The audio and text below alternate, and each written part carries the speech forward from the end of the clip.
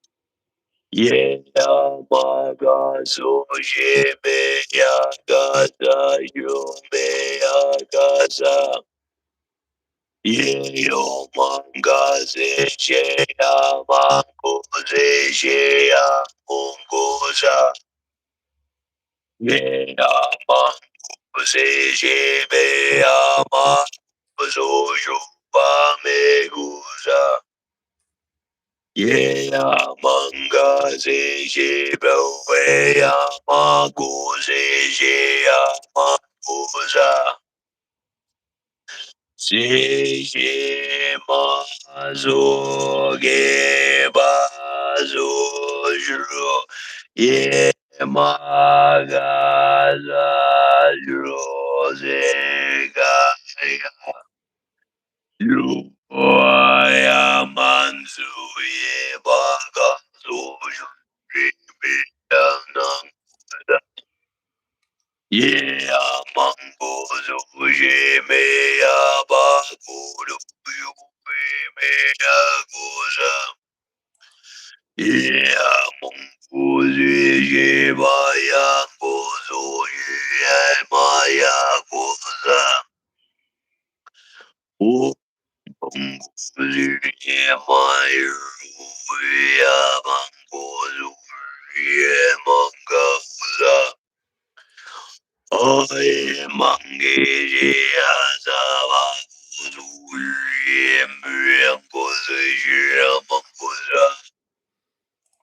I am Ingezia Manjueva Kazuya Mongolia Zaya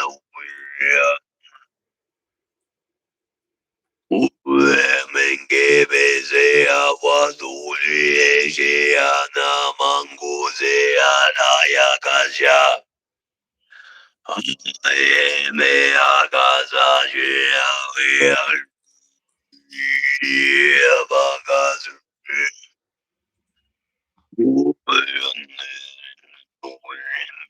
we ever said not under no. I understand the principles and practices that darkness here is so have not yet been understood. May I understand the principles and practices that have yet not been understood.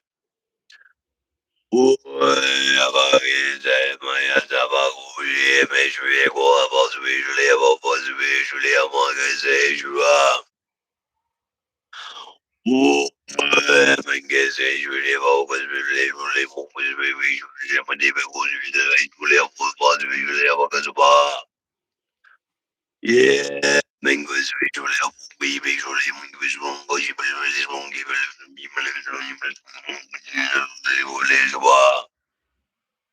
You look like you have something to say, Shiva. You have something to say or not? How's it going with you and Audie over there? And try to be a little bit authentic. I'm actually coming out of a meditation retreat where I didn't just fuddle my thumbs, but I actually thought deeply and thought truthfully and sought and faced a true meditation master. So how's it going over there? Be authentic, man. Be authentic about how it's going over there with you and Audie. I see you've been diving into a lot of deep, toxic nonsense. So what's going on? Now's not the time to turn on subscriber mode. See, the problem with a lot of people is they think for the short term, I'll get 5 people to subscribe and then I'll look at it later. We're doing this for the long term, not for the short term. You barely have any momentum showed up at all. We're talking about you turn on subscribers only mode when we're in the hundreds. You're thinking too small. You're thinking for the short term. I'm trying to help you and help other people to think for the long term here.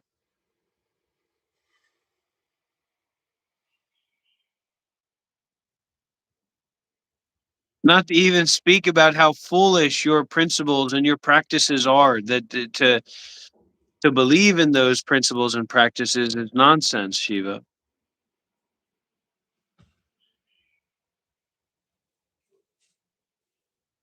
Instead of answering me authentically, you wanted to go and do something and put on subscribers only mode and you put on your little members only videos trying to leverage my life and my image to get people to send you $8.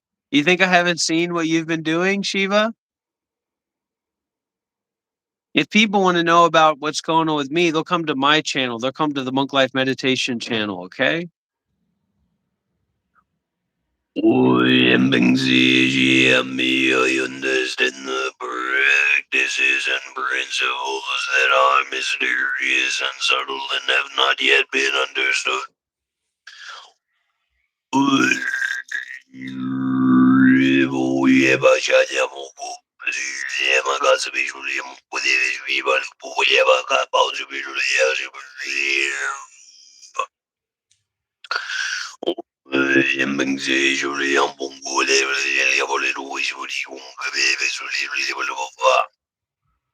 And that is just my opinion.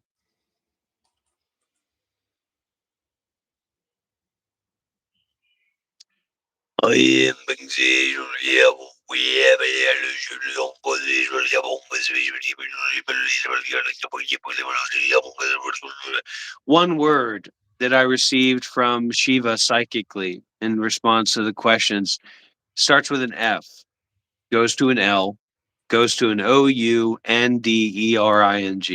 floundering. And I know that, Shiva. I know.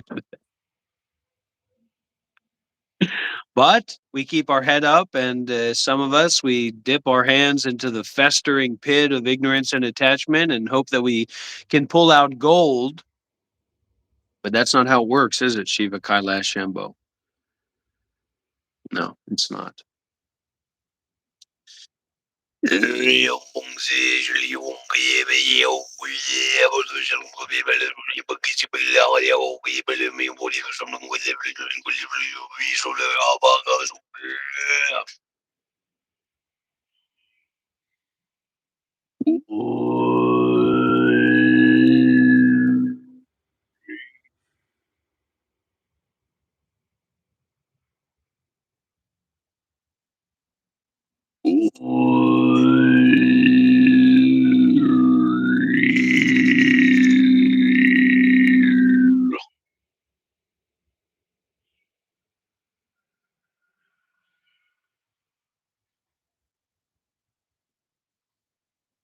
Love the life you lead with all your heart and all your soul and all your mind. Love all humankind as you would love yourself and love the life you lead.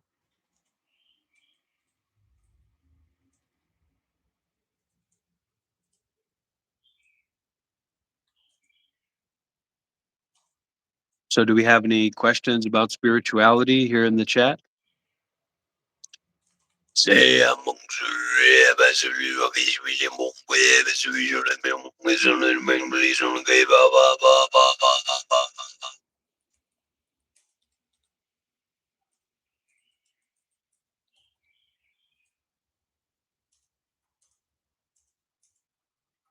Yeah,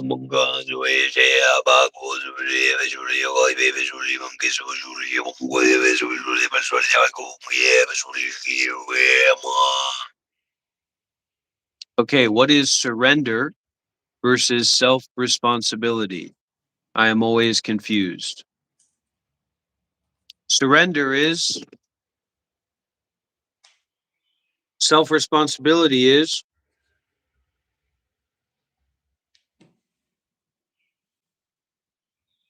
When you bring surrender and self responsibility together, that's how we bow to the Buddha, bow to the Dhamma, bow to the Sangha.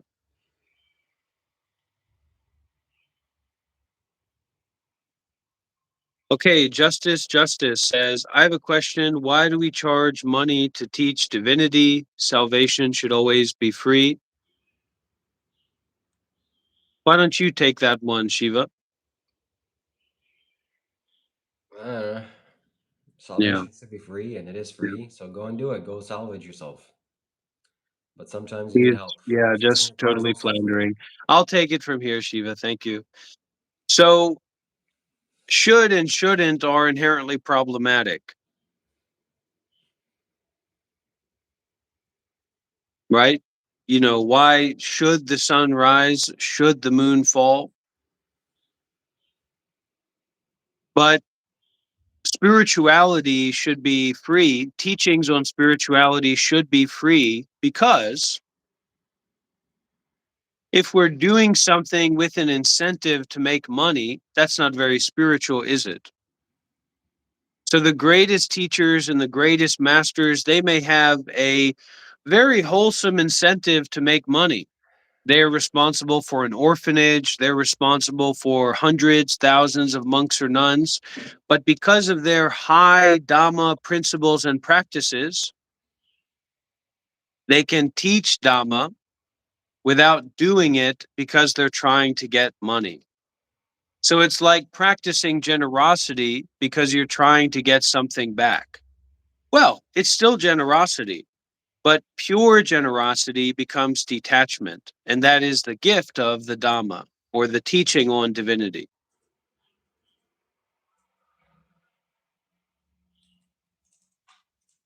I'm never going to stop anybody from putting some gold bullion in my pocket, but I'm not going to do things to make money in terms of teaching spiritual because it's a charade. It's nonsense. Not worth it.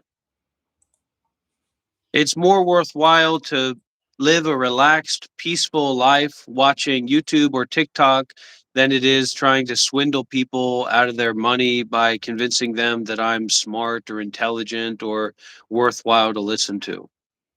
Yeah, it's kind of like manipulation, exactly, or a fake hate, exactly.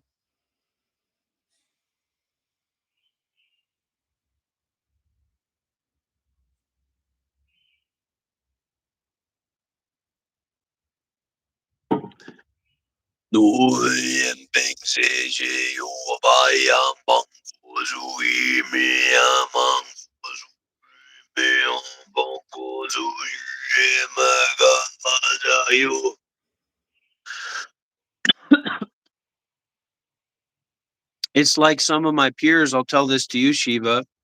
There's one nun, her name is Katerina, and she's a devotee of my teacher, but she's not as advanced as I am in understanding his teachings or practical application.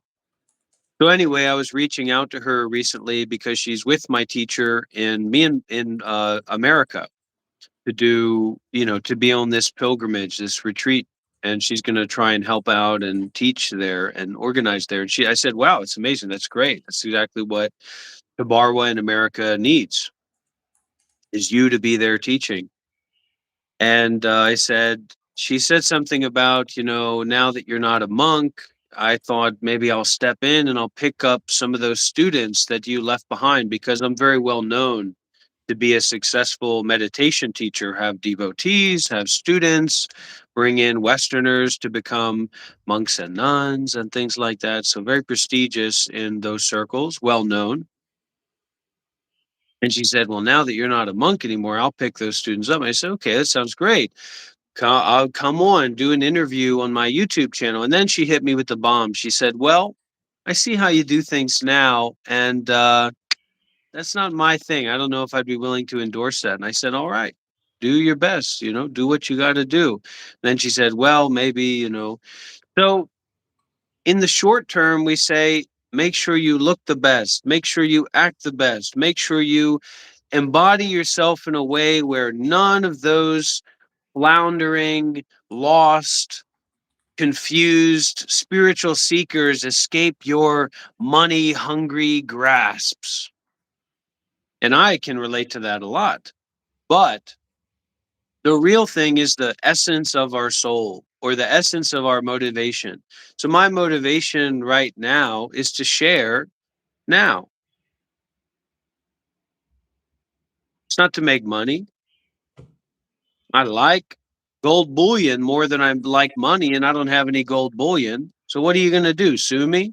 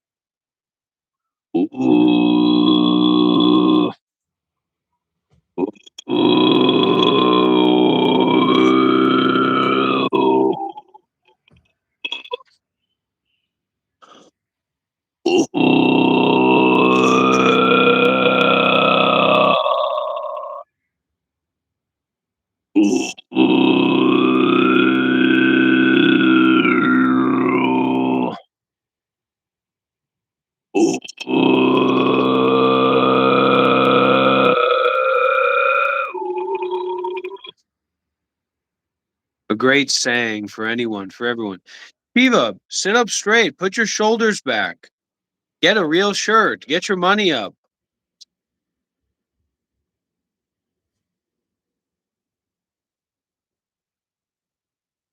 A great Zen master once said, dog chases mud ball, lion bites the thrower.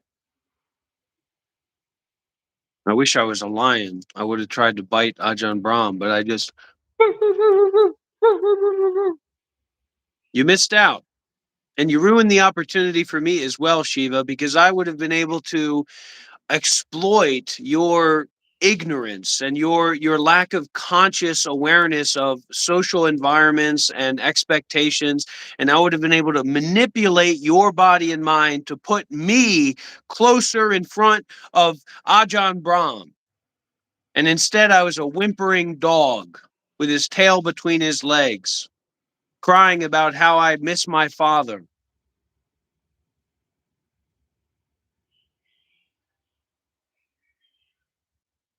You made me miss out on more spiritual development. You made me miss out on more direct experience with Ajahn Brahm, as much as anybody else did in this world, as much as I did. So I'm not going to sit here and blame myself. I'll blame you.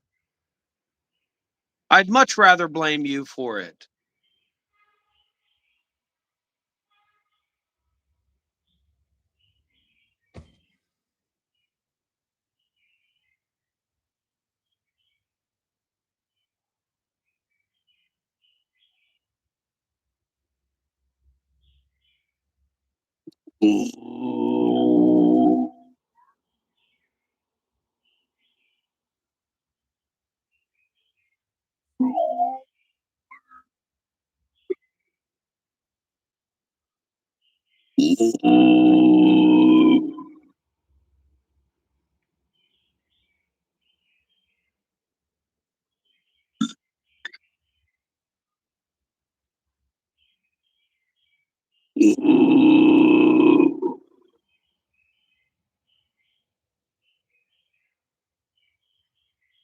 Can't hear you doing that. What? We can't hear you doing that. What do you mean? Is it? Oh, I see. Here we go. Want to really hear it now, huh?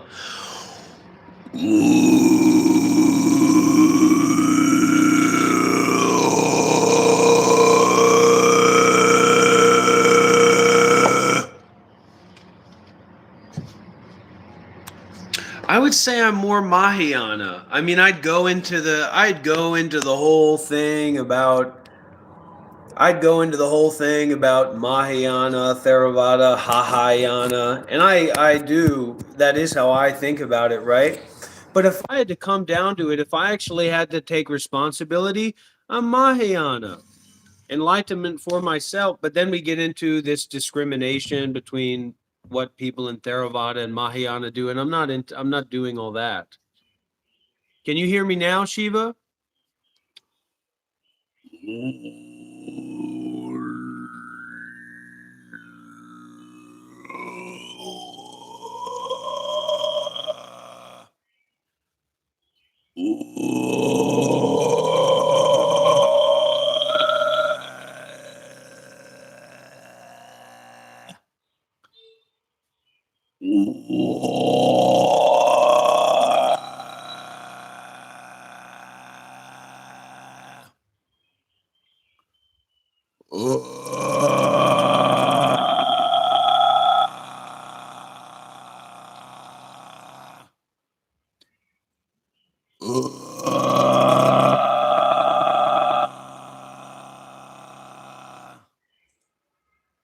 And no, I'd say that whatever it is that I'm doing here clearly doesn't seem to be working.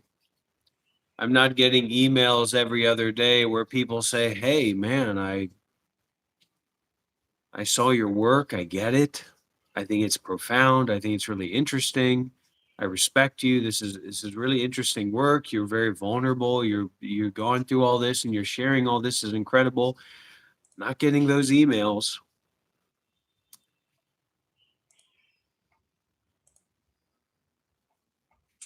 And I know Shiva, Shiva.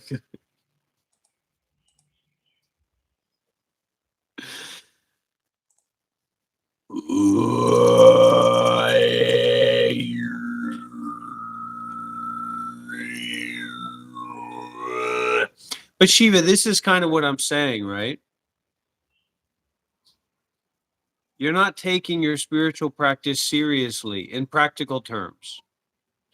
Just like you're not like just like I'm not taking my physical health seriously in practical terms. Spirituality is not all about practicality, right? So in 1 year, in 2 years, if I started taking HGH and testosterone and did like an Ozempic cycle, so I get off all this extra weight and then I transition to HGH and TRT, testosterone therapy, can you imagine? Can you imagine the man that you would be looking at in 2 years? I can see it now. I can feel it. And I know my devotees and my followers can feel it as well. So, thinking for the short term like this, so who's going to send me a $2 donation today and I'll get into the ocean? Man, I've got bigger plans for you than that. And the last thing that I want you to do is to crawl into this crevasse of a cocoon of these disassociated, discombobulated, schizoid, retard freaks so that you can feel like something is going on, man. We're talking about meditation center orphanages in Vietnam, man, in the mountains of Vietnam, in India. We're talking about all kinds of stuff like that, Shiva. So I need you to, get the Guy Fawkes mask off and, stop platforming these schizoid retards. And, let's keep, we should work together. It's better if we work together, but man, don't be looking at every little corner to box yourself up. My teacher started when he was 30. He became a monk when he was 30. He was working at selling plastic wares in the streets of Myanmar before that. Now he has over 100 meditation centers throughout the world. And we have those connections, right? So big picture, man, we're leveraging, we're creating a space, we're creating an environment here, but we have to think for the long term, what we can do, how we can collaborate, how we can support others, not just how we can support ourselves. What is that going to become? A bigger, better version of you living in your mom's house in Canada? This abundancy frequency bullshit? And as we raise up our capacities and our abilities by doing good deeds with mindfulness and detachment limitlessly, not putting on these fucking bullshit masks with schizoid retard interviewers. Come on, Shiva. You know, it's okay. I mean, I'm not saying it's totally wrong or whatever. Nothing is totally wrong or whatever, but doing more and more good deeds with mindfulness and detachment and uplifting people, uplifting the energy, uplifting the environment, and get your money up, man. You've been wearing the same old t-shirt on your head and the Goodwill Patagonia hat and these garbage clothes that you picked up out of a Goodwill trash can for years, man. It's time for you to start carrying yourself in the right way, like somebody who is a consort of Dr. Rob. You know what I mean? And you harbor in and you fixate on the most vocal people. That doesn't mean anything, man. Everybody's coming here and they're making up a storm and they're acting like they care and they're acting like they actually have an opinion. They're just looking for some intimacy. They're looking for some connection. They're looking for some triggering because they're triggered by this because they see someone, they hear someone, they feel someone. So they want you to feel them. This $5 Sadhguru class, come on, Shiva. I see right through it, man. I see right through it, man. I see right through it. A white Indian? Come on.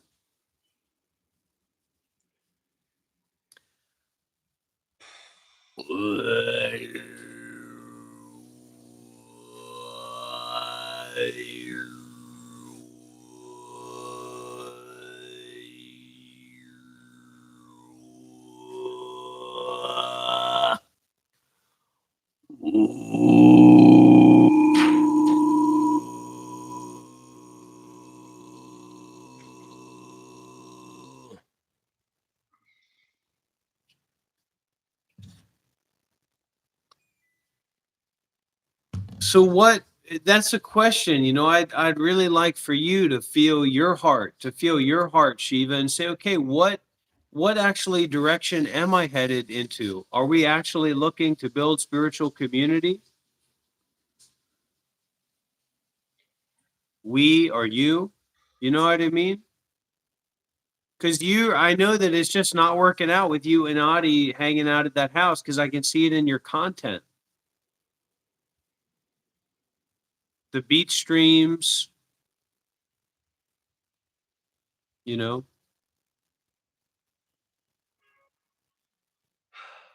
Anyways, I know he's kind of mocking me because it's not a black or white thing, and he knows that. But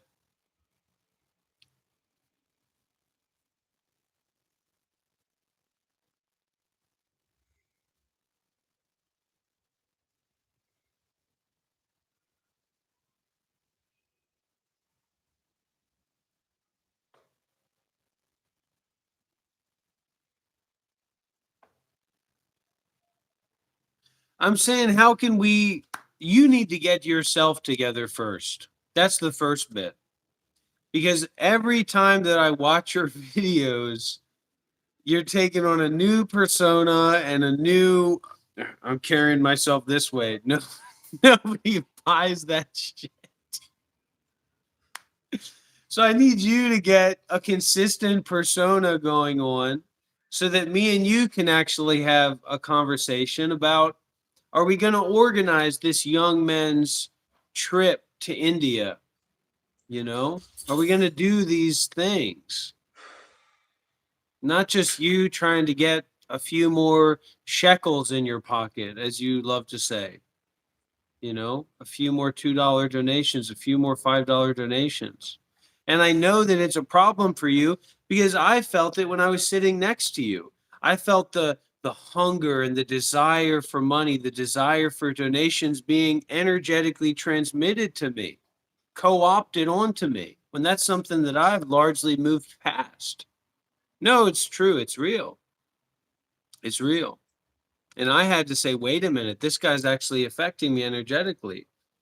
We say, oh, there's nothing wrong with wanting to be successful. There's nothing wrong with wanting money. Well, yeah, that's fine if you have money. But if you don't have money, you're going to attract other people who don't have money. And now you got a lot of people who don't have money, who want money, who are all looking around in a circle saying, who's going to pay for this? That's not going to work.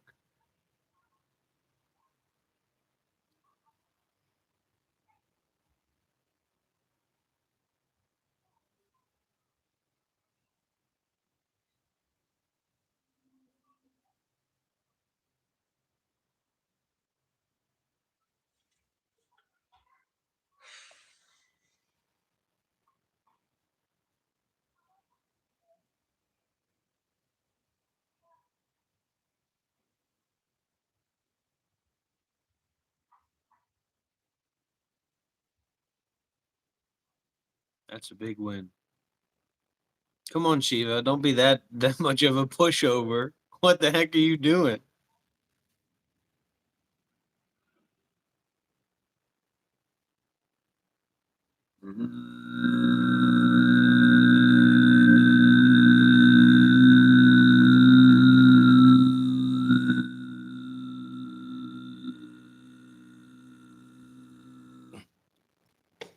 What, we can't have an art room at the meditation center? Mindfulness and detachment isn't inclusive of non-dual Buddhist absurdist art?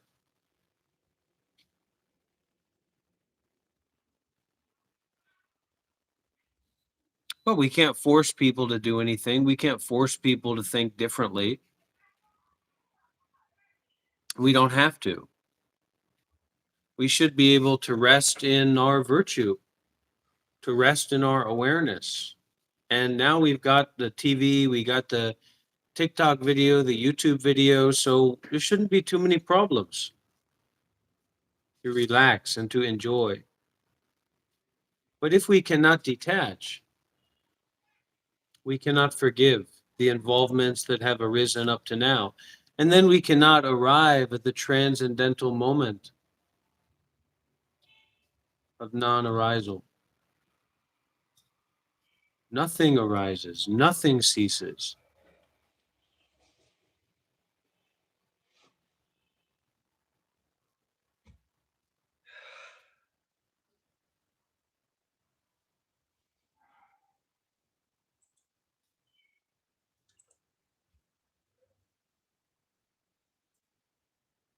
Meditate, practice meditation.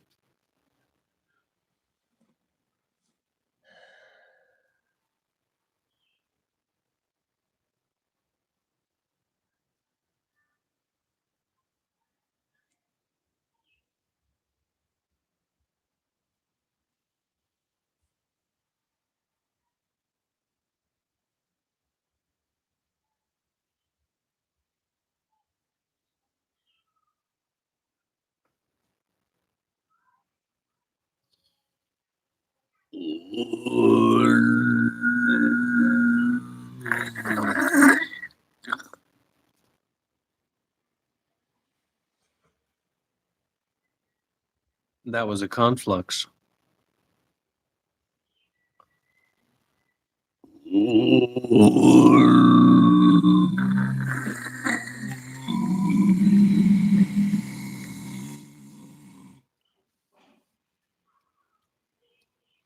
Shelley says, "Why is Shiva so quiet today? His views are through the roof."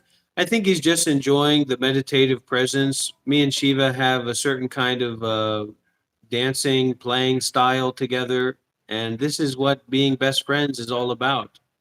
You know what I mean? We just get tuned in. We get tuned into that energy of that play, and we're just free to play. And for him, it's kind of dumbfounding because the prominence of my position in the face of his concern with spirituality is dumbfounding. So he's just kind of enjoying that superfluousness of his ego and his attempts of self reification in the face of my mass cessation wave, my prominence blast, my mindfulness and detachment prominence energy.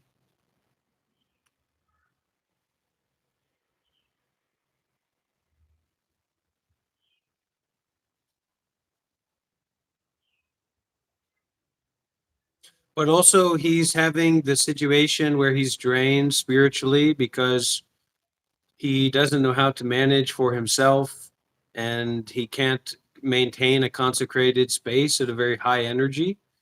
So him and Adi are basically just in a like, and Adi's talking about going back to America, and Shiva's thinking about going back to Canada. I mean, it's a brick and mortar shit show, is what it is. And he knows that I love him, and he knows that I care about him, and he takes refuge under me, and he takes refuge in my mindfulness and detachment. He knows that I'm here to support him, even as arrogant as he is, as prideful as he is, as disrespectful that he was at my home, the lack of reverence, even practical reverence for the generosity that was being offered to you, let alone spiritual reverence for my position and my standing above you in every way. Now he's giving himself a head rush and he thinks that's meditative. He's all over the map and he's just floundering. And so it's good for him to be quiet now because he has something he can learn.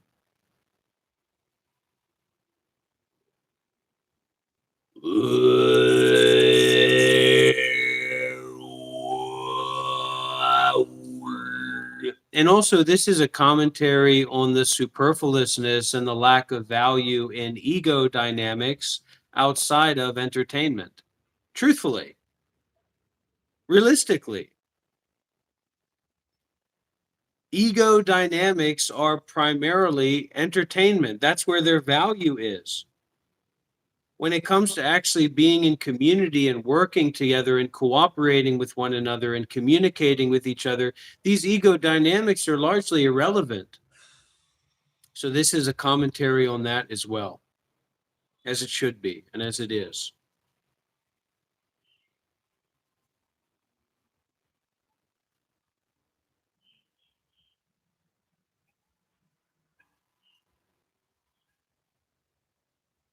Don't let it get to your head. Just because you're watching me right now, it doesn't mean that you understand what I'm talking about necessarily. It might, you might understand what I'm talking about, right? You might not. But the ego always wants to understand. The ego needs to be in a position of understanding, wherein unknowing is fine for egolessness.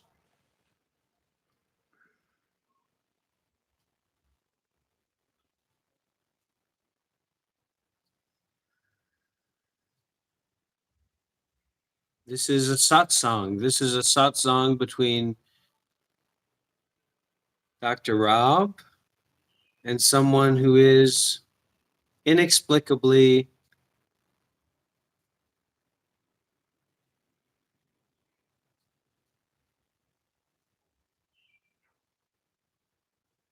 forgiven in the face of all that is.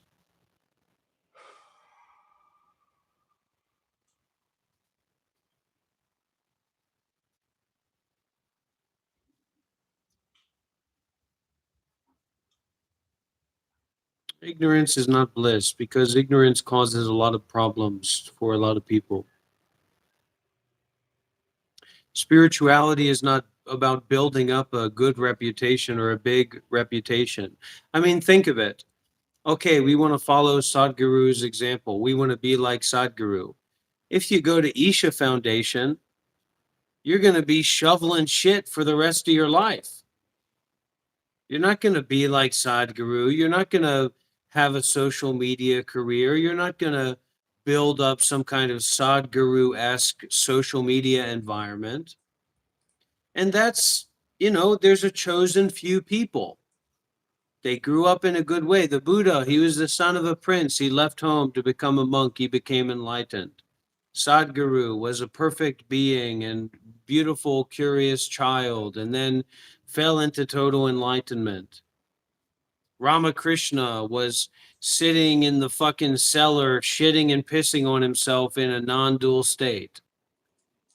That's not the situation for Shiva, Kailash, Shambho. It's not the situation for most of us.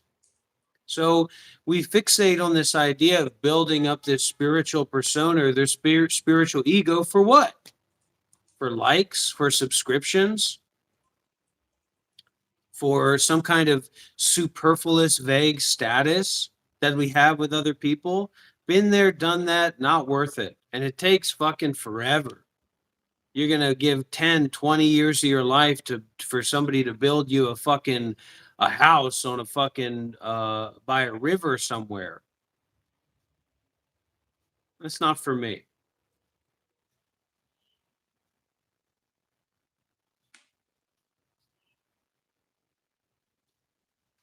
Do we actually appreciate peace?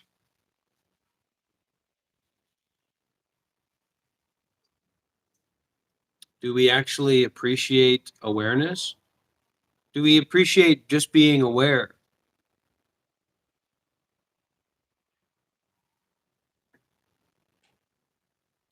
If not, then we're not going to very much appreciate people who are just aware or who are practicing awareness, who are appreciate awareness deeply, right? Why would we? Wouldn't make sense, would it? It wouldn't make practical sense, would it?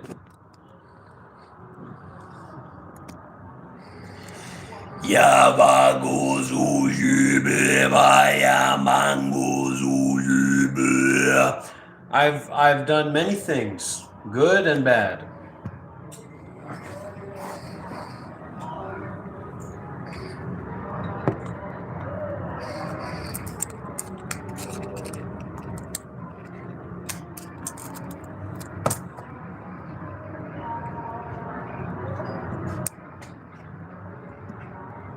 Will you chant together with me, Shiva?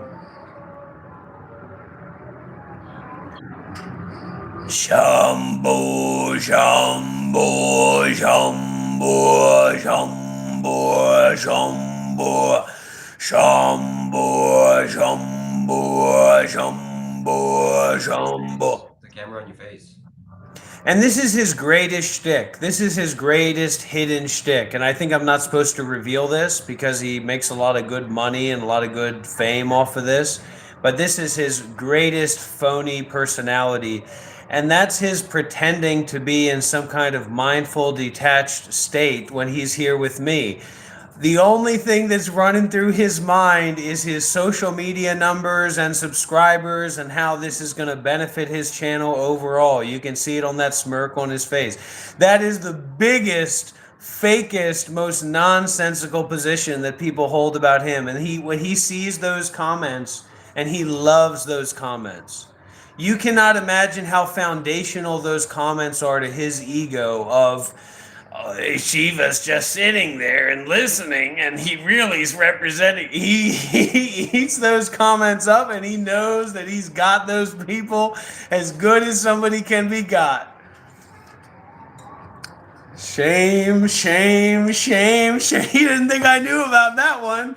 He didn't think I knew about that one. His face is red, and he's really stepping back because he knows that's a bit important part of his audiences. Look at that face. Turn the camera to your face.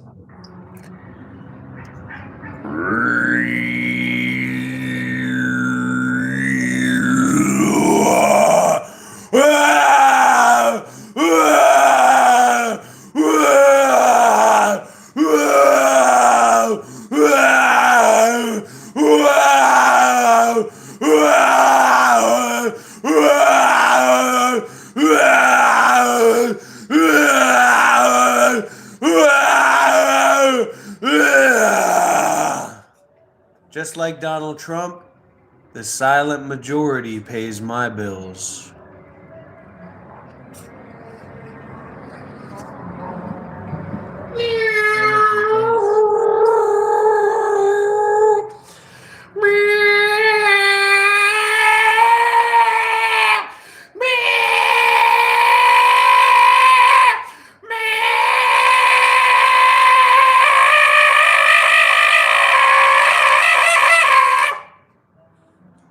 Turn the camera to your face.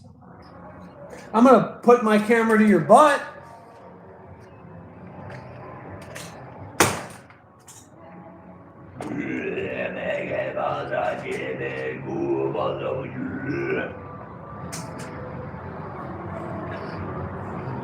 Who's actually here watching? Who is actually here watching?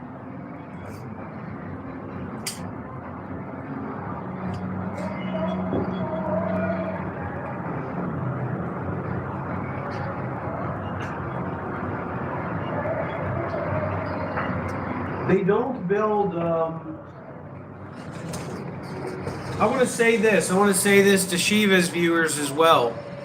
They don't build properties in Vietnam the way they build properties in America. So like I'll watch some TikTok videos and it was like somebody dropped a tennis ball on the floor and then the understairs neighbor was boop, boop, boop, boop, boop, boop, boop, boop, boop, because the noise, and you could hear it like one to one, like there's a sheet of cardboard in between the houses. In Vietnam, this building has hundreds of apartments or hundreds of thousands of people live here, right? You can't hear anything. They make their houses out of fucking concrete. So I don't know, difference in mentality, I guess. I don't know. But they don't do it that way over here. They don't build houses like that over here.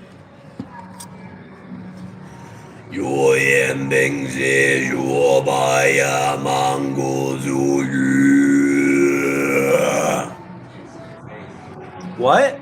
What are you saying to me, Shiva?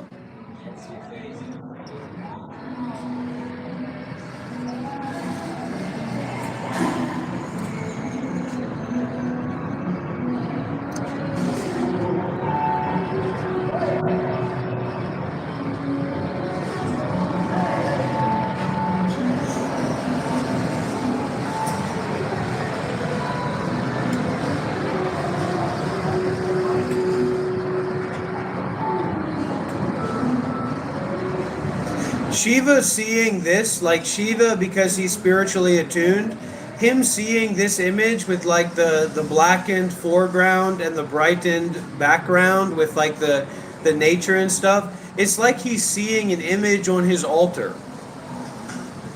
It's undeniable for him, the potency, the 5D resonance of it.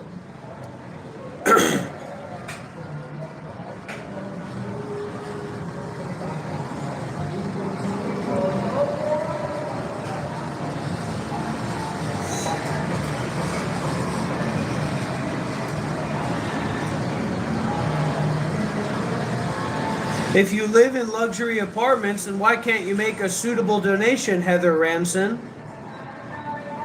Now you really got the Dr. Rob coming out. What do you want, Shiva? Are you the director? Are you not? See, this is the other thing with these pseudo social media guys. They have no traction, they have no following, they're not making any money on their social media career. There's no proven efficacy to their understanding of social media, and yet somehow they've got their hand on the pulse. As if they are the ones who were interviewed by Kai Cenat for more than 30 minutes on the live stream. Kai Cenat is the most famous young black man in the world, Shiva, Kailash, Shambho. You ever heard of the Matan Evans podcast? The Matan Evans podcast is the most popular podcast for young people in the world. I was on that podcast. I was on stream with Kai Cenat. Ever heard of Anthpo? Newsflash, Mason, he doesn't make any money. He's floundering, and he's constantly trying to get $3 donations and $5 donations from big-bellied, big-bearded Canadian men that might or may not be sexually interested in him. Okay? I know this guy. I know this guy personally. This guy is mooched off me. This guy is... that's the famous thing about, a lot of people don't know about Canadians, is that they're mooches. All right? And this is the Moochmeister. This is Dr. Mooch, the guy that you're looking at right here. And look at that smile, because he knows that is such an essential part of his little spiritual game that he's playing, is mooching off of people. He's a mooch. You should call him Shiva Kailash Moochmo.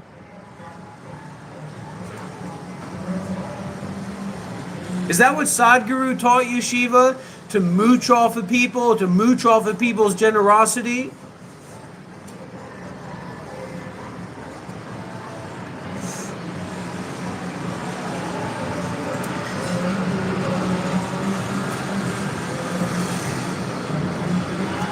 Well, Heather Ranson, if you're here watching this and this is entertaining you and you're enjoying this, don't disrespect me by not making a sizable financial contribution to the Monk Life Meditation Institute. Who the hell do you think you are?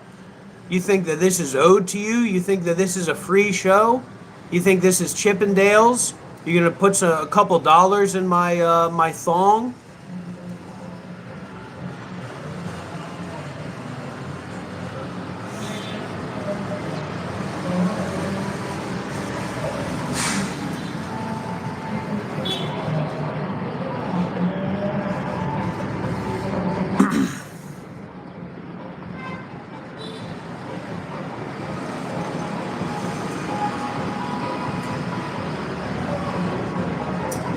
I was a Buddhist monk for 7 years.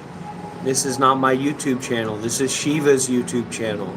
My channel is Monk Life Meditation. And trust me, it'll show up if you type it into the search bar, because I was on stream with Kai Cenat. I was interviewed by Matan Evans. I've worked with some of the most famous people in the world. Go ahead and ask Google Gemini who the most famous sword swallower is in the world. That's a personal friend of mine from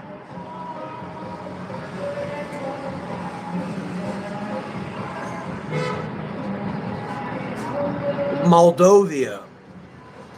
The most famous sword swallower in the world is and there's Shiva with his shame coming up, because he knows that he's talking with somebody who has spiritual prominence, spiritual efficacy, and is a lot more successful in what he wants to do than he is. Okay? Ask Google Gemini who the most famous sword swallower in the world is. That's a personal friend of mine, someone that's interviewed me, someone that's been done shows in Dubai, done shows all over the world, has participated in America's Got Talent, Russia's Got Talent, Europe's Got Talent, England's Got Talent. He's a professional performer. He's a famous sword swallower. He's a beautiful, physically fit man. Heather, you think you're going to come around here and not put money into my pocket and say you're not listening, you're just here to look and sexualize me in front of this community of young men and young women? Look up, from Moldova. That's a personal friend of mine who met me at the airport spontaneously when I was a Buddhist monk traveling through the airport.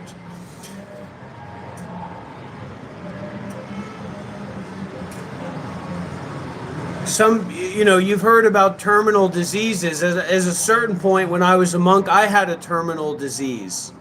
It was going through all those terminals at the airport. I was terminal.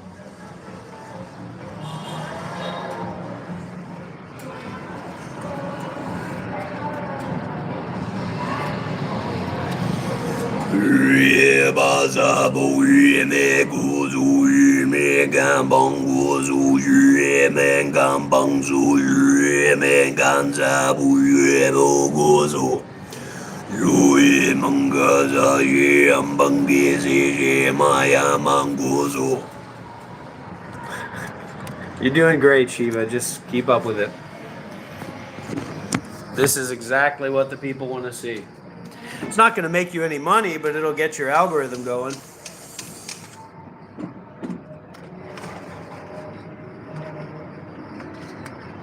People say, hey, Dr. Rob, where'd your hair go?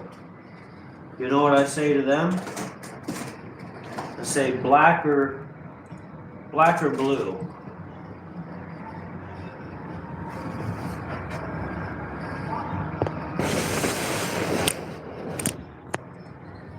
Relax, Shiva, relax.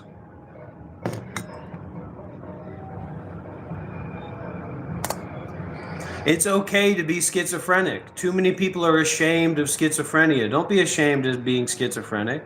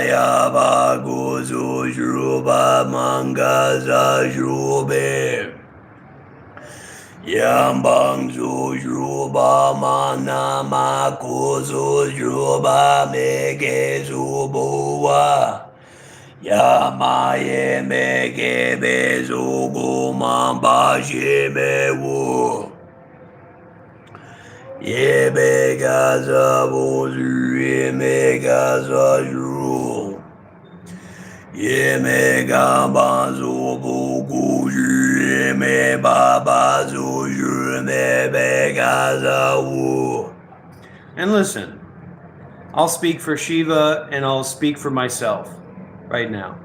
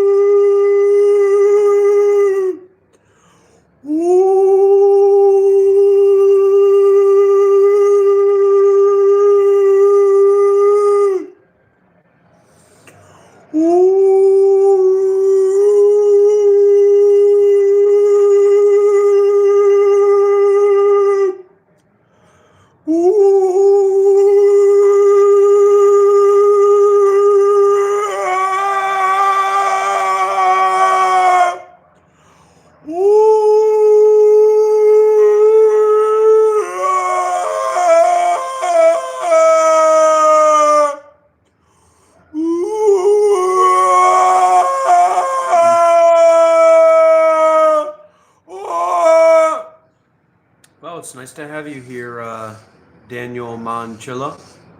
Maybe call me on WhatsApp. Let's have a call sometime and connect if you're seriously interested in spirituality, meditation, Buddhism, awakening, the path of no self, the reality of no self. That's what I'm here to help with.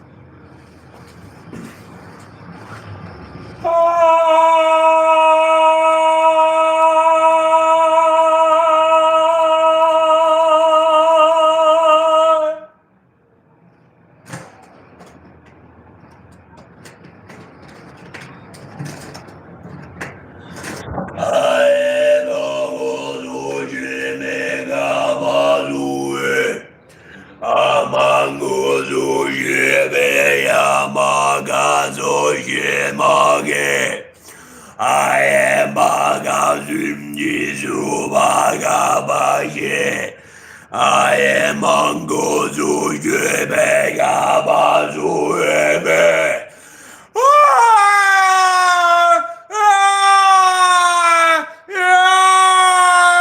Yeme abaza, yeme abaza, yeme abaza, yeme bubu. Yeah, yeah, Zabaga, Zemagaba Zaba, Zemegebea, Zemegebea, Zemegebea, Zemeaba, Zemeaba, Zemeaba, Zemeaba.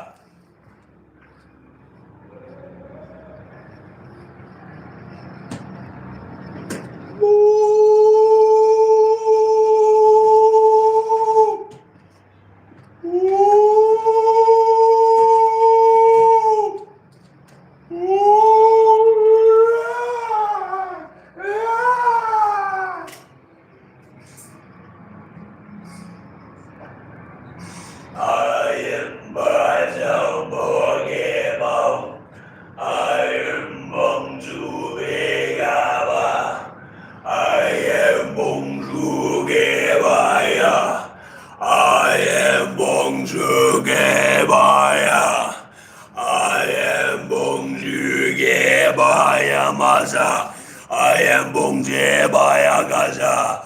I am Bongje Baya Baza.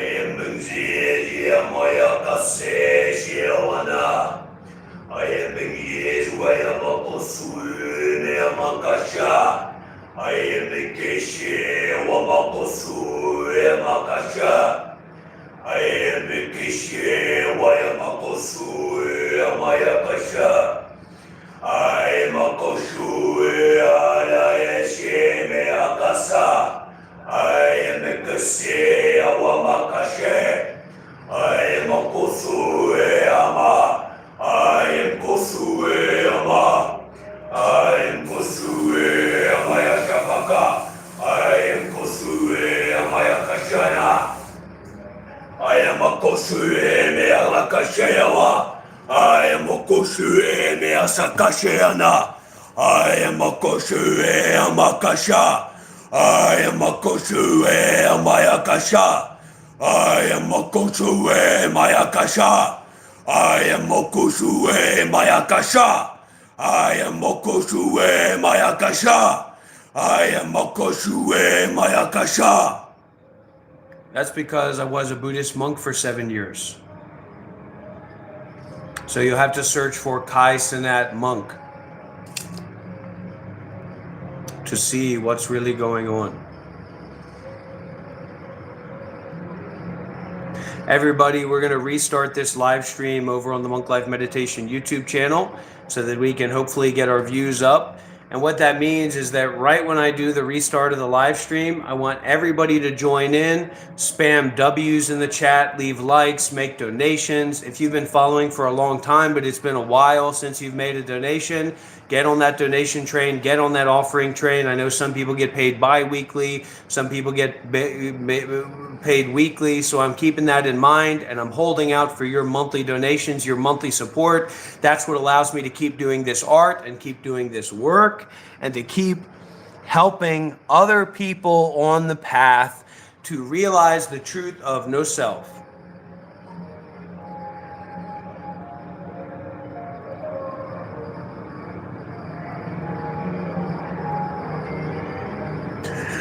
I am Mongi, may I bagas be Mongus be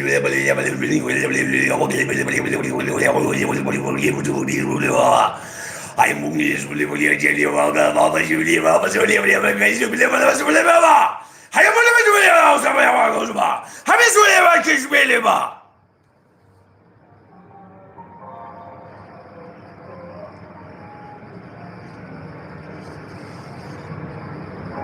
to endure, to fight for your spirituality.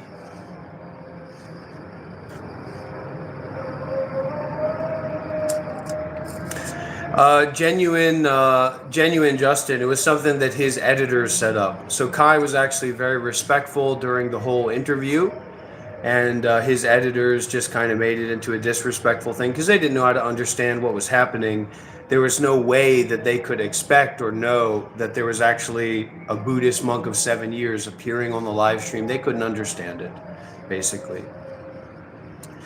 Yaya maga sujube kemeyana. Yaya maga sujube yaya maka.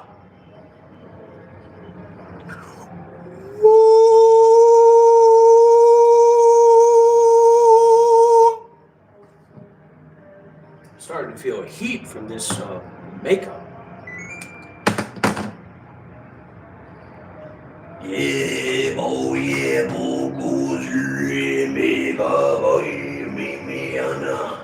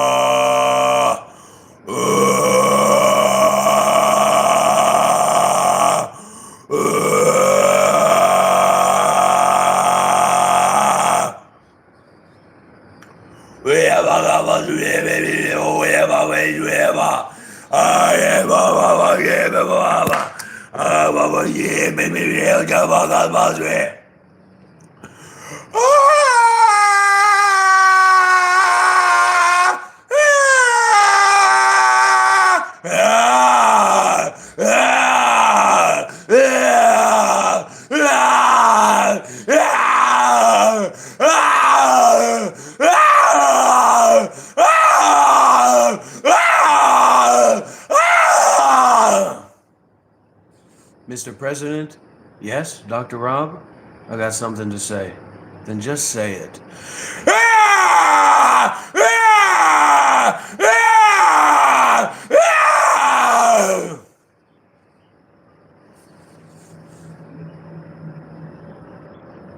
One, two, three, 4, 5, 6, 7, 8, 9, 10, 11, 12, 13, 14, 15, 16, 17, 18, 19, 20, 21, 22, 23, 24, 25, 26, 27, 28, 29, 30, 31, 32, 33,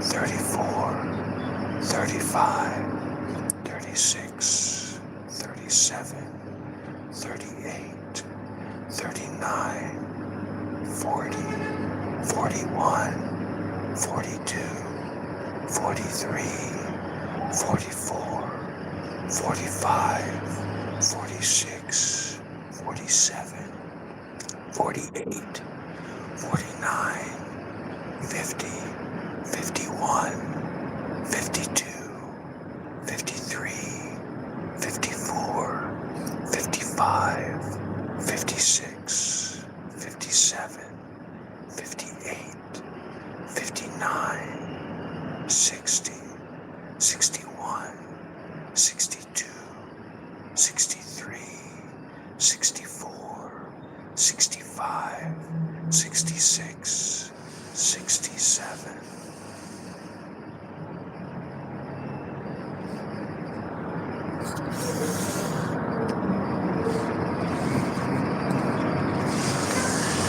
Yemanga bujime kesa shaba yeme kusube Yama keise shuwa buku shime kabasube Yama gazu shime keba yema shaba shubade Yama kuzu shime yama keba sake yubuze Yeme keba yeba sasha Yeme kebe keba yasa Yeme kebe yama saba Yeme kebe yama saka Yesha yama kasu shima Yema kasa shime kusu Yema yama kese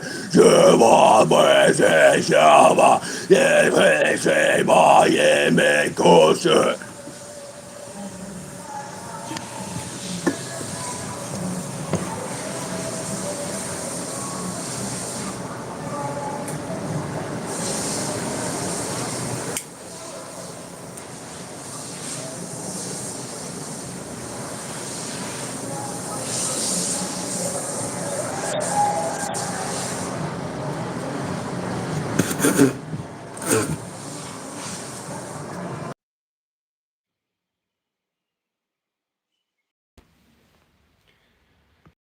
We're back.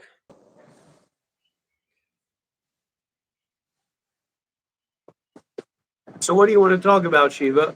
Do you think we should restart the live stream? What? You can't hear me?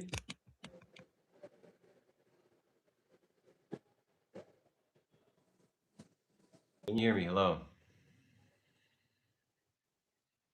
Hello, hello, hello. Yeah, I can hear you. It's just soft. Well, What do you want to talk about? trying. Just talk loud. Talk like a man. All right, how's this?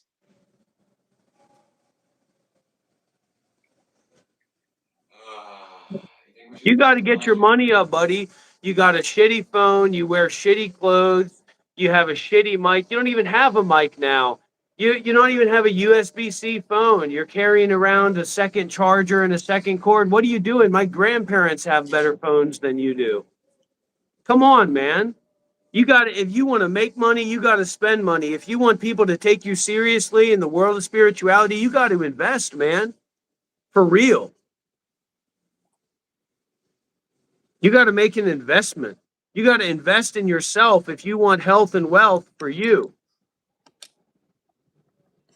I'm doing one of my private coaching calls with an up and coming spiritual influencer, okay?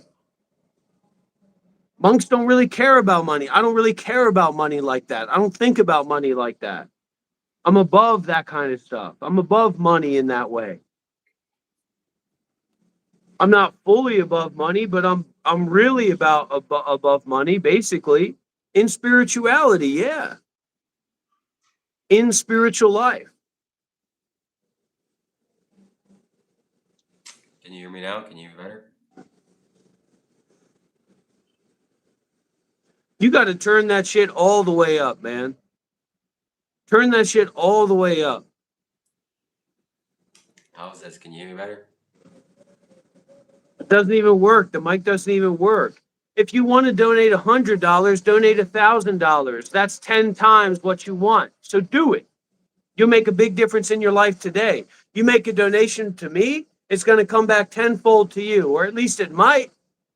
It could. I don't know how it all works. I'm just on the journey. We can't hear you, man. We can't I hear what know. you're trying to say. Get that camera right up in your face so we can hear you. Get your money up. Go up and buy a phone.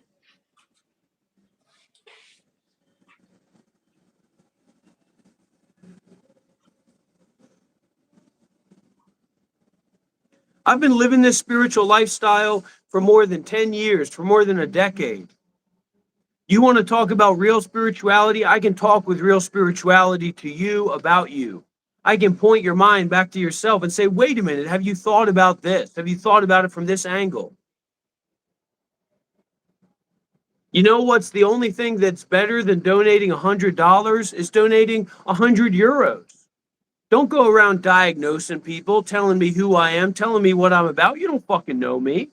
The fuck are you talking about? You see me, you see my face for 30 seconds, you see my art for 30 seconds, and now you're my doctor, and now you magically become a shaman psychologist. I was a Buddhist monk for 7 goddamn years. I've devoted my life to spirituality. You don't know where the fuck this is. You don't know who the fuck I am. You don't know what the fuck this is about. And what's your problem with that? Oh, and now you get to define what art is. Did a fucking rainbow balloon ball fall on your fucking head that now you get to decide what art is? How uncultured are you? Art is the Mona Lisa. Fuck the Mona Lisa. I'll burn the Mona Lisa. I'll burn that dumb shit. That's just for people to fucking embezzle money. And you're going to come here and tell me what art is and what art isn't? You don't know what fucking art is. You're not an art connoisseur. Are you? This is non-dual Buddhist absurdism avant-garde art.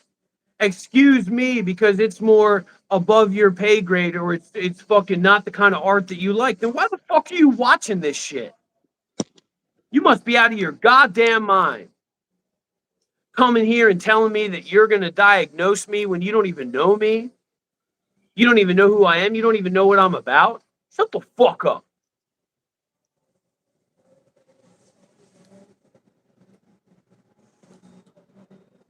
I gave my life to this shit. I gave my life to spirituality. What did you give to spirituality? What did you give to sacrifice yourself for the meditation retreat? How many people in this fucking live stream have even been on one single meditation retreat? Be honest, be generous, be clear, as if you're talking to another fucking human being.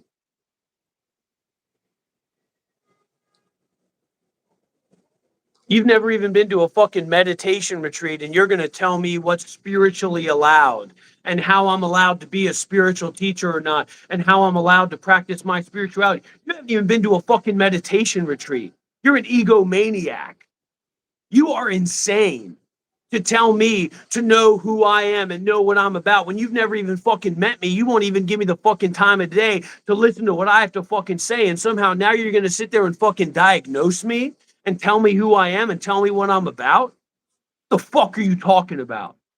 You think this is fucking MK Ultra? You think you're the fucking CIA? You think you're gonna fucking dose me with your bullshit, with your fucking ignorance and attachment? I got a fucking news flash for you. I ain't drinking the Kool-Aid of the bullshit that you're putting out there. You think this is a fucking joke? You think this is fucking funny? This is fucking real shit.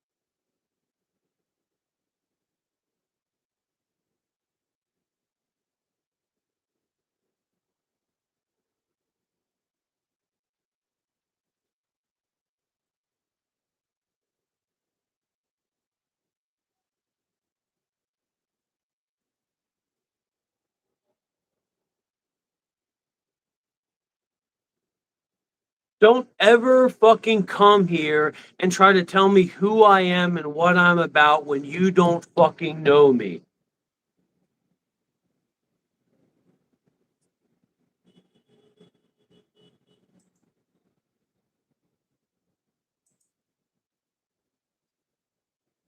Newsflash, you're not the queen of the fucking world. You're not the king of the fucking universe. You're not the ultimate understanding person. I see someone and in 5 seconds I know who they are. Yeah, the fuck you do. You don't even know who you the fuck are. You don't even know your fucking self. And you're going to come here and talk to me and tell me that I don't know who fucking I am when I fucking sacrificed my life to fucking meditate and investigate my soul and investigate the deeper recesses of my mind?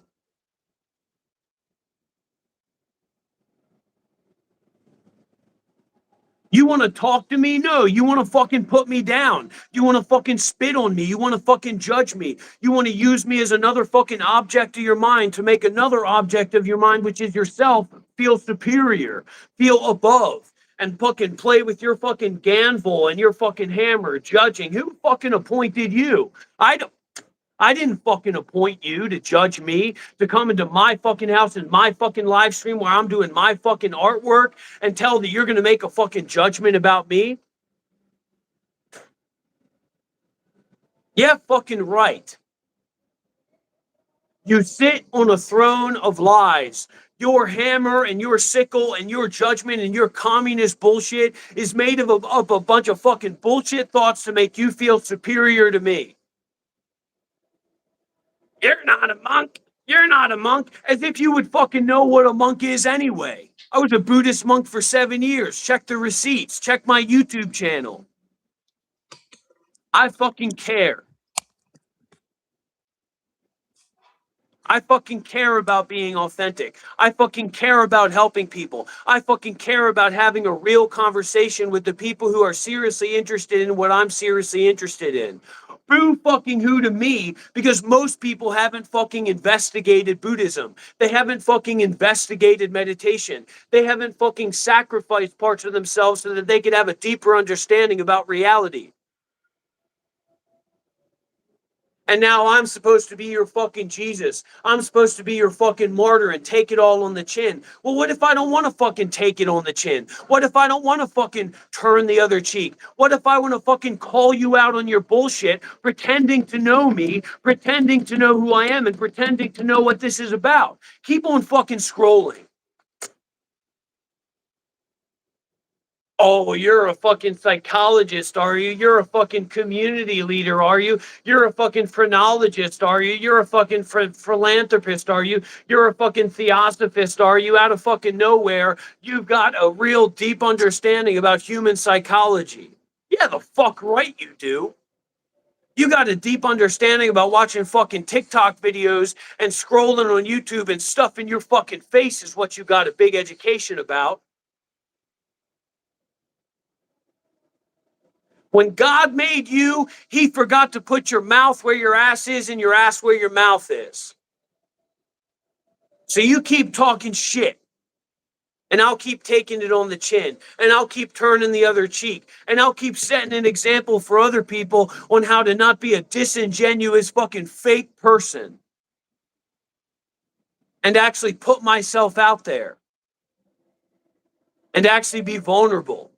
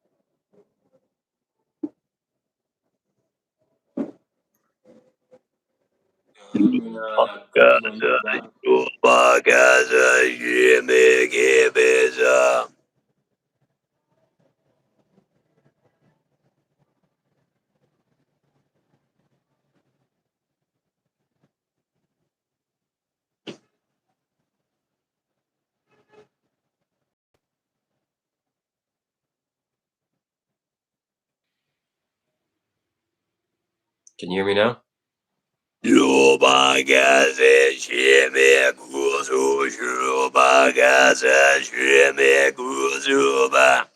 Yeah, mongaze Shiva, yeah, magaza Shiva, Shiva. Yeah, mongaze Shiva, Shiva. Yeah, it's better now. Feels better now. It sounds better now. I can feel it. I can feel the difference. Yeah. Let's allow some viewers to join the Discord. I'll paste the Discord link. I'm getting a lot of As if anybody here, offense intended, fuck you, as if any fucking person here has any real interest or experience in spirituality. Yeah, the fuck right. we don't want to say If we want to open a fucking Discord server for people to leave fast food reviews, we're going to have a whole bunch of users and a whole bunch of dialogue. You want to talk about real fucking spirituality? Yeah, the fuck right. So yeah, we don't want to condone that kind of language to anybody. Shut the fuck up. We like everybody here. We're happy and healthy human beings. There's a lot of people here that I don't fucking like. I'll guarantee that. You want a guarantee? You want a gold standard? There's a lot of fucking people here that I don't fucking like. I don't like you either. Yeah, the fuck, who the fuck cares? You're watching my shit, aren't you? Fuck. I don't like you. Oh! Oh! Oh! Oh! Oh! Oh! Oh! Oh! Yeah, the fuck right. You don't like me. I don't fucking like you. Oh, but I eat McDonald's, but I eat Burger King, but I watch CNN, I scroll on TikTok. I just, people should like me. Oh well.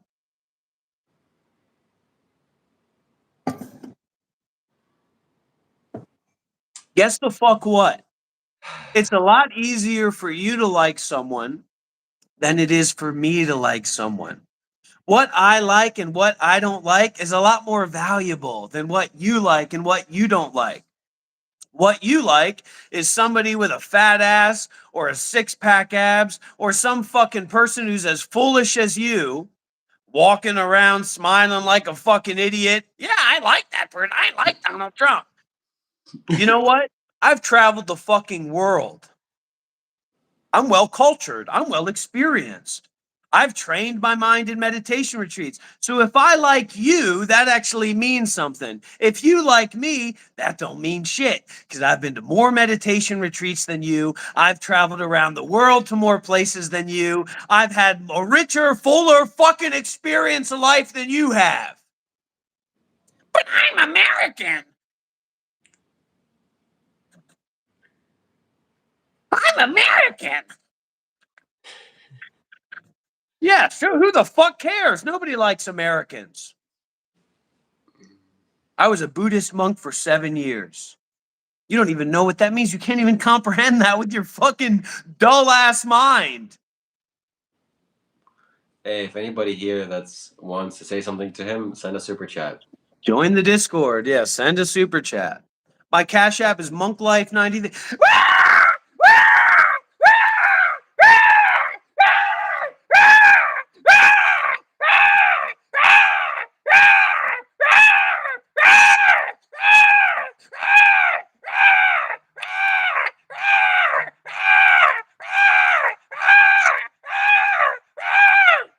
Did I fumble your fingers a little bit? Did I fumble your fingers a little bit?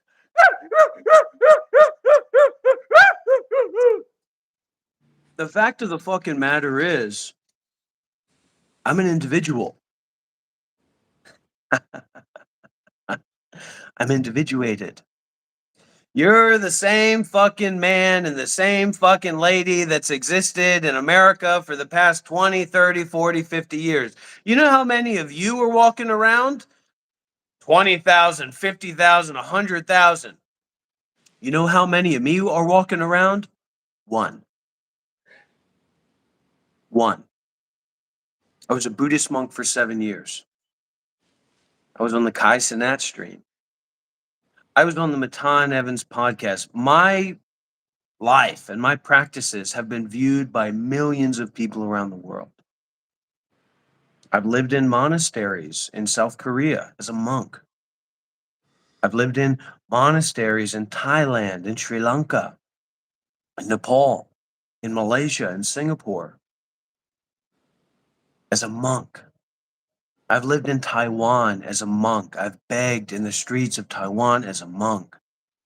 I've attended meditation retreats all around the world. I've formed deep and meaningful relationships with monks, with nuns, with meditation masters all around the world. 7 years. The first time I went to a meditation center and practiced meditation seriously, I was 20 years old.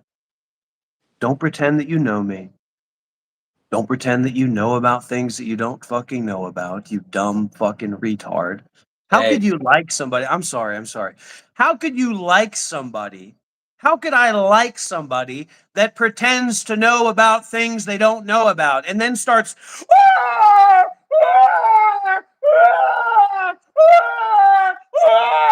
fucking jerking off because they think they got a reaction out of somebody? What are you talking about? How could I like you? How could I like someone who lives that way? You can't judge something that you don't know about, right? You can't say gold isn't that great when you don't have any gold. You don't know about gold. You don't even know what it is. You know what we used to do to those people back in the old days? Take out our Brumble bus. Care about that, motherfucker.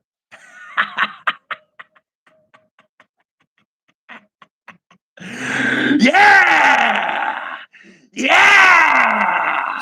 Yeah! Yeah! Yeah! Yeah! Yeah, baby, that's America for you. I shouldn't have gave you that out. You didn't deserve that out.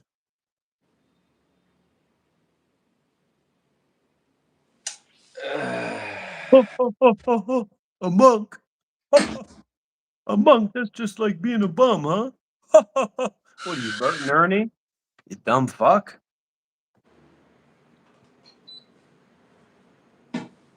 Don't speak English? You can donate on Cash App, Monk Life 93. You can donate by Super Chat. You can be a hero in the Monk Life Meditation Institute live stream by making big donations, large donations. Let me just introduce myself if I can. Some people may be here for the first time. One sec, Shiva. So, my name is Dr. Rob.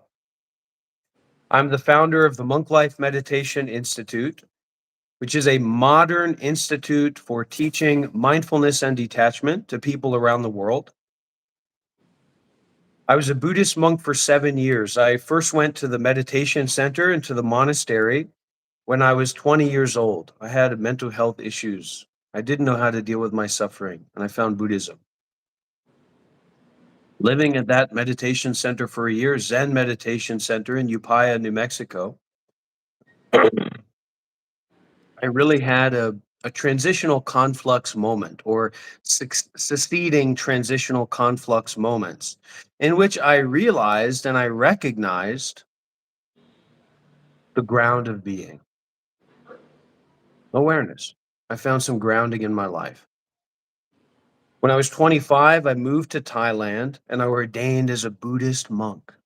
I lived as a Buddhist monk for 7 years at monasteries, at temples, at meditation centers around the world. South Korea, Taiwan, Thailand, Myanmar, Sri Lanka, Laos, Nepal, Italy, England, Japan, South Korea.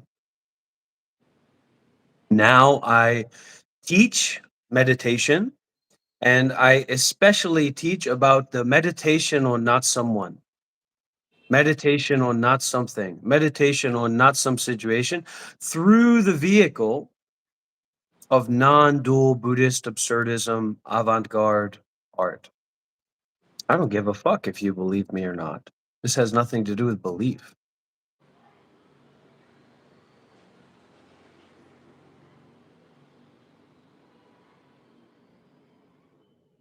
This is not easy to understand because we have a certain kind of conditioning where we are always trying to label what's in front of us. We can label it as good. We can label it as bad. We can label it as right. We can label it as wrong. But especially, we label it with these sentences. So we take refuge, meaning we hold on to, or we find our purpose, or we find our truth in life through these sentences, these concepts, these beliefs, these stories. And what is meant here is to, yeah, yeah, yeah, to shake you out of the confinement, of the sentence of your imprisonment in conceptual thoughts, beliefs, identities, narratives, judgments, etc. So this is a wake-up call. This is an invitation. And for anyone who would like to, get connected and enjoy these teachings and would like to work with me privately, I welcome you to reach out. I'm happy to work with you. I've been working with Shiva Kailash Shambho for a number of months, and he's making a lot of improvements. He's going through a lot of things, and I'm trying to stay by his side step by step. I'm doing this. He's received a scholarship for the Monk Life Meditation Institute. Not everybody receives scholarships, so some people you should to donate. You should to offer something. Nothing in life is for free. You know what I mean? And for those poor son of a bitches out there, you can see me playing the world's smallest violin. Get your money up, punk, and come talk to me. All right. So you say we should go on the Discord and say hello to these people, Shiva? Yeah, I think that if you're watching this, you click the link right there, you go to the Discord, and then you get a chance to talk to Dr. Rob and myself. And They don't have anything to say. I mean, we can't pretend that they do. it's going to be interesting. July, and I want to ask Rob a couple of questions. You want to ask Rob a couple questions, huh? All right, hold on. I'm getting on there. Sure, yeah, if I may. Absolutely. All right, go ahead. Ask your questions. You sound good. Dr. Rob is Don't the greatest disappoint me. person ever. Don't disappoint me. He has the most knowledge on the Dhamma. Good. Right. Very good. Rob, are you up to answer a couple of questions, mate? Yeah. Hold on. I'm going to join the Discord. I want you to get the full experience. I try to do a good performance and a good work for people. You know what I mean? He changed my life, and now I'm the happiest person ever. It was life-changing. Yeah, join the Discord. Let's see what happens here. All right, here we go.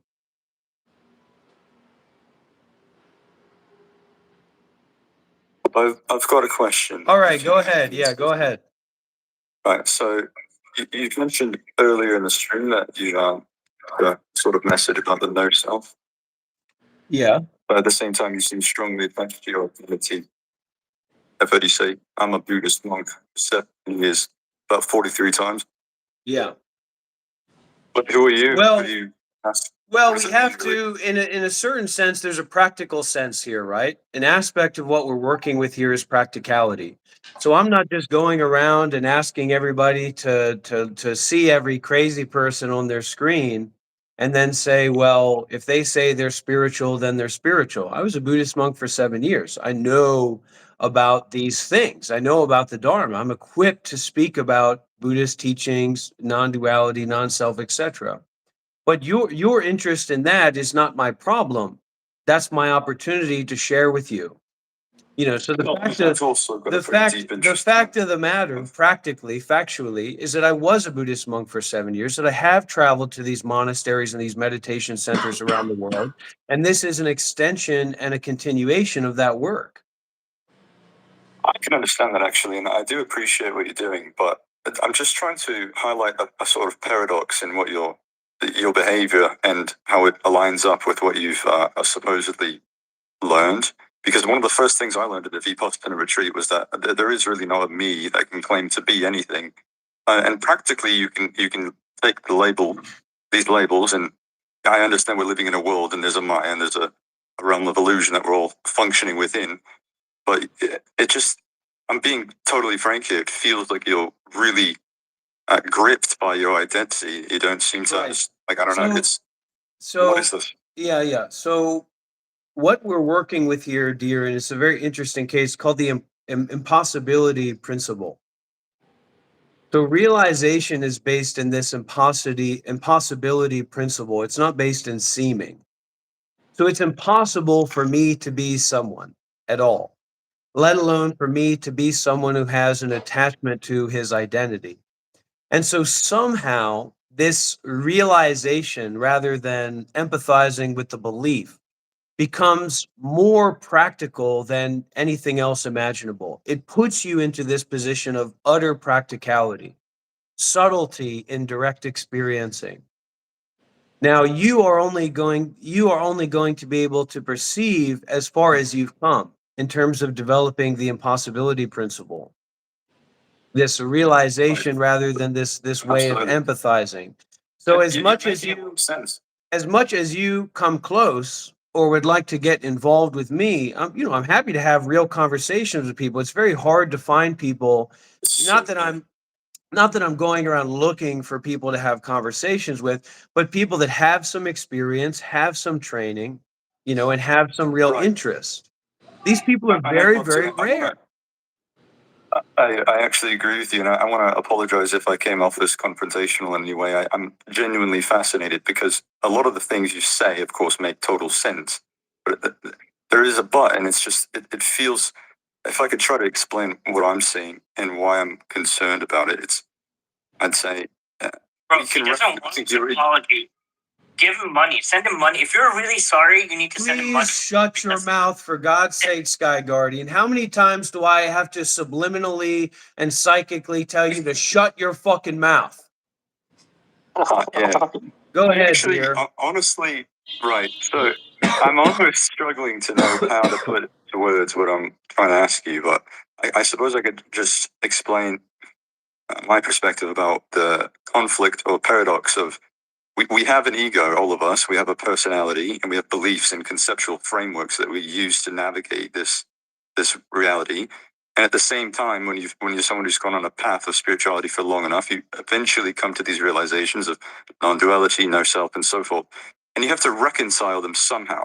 And it appears to me that what you're doing is you're sort of exemplifying the absurdity of really the ego as almost an example to people to point at how absurd it is to identify. I don't know. It's almost you're playing. You're serving a purpose by making an example because clearly, I mean, you must understand what I'm trying to get at. It's not an easy thing to put to words. I think one of the problematic mindsets that is kind of spreading out its tentacles in the West through some of these non-duality spheres is the language of truth.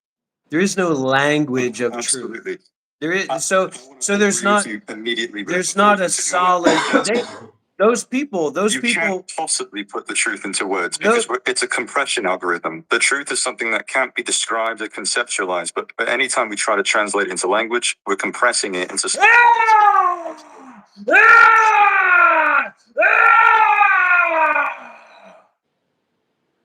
somehow I appreciate what you just did, and I don't know why. That was fucking awesome.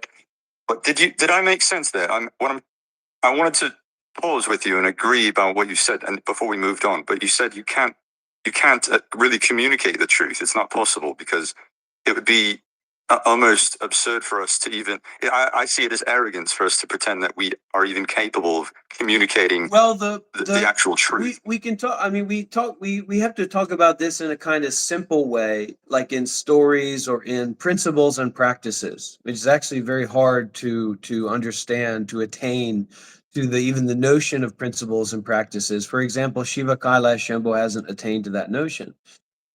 So you talk about something like this, right? You talk about something like this. I'm sorry, Shiva. It's like let's say you're a Buddhist. Most people are not a Buddhist. Most people watching this are not a Buddhist, right? But you've identified yourself as a Buddhist, as an American Buddhist. And now you're looking at a temple in Thailand and what the monks are doing there, and you're making determinations about if that's right or wrong according to Buddhism. It's not really any of your business. It's not your responsibility. It's not your position. So there's a practicality in terms of our mind by becoming concreted into the nowness, this here and now. So what I'm constantly finding is a kind of research project and a learning and growing project. And I like to bring these energies out of people in these live streams. And that is constantly you find people pretending to know about things that they don't know about. Then you take it to another level, pretending to know about things that they know that they don't know about. Now we take it to another level. This genuineness or authenticity is entirely off the table. Somehow authenticity or being genuine in the face of something unknown is illegal in terms of the ego, in terms of the mind, in terms of the self. But my business is not to go around and try and have these kinds of conversations with people, but rather to invite awareness and to practice awareness and to be as awareness in all kinds of different spontaneous ways, but especially in a kind of a an inventory way. This is an inventory practice. This is an Yes, it invitation. is an invitation. Let's expound on that, because you are indeed inviting people to awareness, and you're doing it obviously in an extremely non-conventional way. And the reason I find that to be fascinating and effective is because it's pointing to the fact that there isn't a how should we put it? You can see somebody wearing fancy robes, sitting on a stage, teaching a large crowd of people, and they're clearly putting on a performance, right? Look at me, I'm a guru, I'm silent, I know everything and you should listen to me. And they exude it with this personality, wearing big beads, reciting Dharma and conceptual frameworks. But you're playing a character with your personality of somebody almost completely opposite to the stereotypical spiritual master. You're going insane, and I don't mean that in an insulting way. It's obviously, like you said, avant-garde. I see the point of it, and I wanted to expound and get your perspective. There must be some level of meta irony that you're aware of, and you're hard committed to consistently. You're continuing to go down that energetic path, so to speak, because it forces people to question the characters that more conventional spiritual teachers are playing with this peacefulness sort of personality, because ultimately within Buddhism, as an example, as a framework, one of the core things that it's trying to say is that it doesn't fucking matter, so to speak.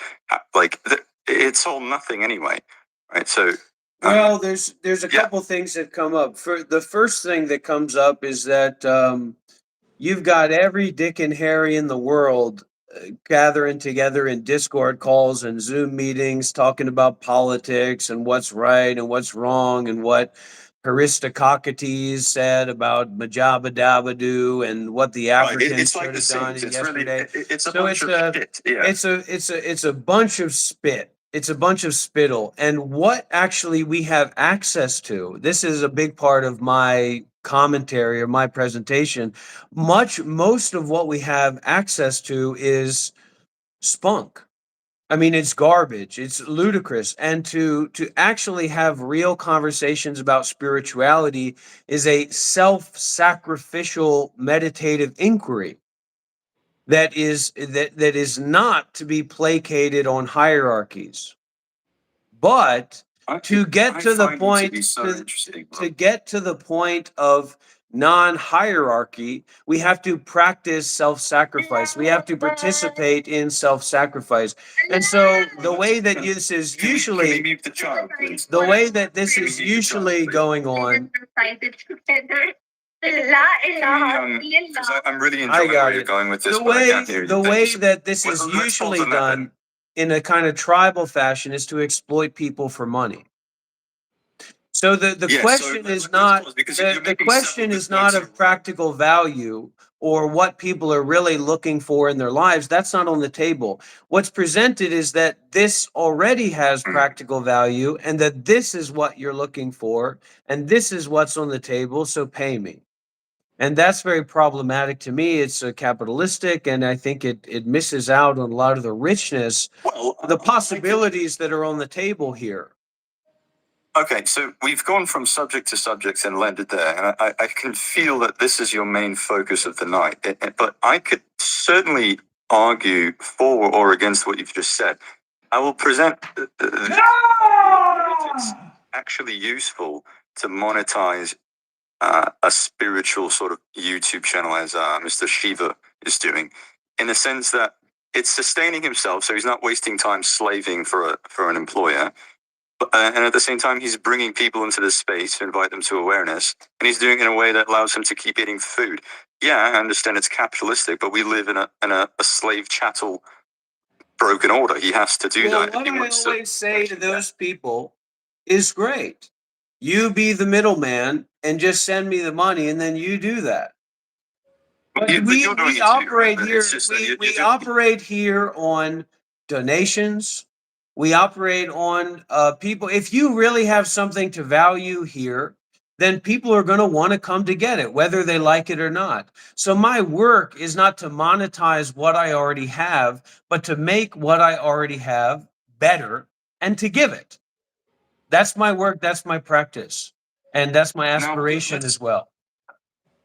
I hear you on that, but I want to point out the way you've sort of weaponized a hypocrisy in a way that I see it as a genuinely fascinating and almost it really is a useful thing, because you say, and you're clearly very learned and knowledgeable about all this conceptual, you can repeat many things, you say things that make a lot of sense, but at the same exact time, in 2 seconds, you'll turn around and behave almost entirely opposite from the messages that you're espousing. And I'm not calling you a hypocrite or trying to denounce you. I'm trying to point out that I think I understand why you do that, because it's a sort of whoa, that's an amazing smile you've got, both of you. That's incredible. Do you let's slow down, Rob. Do you know what I'm trying to say when I said you're weaponizing hypocrisy, but not weaponizing it? You're using it as a teaching tool. You're forcing people to mock you. Investors. I mean, we are looking for investors here at the Monk Life Meditation Institute. And so the hypocrisy, the basis of hypocrisy is in the validity of contradictions.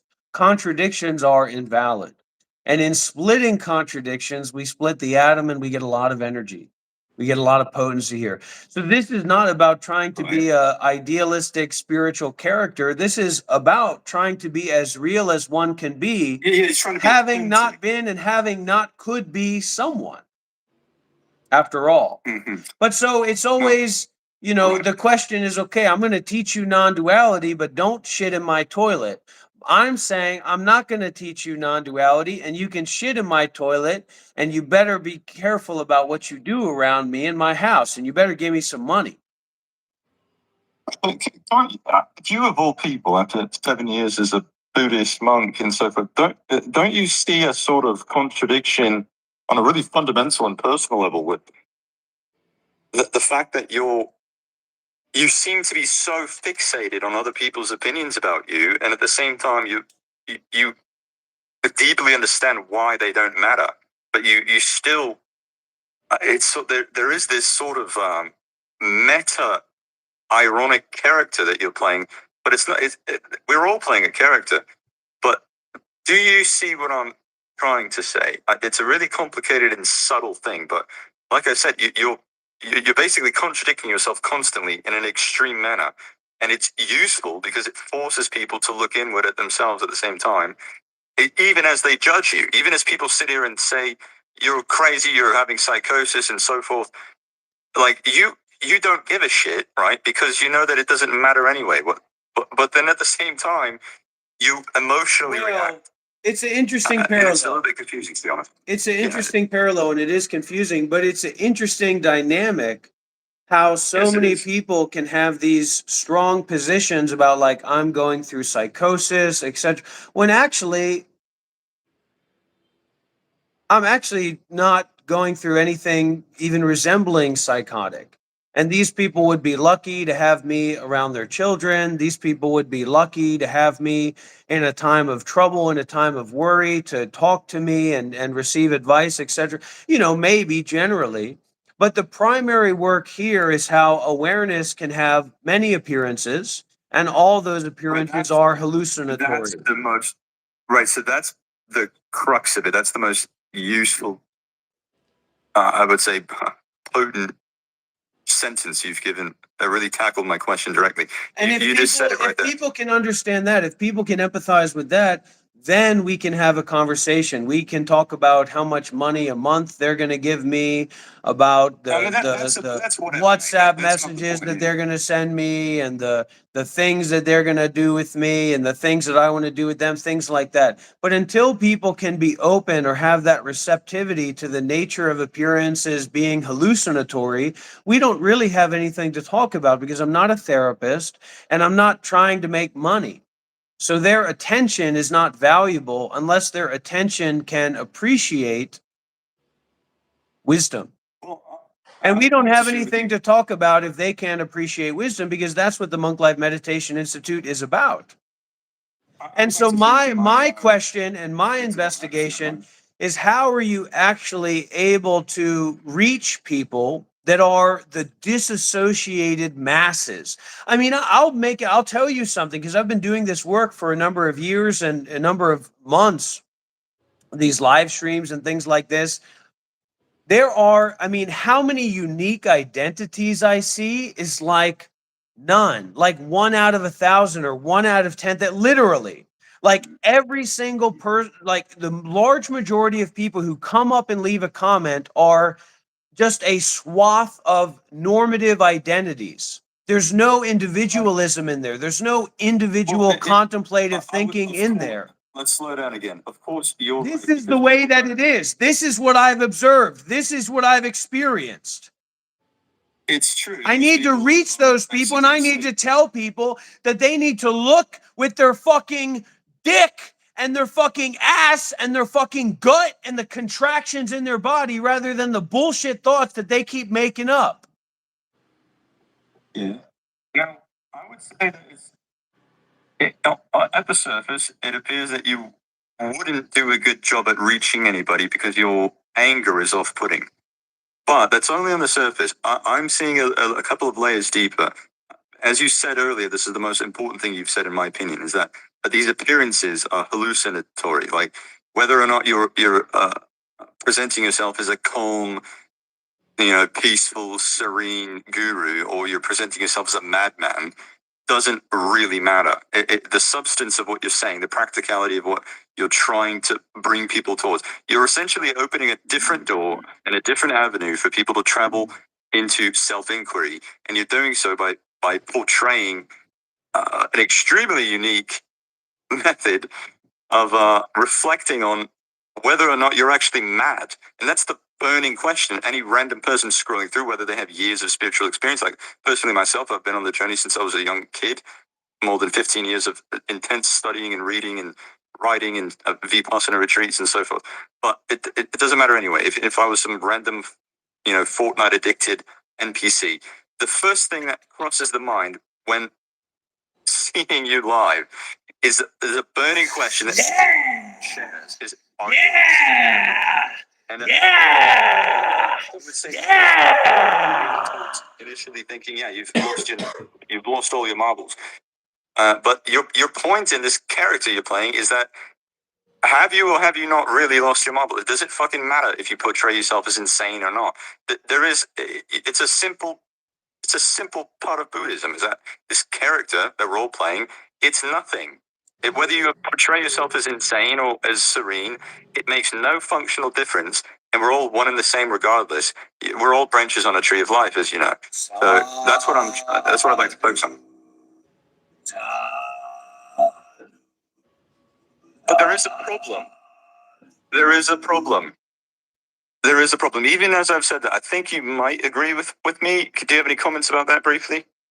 What I've said, am I accurate in my analysis or You not? keep putting that money in my pocket, and I'm gonna keep smiling. Don't you worry about it, buddy. Let me hear it. How many Vipassana retreats have you done? Come on, Shiva's over there twirling his fingers, embarrassed about himself. Come on, how many Vipassana retreats have you done? I don't find it useful for me to boast about something. I'd rather not. I'm sorry. I'm gonna. You selfish fucking prick! You're gonna come in here and you're gonna wiggle my dick and you're gonna wipe my ass and tell me how sweet I am. You're not willing to put $5 in my pocket? Shit. I'm trying to give you a Make it real, 50. authentic conversation. Make it $500. Can I give you interesting conversation instead for now? Maybe I'll phone it to you later. Continue. Please continue, sir. Right. I apologize. No, it's okay. And I can ask, going back to what I've just said earlier, any comments on my analysis of your portrayal, your method, your character? What do you think? Am I on the nose? No, Have you ever heard anybody describe it in such a way? like about what you said. I mean, it can be aggrandizing, but all of this is a aggrandizement of the hallucinatory appearance of non-nowness. As if anything could exist outside of this.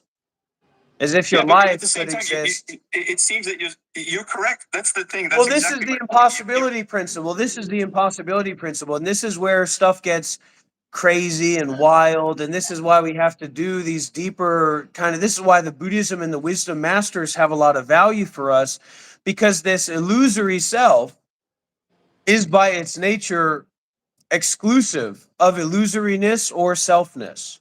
So as much as you can wipe your ass, you can shit your pants. As much as you can sit down and tell people this is our real Vipassana, you can tell them we're about to start a motherfucking revolution, baby. And as soon as we get $1 million, we're going to start $1 million meditation center and we're going to go buck wild, baby. Right. Yeah. I'm intentionally trying not to focus on this money thing right now because I'm more interested in your metaphysical views. But yeah, well, that's one of the things I thought about during a Vipassana retreat was that when we're all in the hall, we're meditating, right?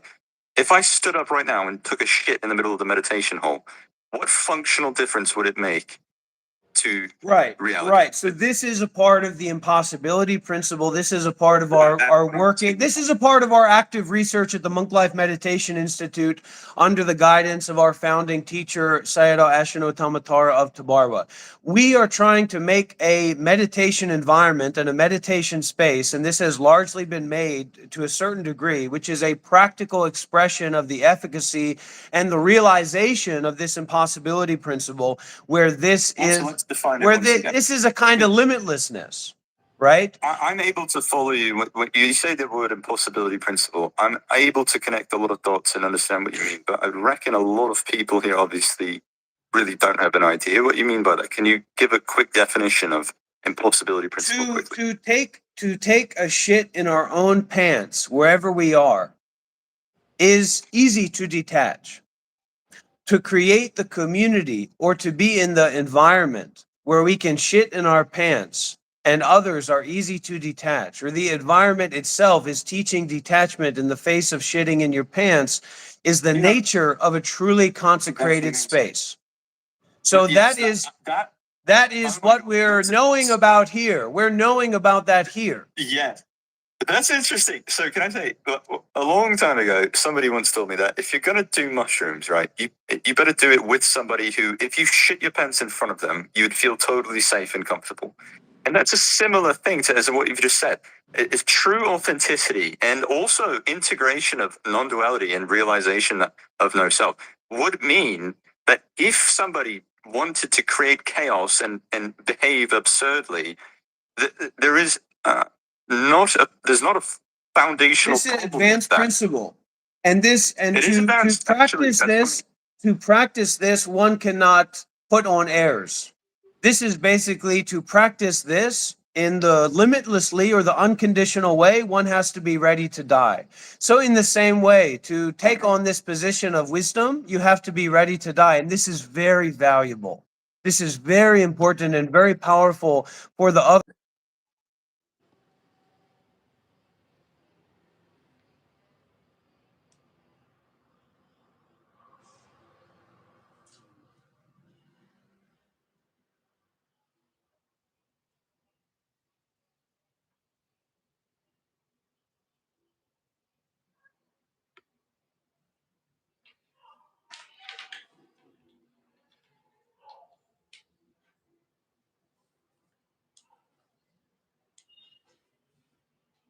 Attempt at answering what coherency, right? So we've got the sun blasting photons into the earth like an empty canvas, and after billions of years, coherence is what's coming from it, right? So biology, consciousness, creativity, human thought, every human thought, memory, behavior, civilization, and artwork is ultimately a result of electromagnetic waves and particles increasing in coherence over time. And that's not a bunch of bullshit I said. I really meant what I just said. Can we pause on that? And do you know what I mean by that? Because it's leading somewhere. It's not a bunch of shit. Trust me. Okay, sure. Yeah, I mean that's right. That's realistic. That's practical. Yeah. Right. So given that the universe, so to speak, seems to behave primarily in this way of just increasing coherence and harmony, I would say, and that's evidenced by, as time goes on, order appears from nothing or from chaos. Order appears from chaos, right? So what you're doing with this quote-unquote character is you're introducing chaos in the context of something that's traditionally all about order. And this is sort of alchemizing. This is alchemy in a way. You're introducing a bunch of pants shitting in an environment where pants shitting is taboo. But in this very environment, there is a foundational acknowledgement that whether or not you shit your pants, it's all an illusion anyway. So that your shit pant endeavors have a purpose. It's intentional chaos and absurdity for the purpose of forcing people to integrate the message of Buddhism with the reality of it that might be uncomfortable, might be difficult. And you do that because it's useful, it's important. Like, am I making sense? Really hard, again, it's hard to put this to words. Any comments on that? Well, it's great. And to have you on the team, but no, it's good. It's good to hear that kind of thing, and but just as much as it's that, it's not that as well. So, Well, right, of course, but yeah, but that actually, it leads back further into my question. So this thing about the universe seems to want to increase coherence, right? It's a gigantic fractal paradoxical system where there's chaos in one part, there's order in another. So would you say that? Do you believe? Of course. Oh man, this is so easy to just answer in any number of ways. But is it important to you to increase the harmony, coherence, or peace factor of those around you? Or do you find it more useful to make people uncomfortable in general? Just generally speaking, without going too deep on that. No, of course. To be willing to make people uncomfortable from the position that I'm in, I have to be ready to literally die. So I'm not at that stage. I'm not at that level. But there's a richness that comes from people being willing to empathize with wisdom. And I spent all this time, I spent 7 years as a monk. I led community. I taught lessons. I taught Buddhism. I taught Thich Nhat Hanh with these groups of people. And what I found is that the wisdom or the empathization with wisdom didn't really stick. And so my intention here is to cut out all the fluff and say, look, whether you like this, whether you don't like this, whether you get this, whether you don't get this, this is concerned with wisdom.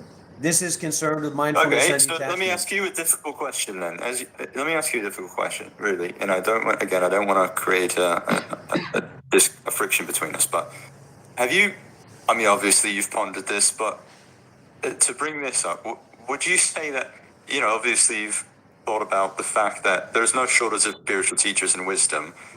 And who are you? Why do you think your 7 years as a Buddhist monk means anything? Why do you think you're in a position to teach anybody?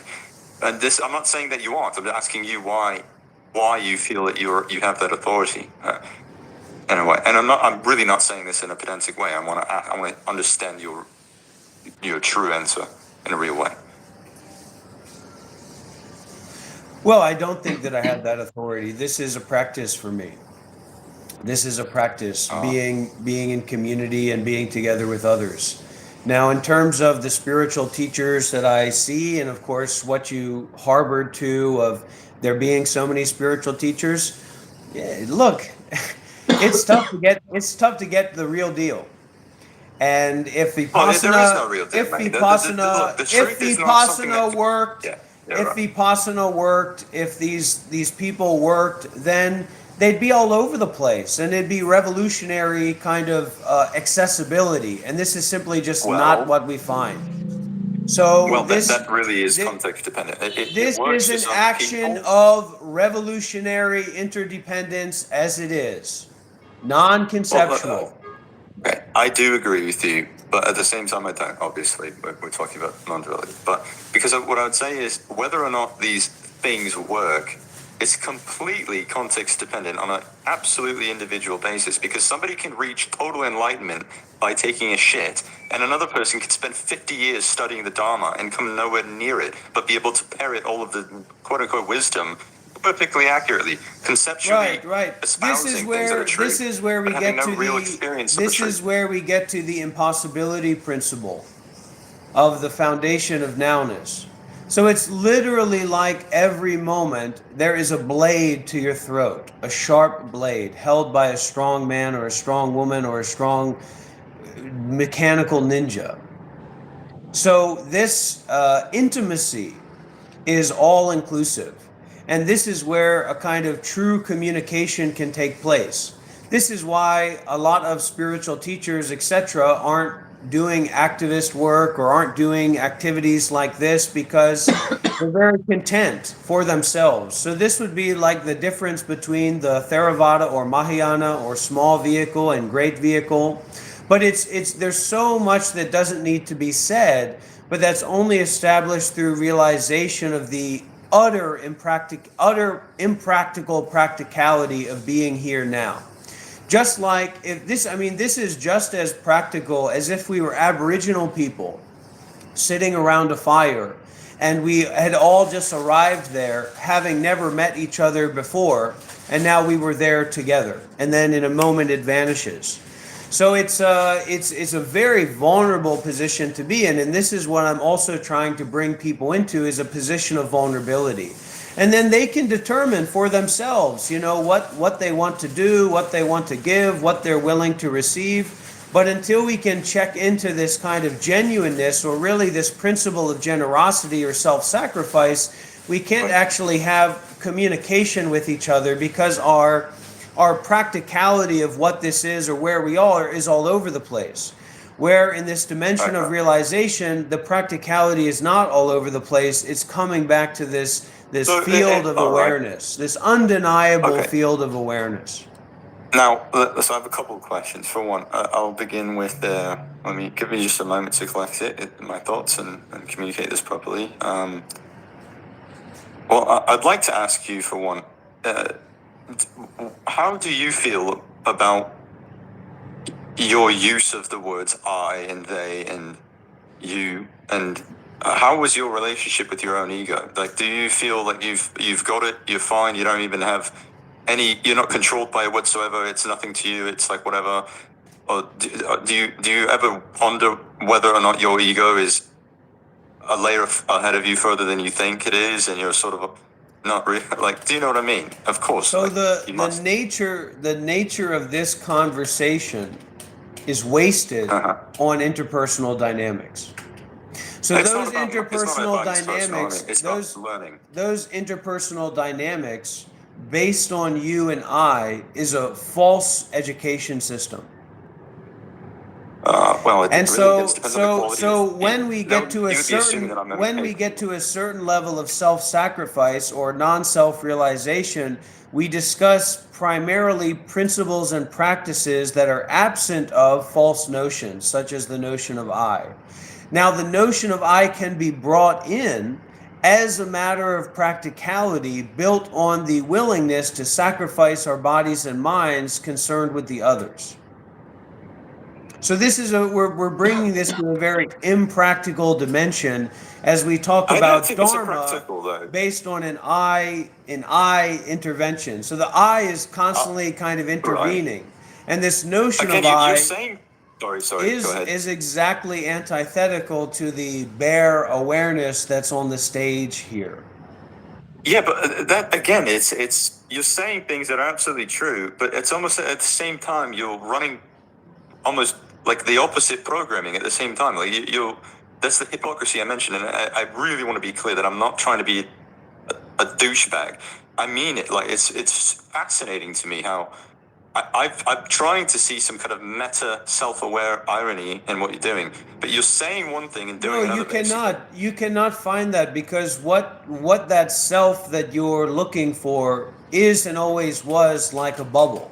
I know. So we can have the bubble for practical purposes, but the farther that we get out of practicality, the closer that we should get to principles and practices, or practical self-sacrifice of communication, collaboration, mutual offering protection to one another, etc. These bases of generosity. So just as much as you, because there's different roles that we're taking on here, right?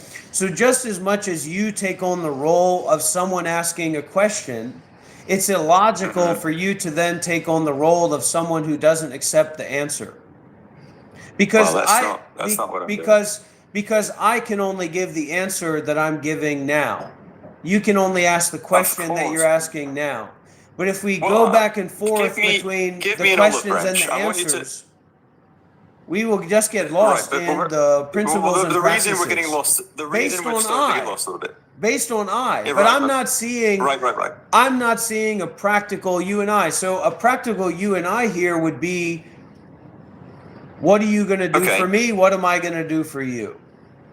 Well, that's the thing, mate, is that I do see a practical use of my line of questioning, and whether or not you see it, it's actually you could or you couldn't. It's up to you, so to speak. But I would disagree, and I think it's because I need you to give me an olive branch and make less assumptions, because I know that you deal with Well, NPCs regularly. this is a part of this kind of olive branch. This is a part of that practice. You see, that's what I'm saying. I'm saying don't I'm interfere saying give me more benefit of the doubt. with this direction, because this direction is precisely the direction that I'm trying to go towards, to bring about the efficacy of the impossibility principle in practical interrelationship that's solely based on communication, cooperation, offering mutual protection, etc. Rather I than would say that's what I'm trying to do with you. rather than trying to kind of figure it all out, because it can't No, be no. figured all out. Even if we just wanted Well, to go to the ice cream shop, it's very difficult to figure it all out. And even if we did figure it out, it would be a hopeless figuring out. So my Exactly. invitation and my practice, right, is a coming back to mindfulness and detachment, and then we can talk about our mutual willingness to give or to share what we have. Well, my point was actually more so that, like, I'm more on the same page with you than you probably think I am. I'm not like saying, oh, I already know that, but really, truly, a few of the things you just told me, it's I get it. I really do. Trust me, I understand what you mean. But the reason I went down that line of questioning about self-reflection and your ego and so forth, it's exactly for the reasons I'm sharing a motive with you. Like, I'm not trying to be impractical whatsoever. I find it to be incredibly practical. The questions I'm asking you, and in the same way that you as well. I mean, I think that. Well, that's good. That's good. So then what I would say, to be authentic and to be genuine and to be generous, is that my relationship with my ego is based on the irrelevance of the notion of the ego in this experience now. Further than that, it would be a relationship of non-belief of thoughts. The ego does, I mean, at times the ego does all kinds of things, but all those kinds of things are coming out of and existing in the now thought moment.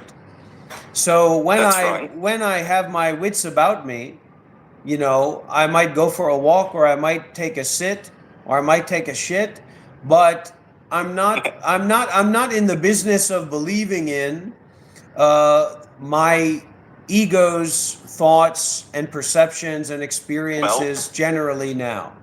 Again, that's where it gets incredibly interesting, and I'm going to invoke the impossibility principle, because I'm not saying that you're wrong or that you're lying at all. I'm taking you completely at face value. What you've just said, I believe you. But then there is somehow a but I don't know if but's the right word. But you, as you say that, at the same time, there's got to be some motivation, because look at what you're doing. You're talking to people, you're spreading a message, you're trying to create meaning, you're trying to create progress and teach and spread and share and learn. And there's a reason that you feel the need to do that, right? And it's for so long as you completely obliterate the notion that you believe in any relevance of a self. Well, this is what they say. This is the old parable. Before enlightenment, chop wood, carry water. After enlightenment, chop wood, carry water. I have a tendency, I have an inclination towards people, towards social interaction, towards expression, towards having these kinds of experiences, to activate people, to invite people. Would I like to have a meditation center, one day meditation center orphanage in Vietnam, sure, it's good idea, but that's a fucking headache.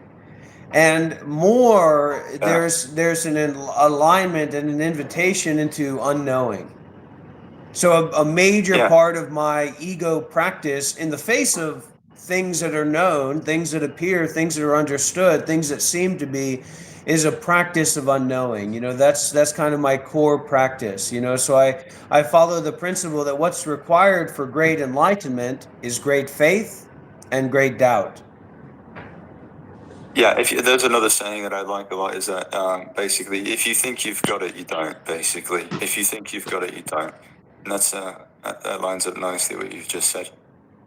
I'm still trying to pinpoint how to verbalize a friction that I'm feeling and I'm wanting to surface with you, but there seems to be you've reconciled the paradox of doing and non-doing with this impossibility principle, where you simultaneously hold peace with the irrelevance of really character and ego and personality, and at the same time you act out and perform, because your natural tendency and inclination is to conversate, invite, as you said before, and at the same time you do it in such an antisocial and confrontational way where you're calling people retarded and so forth. I see some kind of bizarrely interesting use in that, practicality in that, like, Well, you don't give a shit about the social rules. Sorry. It's really, I got to finish that sentence. I'm you sorry. will not finish that sentence. You will never finish that sentence. Probably not, but I'll do it anyway. Fuck, I lost it, mate. Damn it. Thank you for the donation, New Zealand. Psychic You event. just placed it on Psychic me and event. cursed at me or Psychic something. I event. actually Psychic event. Psychic event. Psychic event. Psychic event. Psychic event. Psychic event. Psychic event. So this is also one of my principles and practices, and I really do mean that, dear. It's a matter of subtle and mysterious principles, subtle and mysterious formulas. And that's what it will take. That's what it takes to actually get people to the higher states of realization, the higher stages of wisdom. I would say there's not that much wisdom going around. I would say if you wanted to identify some wisdom teachers, some boilerplate wisdom teachers in the world today, you'd be looking at 5, 10, 15, 20, 25, etc., who can actually teach and work with Western people. It's a very, very small group of people. And so let me ask, do you feel like you're one of them, or that you will be? I would say that if I had my money on a bet,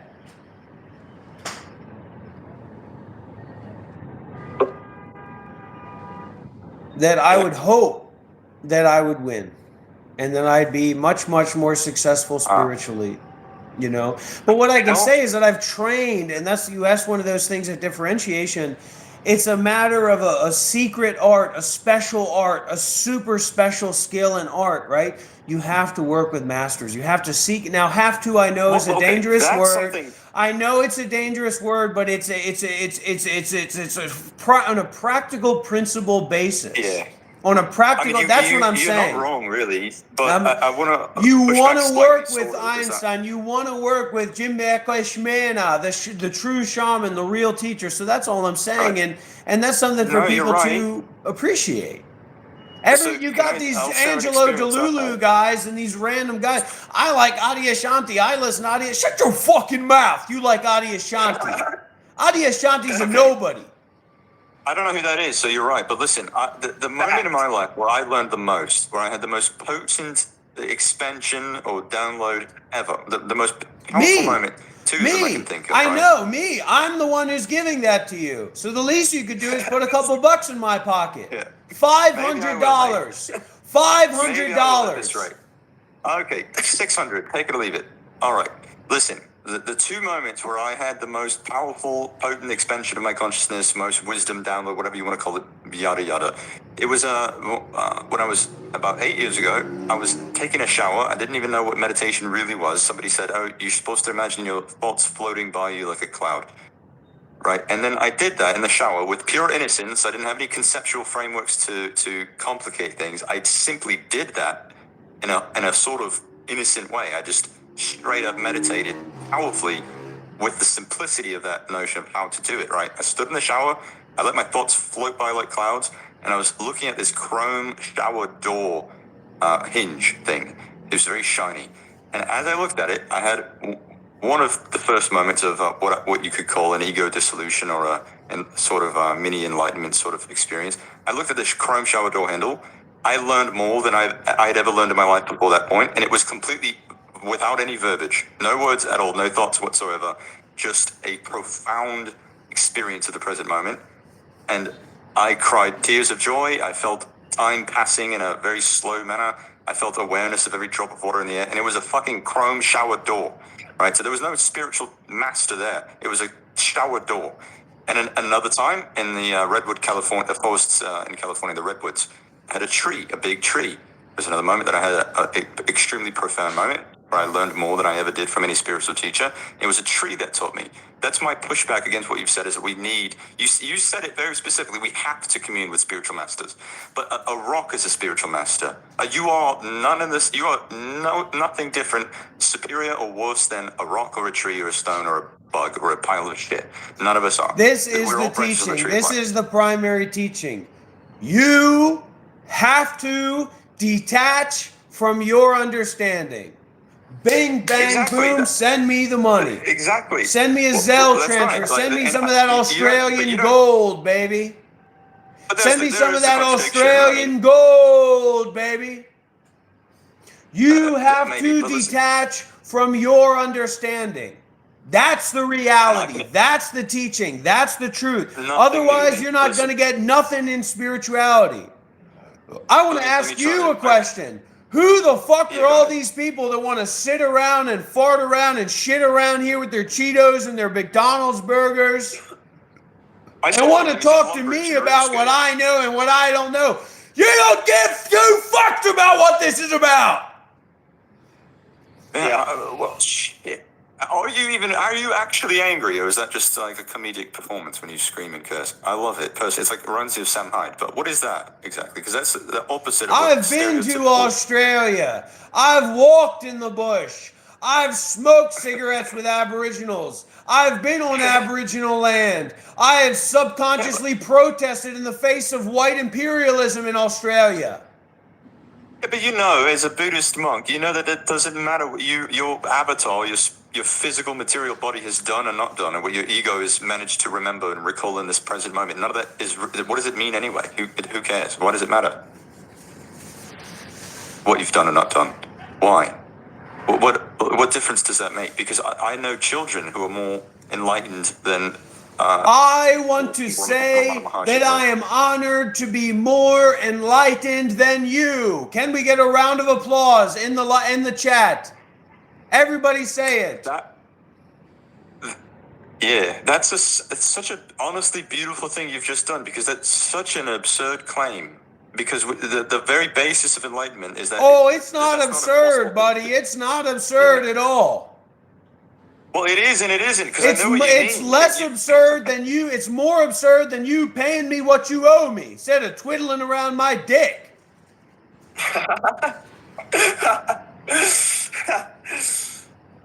Oh shit, mate! You've got me there. All right. I don't want to get too mad. I don't want to break your character too much. I know you've got to. You'll break my character when there's 600 didgeridoo dollars in my PayPal, buddy. That's when you'll break my character. How about 600 dick twiddles? Will that work? They ain't worth nothing. They ain't willing to give nothing. They ain't sacrificed nothing. Talking about their little shower experience and the enlightened children. I used to control water with my hands. I used to have psychic manipulation of water with my hands in the shower. For years, I experienced psychic manipulation of water. I fought with the gods in India at the Mahakumbh. Talking about your little spiritual experiences with the shower head. I bet there's some women here who can relate. You must be out of your goddamn mind. I went to McDonald's this morning flying a Vedic UFO with a mercury ferrofluid vortex, and I found the blueprints in the actual archives from the the Vedic texts. But anyway, listen to me. You just said I'm more enlightened than you, but isn't like obviously the first thing you realize upon any form of enlightenment is that that phrase is completely meaningless, and there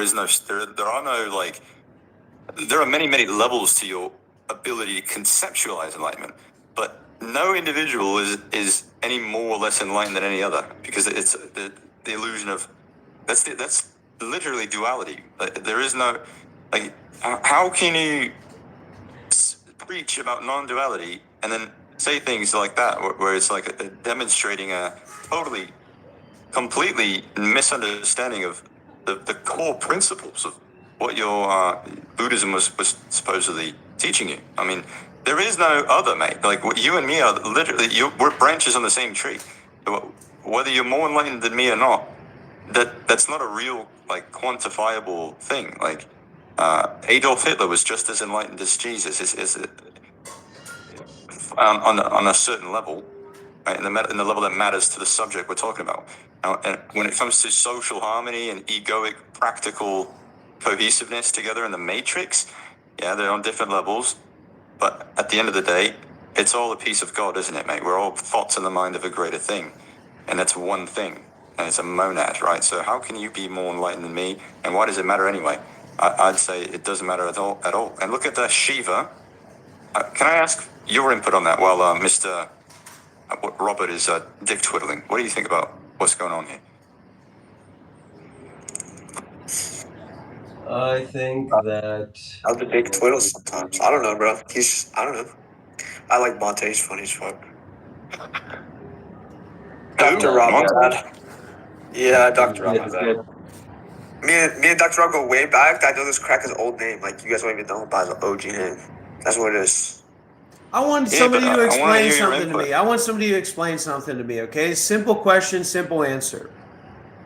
Why the fuck are there hundreds of thousands of people scrolling through YouTube shorts pretending to know about things they don't know about? What is that? Somebody explain that to me. If you don't know about Buddhism, you don't know about Buddhism. You don't know about meditation, you don't know about meditation. You don't know about being a Buddhist monk for 7 years. You don't know about being a Buddhist monk for 7 years. You don't know about practicing in meditation retreats all over the world. You don't know about practicing in meditation retreats all over the world. You don't know about training and practicing with meditation masters. You don't know about practicing and training with meditation masters. What is the fucking problem or glitch in the matrix where you don't fucking understand that? Where people can't fucking understand the words that are fucking coming out of my mouth. You don't know about things you don't fucking know about. That should settle people down. That should calm people down. That should say, hey, wait a minute. I'm curious about those things. Tell me, Dr. Rob. Tell me, Monk Life. Tell me, Bante, about meditate. What's a meditation retreat? What's Buddhism? What's like to be a fucking monk? Not wham, wham, wham, wham, wham, wham, wham, wham, wham, wham, wham, wham. Sound fucking familiar to a lot of those fucking freaks out there, doesn't it? Wham, wham, wham, wham, wham, wham, wham. Sounds like fucking brain parasites to me. Right. It's probably, I can answer the question. It's because no, fucking hell, you've said a lot of things. You don't have the demeanor of somebody who's learned anything about Buddhism, even if you spent 7 years as a Buddhist monk. It's as if you've spent negative 7 years. You're less enlightened than my toddler, by appearance only. But upon further, like, as a conversation we've had before was very productive, I know that that's not really the case. But the character you portray is almost intentionally as unenlightened as possible. You know. Yeah. And that's it's fascinating, but it's extremely off-putting, and it only makes sense to me. I can only reconcile it by only assuming that your anger is completely not even real. Like you're actually laughing internally. And you're Well, Like, look, I'm you- definitely not laughing. it's, The anger's not real. The laughter's not real. But what I will say, because I don't get off. People think I get off on this stuff. I'm not actually getting off. This is just a way of practice, a way of sharing, a way of giving. There's not much getting off. But what I can say is that I appreciate your kind words. It's great. It's nice to meet you. I love the Australian people. I've had a lot of success in Australia. We completed our 1-month meditation teaching tour in Australia just a few months ago. Yeah, but I gotta tell you something, man. I'm And, actually not Australian and shit, man. I'm from America and shit, man. I got a bag full of guns and shit, my brother. Damn. But I hope that you get your act together. I hope that you'll realize my that friend. you don't, you But value somebody, you but- recognize somebody, you appreciate their I'm work. You don't valuing just and go around recognizing twiddling it. their dick with your little I'm Vipassana also experiences. recognizing You put some your value. fucking You money give in me- their account. You go right now to the Vietnamese Walgreens and buy Google gift card and read me the code, motherfucker, right now. Then I'll recognize your shit, motherfucker. Okay, one time Google gift card right now, my friend. Then I will seeing your value and be recognizing your. Now the dick real muggling, guy bitch ass comes bitch. out. Now the real phony comes out, huh? I'm just pretty good at doing accents, mate. What is it? I wouldn't say that. It's all about. I wouldn't say that. Okay, my friend, but what is it then? What do you mean? What you wouldn't say that, my friend? Why not? Why not? Oh my God. You know what they're saying in the chat? In my chat, you know what my chat is saying? It's saying his Yeah, what are they saying? his pomposity knows no bounds, and I'd have to agree. You're not a real Australian. You're a prissy boy. You're a Sydney boy. You wouldn't know I'm a not real even Australian Australian. if Crocodile I'm- Dundee came and slapped you on your ass. I'm not Australian at all. I'm from Florida. You don't have to tell me. I'm telling you. Yeah, right. Anyway, listen. Fucking hell, I'm so confused. I feel like a girl who's getting gamed on really hard, and like I've got feelings for you now, mate. You drag me all over the place. Whoa. Disgusting. Irreverent, disgusting. Reprehensible. Vile.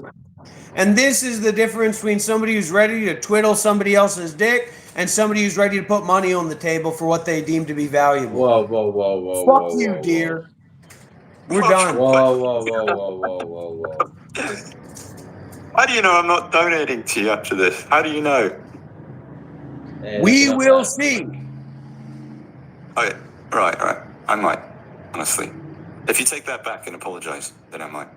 And these are the worst people in the world. I just want to let everybody know, because I've met a lot of these people. You play around with generosity, you play around with the willingness to give, and you will get what you deserve, which is nothing. You get back what you give. You give a lot, you get back a lot. You give a little bit of sound dick twiddling, you're exactly going like to the get back a Willy Wonka. little bit of dick twiddling, buddy.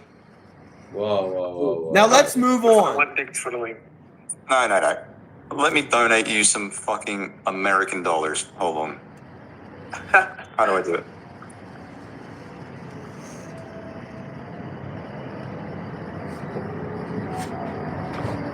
How do I do it? If I super chat, it's going to go to Shiva Inu or whatever. his name is. No. Don't send anything Yeah, to Shiva, okay? yeah. Shiva Inu is exactly what you should call them. Shiva Inu. Very, His very good, microphone's dear. off and he's probably Because we reaching also have to 120 donate to decibels Dr. with his Rob to microphone. show that Dr. Rob is mentoring and teaching Shiva and even putting him up at his house. Shiva stayed here rent-free. He didn't give me a single dime, a single dollar. Not true. As I say to people, if you're going to donate, if you do anything in life, make it big. Make it pronounced. Make an impact. Make a difference. Send me a super chat here as well. How do you think you found Dr. Rob? Can you hear me, bro?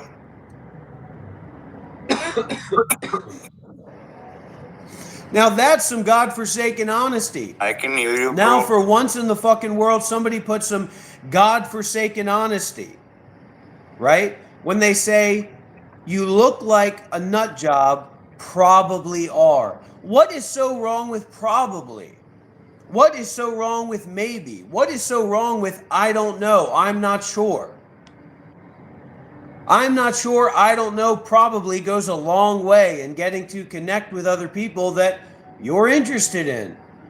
I always open myself up to lawsuits when I say that. How dare you say that I'm interested in you, sir? You came to my house. You assaulted my wife. You accosted my home. Excuse me, this is my house. This David guy is a on, bro, fraud. don't you like This me? David guy is a freak. This David guy is an irreverent fool. He should be ashamed of himself. And that one's on the house, buddy. You don't have to pay for that one.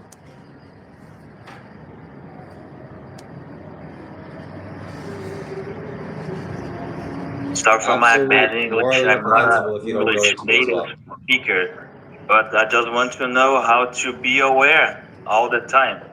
I just want to learn how to get my brain to be awareness all the time. I want Okay, to. I will teach you. Yeah. I will teach you. Listen closely. What Okay. the hell is Richard doing? Breathing in. Off for 250 dick twiddles every morning. Breathing out. Breathing in. Breathing out. Better send me a donation too, otherwise. I am blooming like a flower. I am fresh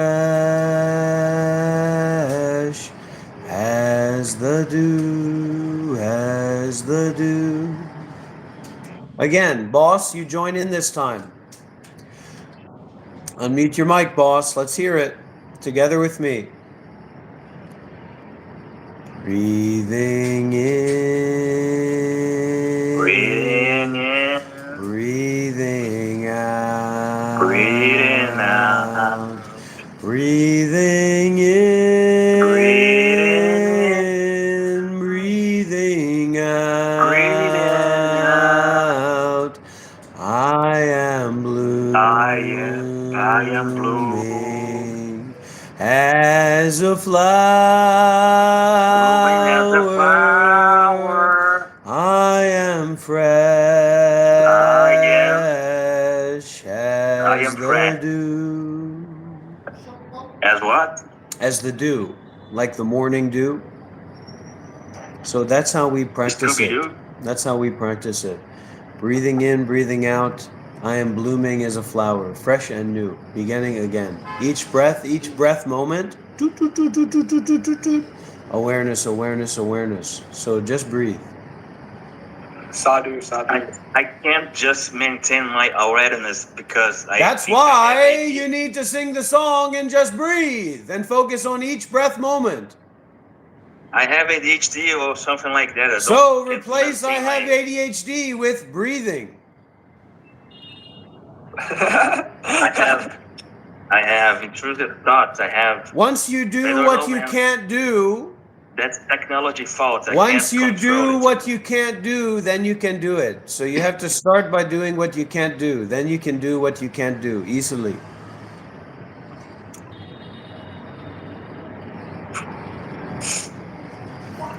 All right, everybody. Well, this has been a largely failed live stream. And I've made basically no money on this live stream. I received basically no donations on this live stream. And I'm starting to get in my mind that maybe it's time to wrap it up.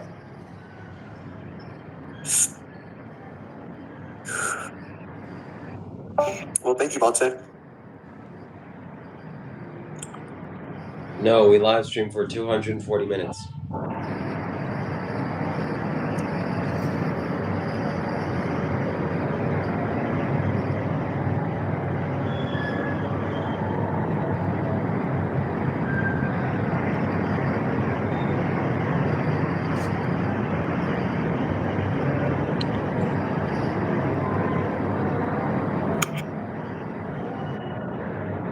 If you want hidden wisdom on activating your chakras, this is one of the easiest things to do. Smell your farts. One of the best ways to activate your chakra is to smell your farts. And if you're lucky enough to smell other people's farts, do that too. It's very powerful. Secret medicine.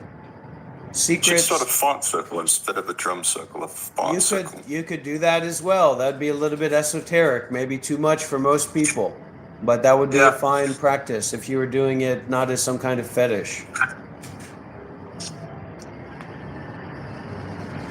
So is that the last words, Monte? Is that the words of advice before you dip out?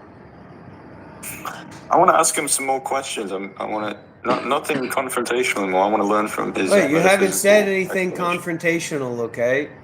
All right, Mr. Well, it was a little hard for me Jabba. Mr. Jabba has made a $5 donation. And they said, "You are the most based monk. Thank you for combining shit posting with actual wisdom." Thank you very much, Mr. Jabba. Clearly a man of art and a man of dignity. Go ahead, dear. Please share more. So, I find materialist type, scientific-minded people to be really interesting, and that I want to ask you. Imagine that somebody comes up to you and says, "Oh," someone who has no idea about any of this says, "Oh, God isn't real. We're just a bunch of molecules." How would you define God to that person? How would you approach trying to break them through the first layer of at least abandoning materialism? What's the approach you would take to crack that nut open, so to speak? I would fart. Right, because you can't. Yeah, that's And exactly say, right. and I'd So say, you can't teach this thing. how's that for God? Even the Vajradar shit. Even the Vajradar farts. I mean, in a way, God is your fart, and He's your shit. But when we ask a question like that, like, did the Buddha fart? There's two directions we can go into. We can go into degeneracy and toxicity and low-tier memes and mutual trolling and mutual disingenuousness, right? Or we can go into the awareness brought up by an illogical answer to a logical question. That's exactly it. That awareness or that non-thinking is very accessible. We just don't have any value proposition on it. And this is why some of the Dzogchen teachings and the higher teachings, from what I heard, they decided to not just be giving them out and sharing them with people, because you end up giving these people this very high-minded teaching and they just disregard it because it doesn't have value to them. So when you actually practice meditation seriously and confront your ego seriously, you see the value of the absence of thought. When you just go around like a, kind of ghost, constantly consuming and constantly thinking, there's no value in non-thinking because it doesn't seem like you're thinking at all because all you do is think. So it's when you start to actually practice sadhana, samaya seriously that you see the value or the wonderfulness of resting in awareness. Otherwise, you might not see it. And then you just discard it and you'll never have another chance to come across that because you've already determined that it's worthless. But this is a worthless wish-fulfilling jewel. This is a worthless medicine that cures everything. Cures depression, cures anxiety, cures schizophrenia, cures everything, cures anything. The power of awareness, you mean? Sure, but we discount it. We discount it with the normative words. That's why it's something. It's an involvement. It's a real self-sacrifice. I see it like any conceptual layers that you add, any words you use are basically detracting from the truth. The truth is something you can't describe anyway. You just have to see it directly in the moment. And if you try to share it with others, it's basically pointless. Unless it's a pointer and that person successfully looks where you're pointing and there's teachings that relate to this. This is a problem with the Vipassana tradition. This is a problem with many modern spiritual traditions because they don't give you access to the purview of these incredible masters throughout history. So that's the interesting aspect of Buddhism, that we kind of say, well, we have to disregard that for whatever reason. But this is a system or a school of philosophy or meditation practice that is unparalleled in schools and traditions. So it's like a Harvard for meditation that's existed for more than 2,000 years. And all these monks, all these nuns, all these enlightened masters and their subtle and mysterious principles and practices coming from this efficacy of the Buddha mind or the Buddha teaching, we don't kind of get access to that. And then we aggrandize ourselves because we've only been playing high school ball. We didn't even know that collegiate level ball existed. So if you're an old person who's been around the block for a while and you're still on the high school basketball court, it's no wonder that you think you're the king of the universe because you haven't contacted anything of depth. And that's the American syndrome, right? You don't know good food because the only thing that you've ever eaten is McDonald's. You don't know good coffee because the only coffee you've ever drinking is Starbucks. So even the notion of good coffee eludes you because you've had such a myopic view of what good is. And so the American paradigm, for example, is that, everybody exists in a spectrum. So most people are in this vague general spectrum of being normal and average and kind of nice and kind of angry, but they're stable in that, right? And then there's this massive spectrum of evilness, bipolar, schizophrenia, anger, greed, alcoholism, child abuse, marital abuse, spousal abuse, all these different things, right? And then there's this, there's this very small little spectrum of, people can be good. Whereas in the Asian tradition or the Asian culture, the Chinese culture, the Vietnamese culture, the Buddhist culture, this spectrum is for goodness is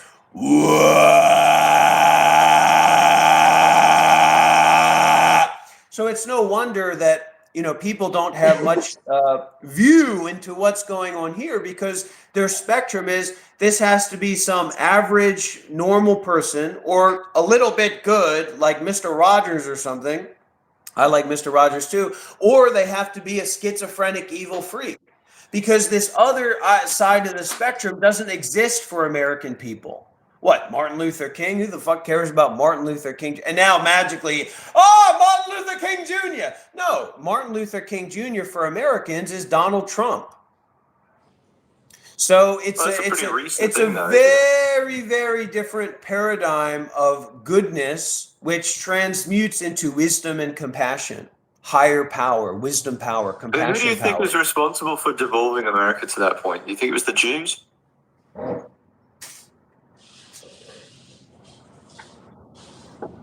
Crickets after that one.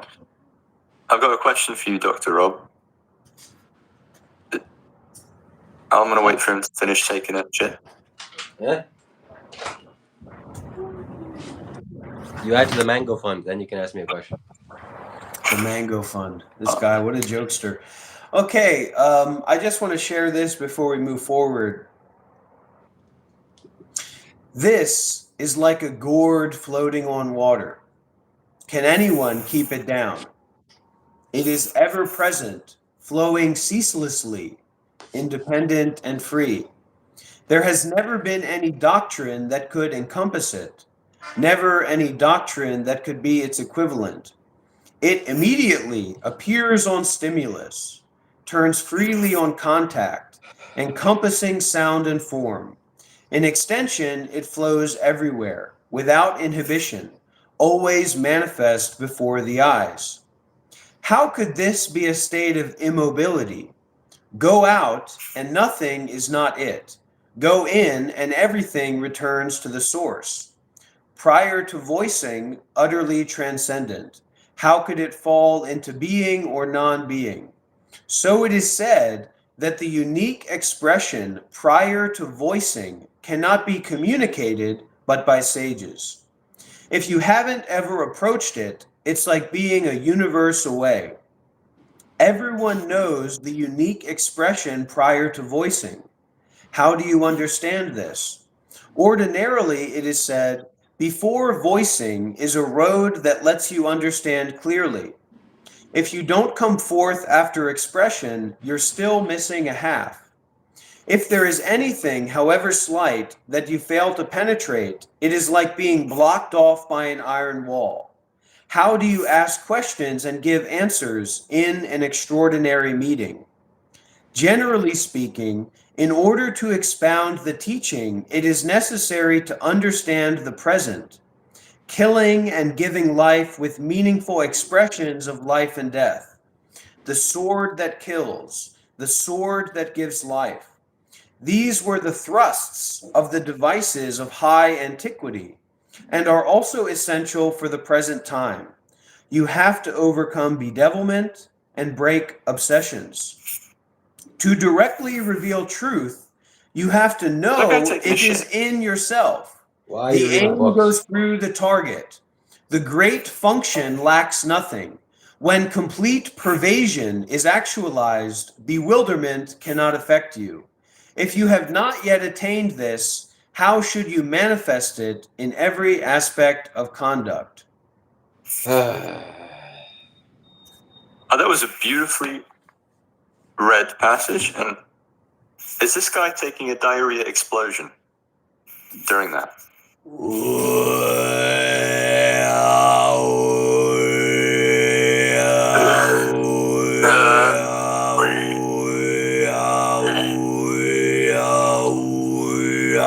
Thank you to Wickland2898 giving 10 euros, which are much more valuable than Australian Billabong bucks. Wickland said, "These streams always make me question my projections and make me laugh. Thanks for the spiritual entertainment." No, Wickland, thank you for putting some money in my pocket. W's in the chat for Wickland, everybody. He really is shitting himself over there for like 5 minutes straight. My chakras are really vibrating. Oh my God, it's a torrent. That's good. That's good, Jeremiah. Play is wonderful. Play with levity. What are we trying to kill each other? We're trying to cut down something that we don't understand. What are you, a Zen master? So we play with levity. We play with curiosity. We play with exploration. Make jokes. Hey, I'm the joke man. All these lunatics who come in here and say they're making fun of me, I'm making fun. I'm the fun man. I'm the fun fucker. Whoa, I'm the sucker fucker. Whoa, what the hell? Don't. Fucking and fucking. Fun sucker, fun sucker, fun sucker, fun sucker. Whoa. Thank you for your gift. Thank you for the umbrella on the beach. I had a real question earlier that I felt quite good. Do you feel like children come into this world with pure awareness and they're in the kingdom of heaven, so to speak? Or do you think human beings are born with it and then we lose it, so to speak, over time?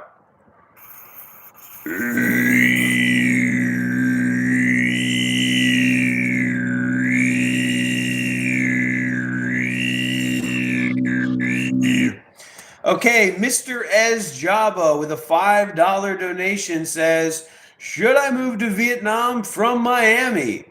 And I would say I do offer travel consultation. I do work part-time as a travel agent, but it's not cheap. But we welcome you over here, Mr. Ez Jabba.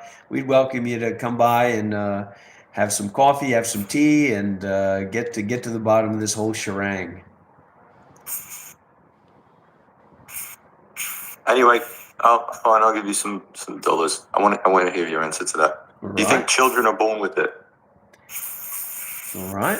Hey, what about me? Oh my God. As they say, children are born with it, or maybe it's Maybelline.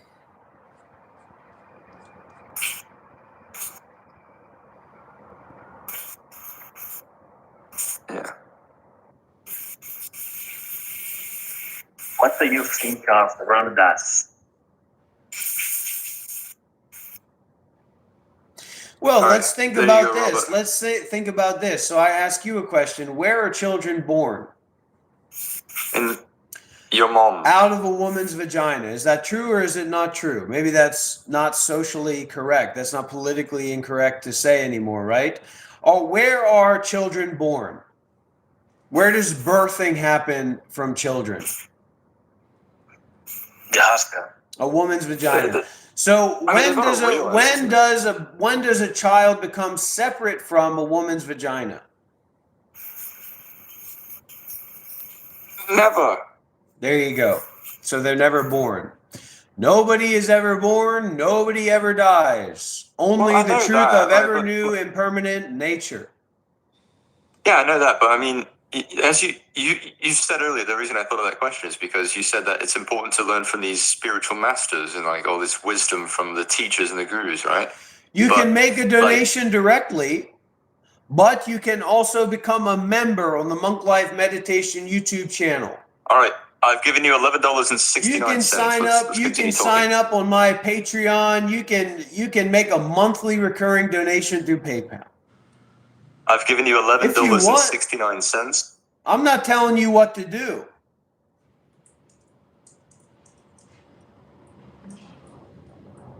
And with that amount, I hope you're happy to continue our conversation.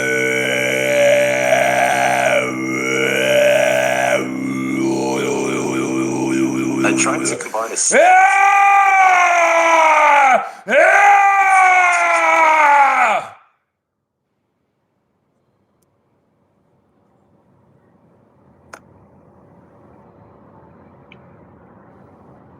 Anyway.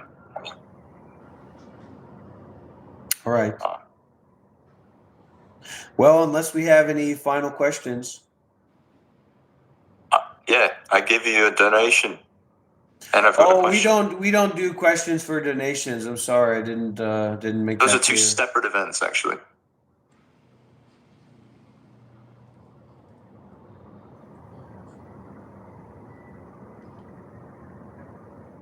They want didgeridoo dollars, American freedom dollars. You didn't donate enough for me to answer your question. He's no fast man.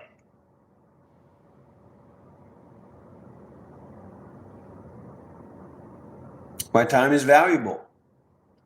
Don't expect to get a cheap trick on this side of town, okay? Yeah, you're right. I should have known better.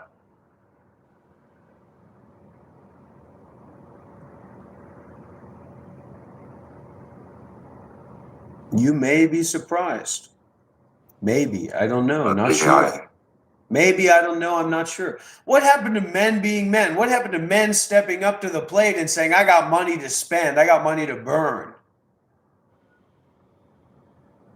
Excuse me that I expect. What do you... somebody on the dole could donate more than that, my friend. What are you, in the bush? Living on the government's dollar? I've got kids to feed. Well, I'll do a private session with your children and I'll teach them the Dharma. I'm happy to do that. A private session with my children. I'm happy to do that.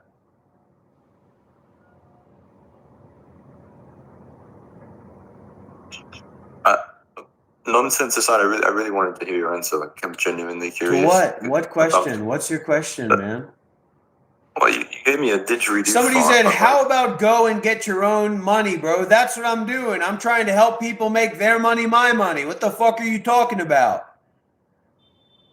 Something's for sale here. My time is for sale. Is that not the basis of capitalism? People pay for what they want. Newsflash, nobody knows who you are. Newsflash, nobody gives a fuck about what you would not let or let. You're talking to the fucking sky, you Looney Tune freak. Anyway, the question was about children are born with a very untouched, like unharmed sense of awareness. Like they're just kind of here. They don't even know what time is or anything, any concepts, right? So we get all kind of brainwashed and bombarded with bullshit as we get older. And I personally feel a conflict with that fact and how you said we need to learn from spiritual masters. That's why I brought up the tree and the shower door, because I don't think you really need to learn from anybody. The truth is given Well, I to already you, mocked or it's you. not. I already showed how foolish that was for you to be attached to that experience. If you can learn from children, they will be your masters. If you cannot learn from children, try to find a monk in South Korea, like I did. But that wasn't the point of the question. Have a baby. Some people's time is worth $1.5 thousand a minute, and soon Bante will be seen as that too. You better fucking believe it, baby. We're on a one-way trip. I want to stop for a moment and I want to say thank you. I want to say fuck you, Shiva, or Shiva Shambho, Shiva Shambho. And I want to say thank you to Beth Whitting, 3729, who donated a $10 donation. Somebody out there has taste. Somebody out there knows that the $10 bottle of wine at the grocery store isn't fine wine, baby. Good for you, honey. Welcome to the club. Welcome to the Excelsior Club.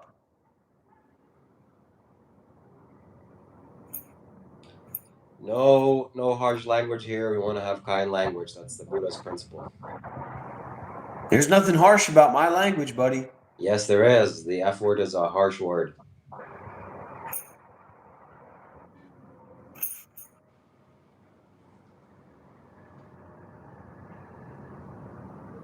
Moving on. Anybody that wants to donate Mr. to my medical Ez fund? Gaba has just joined the Monk Life supporter community. Let's get a round of applause for Miss Ez Jeba, a new member of the Monk Life Meditation Institute community. We are impressed. We are feeling a wave of generosity coming, baby. May this donation bring a wave of donations. May this generosity bring a wave of generosity. May this donation bring a wave of donations. May this generosity bring a wave of generosity. May this donation bring a wave of donations. May this donation bring a wave of donations. That's when that's going on, you kind of get so like pulled into the movement of seeing the colors, seeing the memberships, that you make it, you don't even know what's going on. You don't even know who I am. You don't even know what this is about, but you feel that energy and you make a wave of donations because that wave is a coming and a chooching around.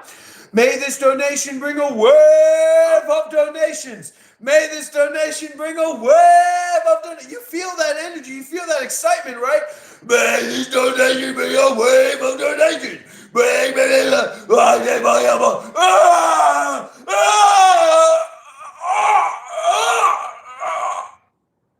He got heart attack.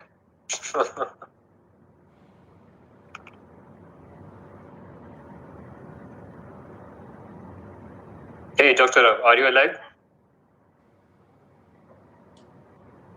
I think he got cardiac arrest.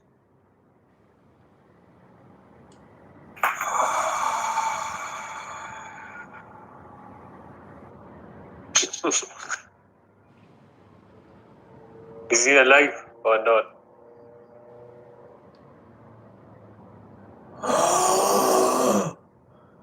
Oh my goodness. Fuck, I'm so disappointed in myself. Richard, this is Stand here unacceptable. for any amount of time. Yours is worth the nickels. So sad. Douchebag. So sad. How much disappointment in life do you have to experience to get here?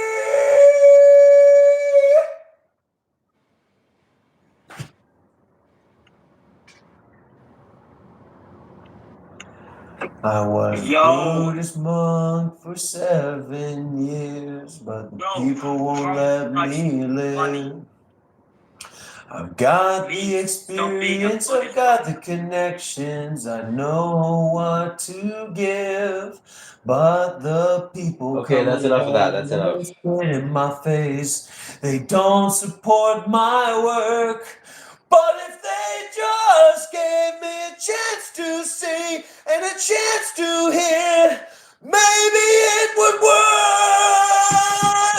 Coming on. All right, let's see what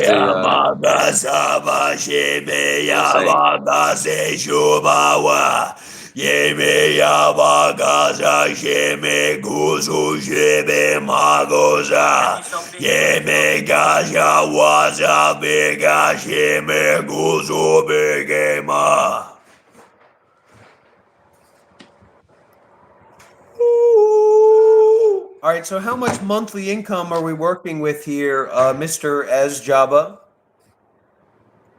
Shut up, Shiva. You're lucky to be here. You keep your fucking mouth shut and you keep making your little expressions and you keep being a part of my art performance. Whoa, what the? Who said that? That was Galacti. Okay, he's gone. 2,000 USD a month, Mr. Ez Jaba? Is that right? That is not Bro, I know anything this we guy. promote. He got the same shirt. Hey, Yeah. hey, mute that guy. Mute that guy. What is he? Oh, Mr. S. Java, I mean, you'd have to tell me about the kind of life that you're living in America. But let's say, for example, that you have a $2,000 a month income and you can save up some money as a buffer zone, couple $1,000s or something like that. Did Galacti say something that's inappropriate? Did I hear that correctly? Oh my gosh, this guy. I can't stand him. So I say you'd be remiss. You'd be remiss to not take that $2,000 a month, save up some money, and then go live in Vietnam for 3 months. Then go live in Thailand for 3 months. Then go live in Cambodia for 3 months. Then do it all again. You know, take a vacation for God's sakes. These Americans, they don't know how to live. That's the one thing about America that I don't get is that these people, they just don't know how to live well. Getting enough. And that's something that's very important to me is to know how to live well. And I highly recommend that if you're serious about Vietnamese women, Vietnamese food, Vietnamese environment, you come out here to Vietnam. You want to spend $1,000 a month, $1,500 a month, put $500 in the bank. You're going to be living well. You'll be living a lot better than I'm living out here. Astral projection is as real as your own mind is. So if you want to say that your mind is not real, well, right? Wamasu, the confusion is thinking that you'd be doing me a favor by taking my advice. That's fucking stupid and retarded. I don't give a fuck if you're taking my advice or not. What are you, some dumb idiot? Get the fuck out of here. Whoa. I'm sorry, it doesn't make any sense. It doesn't make any sense. Have some Wamasu comes up. I don't know who Wamasu is. Nobody knows who Wamasu is. And Wamasu is coming up and says, I don't think I'll be taking advice from someone in your... So the fuck what? Hey, we want to use compassionate language here. Stop it. Just doesn't make any sense. It's illogical. It's not human. Why would I care if you're taking my advice or not? What are you talking about? Shut the fuck up, monk. Whoa. It was the Galacti guy. I'm going to server mute him. That's who's making the inappropriate statements and comments. You're looking great over there, Richard. You're putting up my gay meter up to 7% the way that you're doing that yoga, man. You're looking great. Thank you. You know, the donation I promised you is on its way. I haven't received my paycheck yet, but it's coming. Richard, we are with you. We are concerned with you, and you are welcome here at the Monk Life Meditation Institute, Richard. And we want to do the best that we can do to keep you off the front lines in Russia, okay? Yep. Thank you. We send you the energy. We send you the blessings. We send you the positive spiritual energy. Whoa. Anon user, thank you for the donation. You can save him from Vladimir. Listen to this, okay? What does Dr. Rob think about the adult film industry? What is stopping him from becoming a performer? Oh, that's a interesting question. That's a very important question. What's the best Asia country and Well, why? they made their donation on the wrong live stream. I know that to be true, and I know exactly who that is. I already know what And Dr. Rob says, that woman, that person thought that they got the best of Dr. Rob, and it turned around, and actually they came crawling back on their hands and knees for a little bit of attention, a little bit of energy. So you can take your little game and your little irreverence about transformational psychology and translucent conflux moments, and you can take it and you can take it away from here, and you can keep crawling back for the potency and the energy and the vibrational transcendatory truth that is Dr. Rob and the Monk Life Meditation Institute, honey. I'll tell you what the answer is because I know Dr. Rob's mind. He supports the industry from his behaviors and actions, I assume. Can I ask you a normal question, Monk? You know, I'm concerned because, you know, there is this What is the best called country in Asia, in your opinion, and why? And Dr. Rob, what do you think? My foot is the best country in all of Asia. Are you starting in OF? Your what? All right, Foot? that's enough. No, we don't support that industry at all. It's bad. Don't watch that content. Don't support it any financially. We had someone a while back, and they were coming in and they were throwing around $2 and $5 donations, and I was getting a little bit caught up in Shiva's hunger and desire for money, hunger and desire to be a wealthy man, which he will never be. I can tell you that for sure. He will never be a wealthy man. He can barely afford clothes. He can barely afford the tools to do his work so that people actually take him seriously. And this person turned around and they made a little $20 donation or $50 donation or something like that, showing off that they got a little bit of money in their pocket. And they said, I've been very impressed by Dr. Rob's work, and he's made a big transition in my life, and I'm going to donate and I've received an inheritance, and I'm going to donate $250,000 in Bitcoin. Send me your Bitcoin address. They thought they got me. What they didn't realize is that I had to go into activation mode for the Sangha, for the women and children of Myanmar, for the people in need around the world, for Tabarwa. Not because of some I'm going to be a wealthy man. I am going to be a wealthy man. I'm going to take my percentage. It's my goddamn money if it's in my account, but I have a responsibility. That means I'm going to have to get to work. And that's why I turned toe. That's why I activated. That's why I transitioned and tried to do the best that I could do to receive that generosity. Because you don't understand what's on the table here. You think for the short term. I think for the long term. So, you're crawling back on your hands and knees for a little bit of attention and energy, and you should be. Because this baby boy is hot to trot. Whether you like it or not. And with that, I'm going to drop.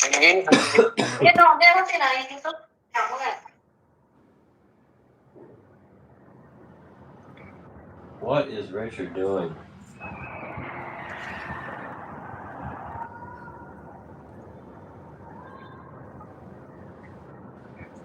But it does help people when we do these longer and longer live streams. It makes people feel that there's something real here, that there's something to connect with here.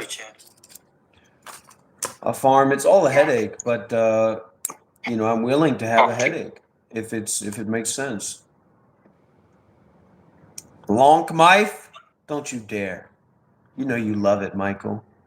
You know you love the potency. You know you love the comedy. You know you love the high tier memes. You know you love the spontaneity and the creativity. Make a donation right now, Michael Malady. Make a donation right now and show everybody that you're the real Roblox king, that you're the real Fortnite OG, that you know how to put real W's in the chat. Make a donation right now, Michael Malady, and make a difference. Show everybody that you're not just some broke boy on the sidelines, but you're somebody with cash to put in the table.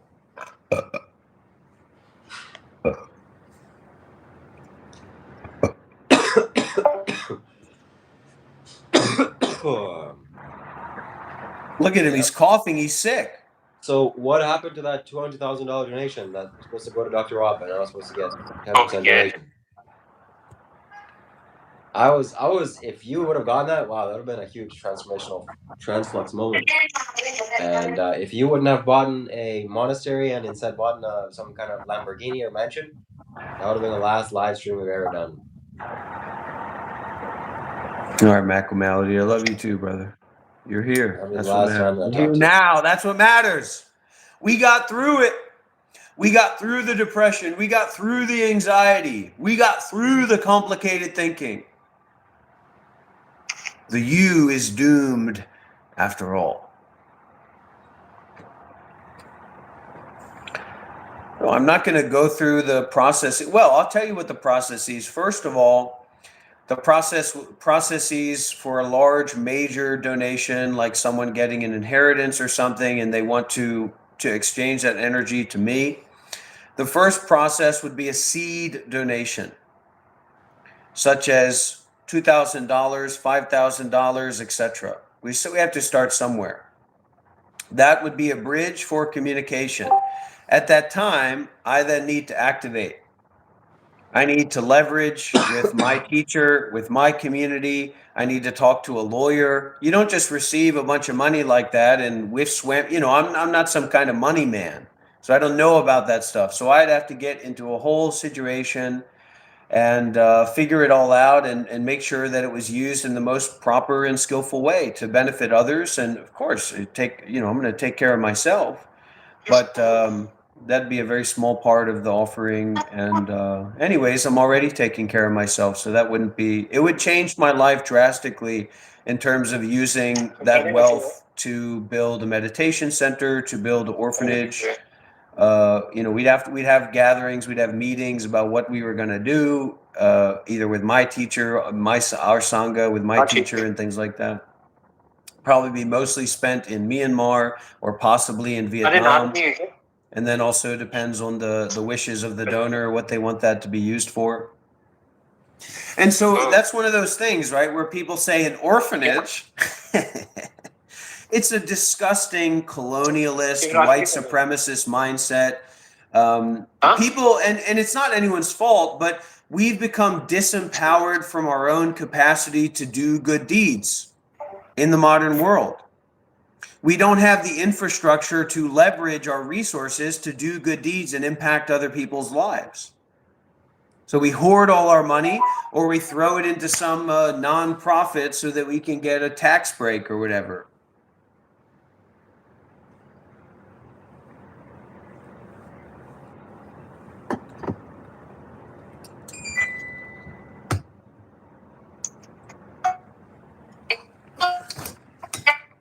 Yeah. You know, I'm sorry, but I don't like that. Somebody says an orphanage, and that's probably what Adi would say too. Adi says that kind of stuff. An orphanage. Well, it's not true. It's not true. We would have, the turnover rate would be 80% money to table, and we'd get good deals. I make the best deals. You wouldn't bet the kind of deals I can make when I got money on the table, when I've got the leverage. You can't imagine the kind of deals that I can make. But I've come up on the bad side of life. I came up out of poverty. I never had a single dollar. I didn't have enough money to buy weed in high school. It's probably why I am the way I am today, because I had so little money I had no money in my fucking pocket in all the high school. So little fucking money that I had to scrape the plastic lining of Coke and Pepsi cans that had received all the ash and tar from the weed that I was smoking out of the Pepsi cans, and then fucking get high on plastic membranes. I didn't know there was plastic in it. Oh my God. And I smoked that shit like there was no tomorrow, baby. We don't condone that. I smoked the hell out of that plastic because I thought it was the resin or something. I had to steal. I had to scam to get money. Hey, we don't support any of those activities. Be healthy and be happy. I had to live up to my name to get money for weed. Rob. I had to rob.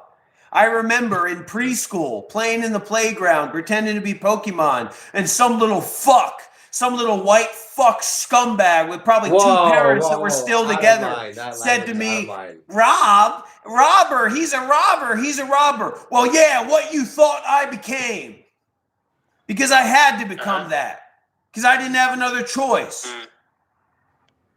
Imagining abandoning your race, country, and entire species in the pursuit of it. Shut the fuck up. As if you have a position to speak on, you little fucking basement dweller, wage slave, construction, truck driving, fucking most meaningful moment in your life is going to the fucking gas station. Shut the fuck up. Take a mango and chill out, okay? Take a mango and go relax over there. No, we don't condone that kind of language here. Look, the mango. Imagine betraying your race. Imagine betraying your race at the gas station. Shut the fuck up. Like you know. Stop it. No shit, Jack. Stop it. I know. Yeah? Is that okay. This is concerning.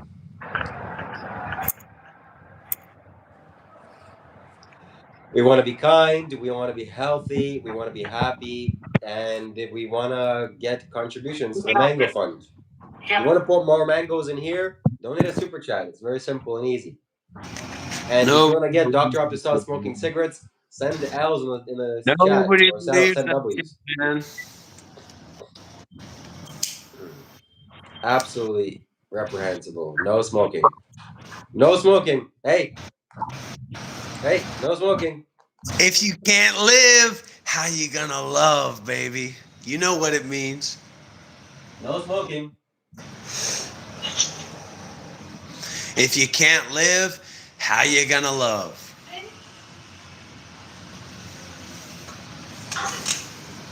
In S23, I got an S24 Ultra, and it's begging to be retired.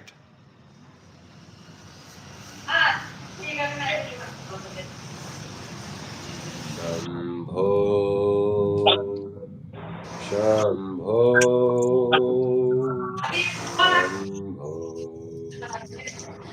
Shambho. Somebody help this guy. Get him to stop smoking cigarettes. He's a Buddhist master, but he can't stop his hand from putting some stick in his mouth. I think Shiva is a guy. Dr. I Rob. don't know what that stuff means, man. But AI is listen. powerful. Be careful with AI. That shit'll fuck you up. Listen. Instead of breathing that in, breathe air. Breathe some air, please.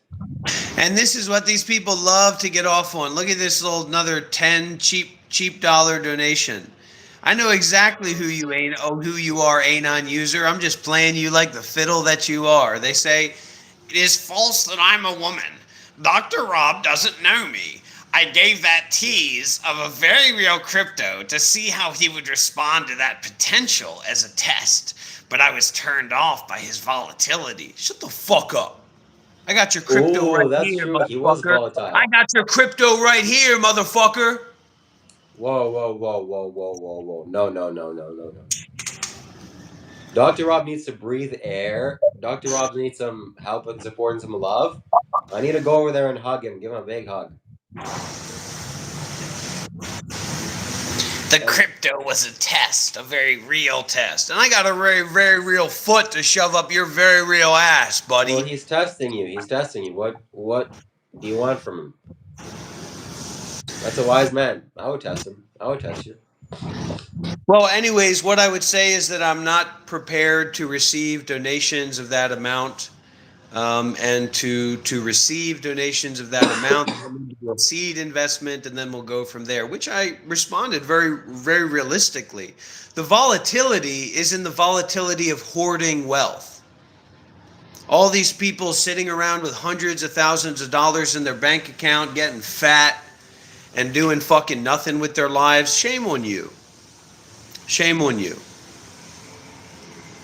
We don't want to shame The anybody. volatility is the immediacy of responsibility, you dumb fuck, which of course you don't relate. Whoa. I'm protecting this money for the world. Yeah, you're protecting that money for your ego and for your selfish attachment and for your greed and for your fear.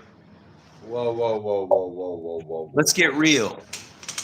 You keep giving these little pittances to Shiva, Kailash, Shambho. Don't worry. He needs a lot more than that to pay his Airbnb fees, especially when his little cash pig, Adi Asaya, who's got a millionaire father, walks out on him in the next few days and weeks, which he's going to. Look, I got some mangoes. That's all about the Mango Fund. Nothing else matters.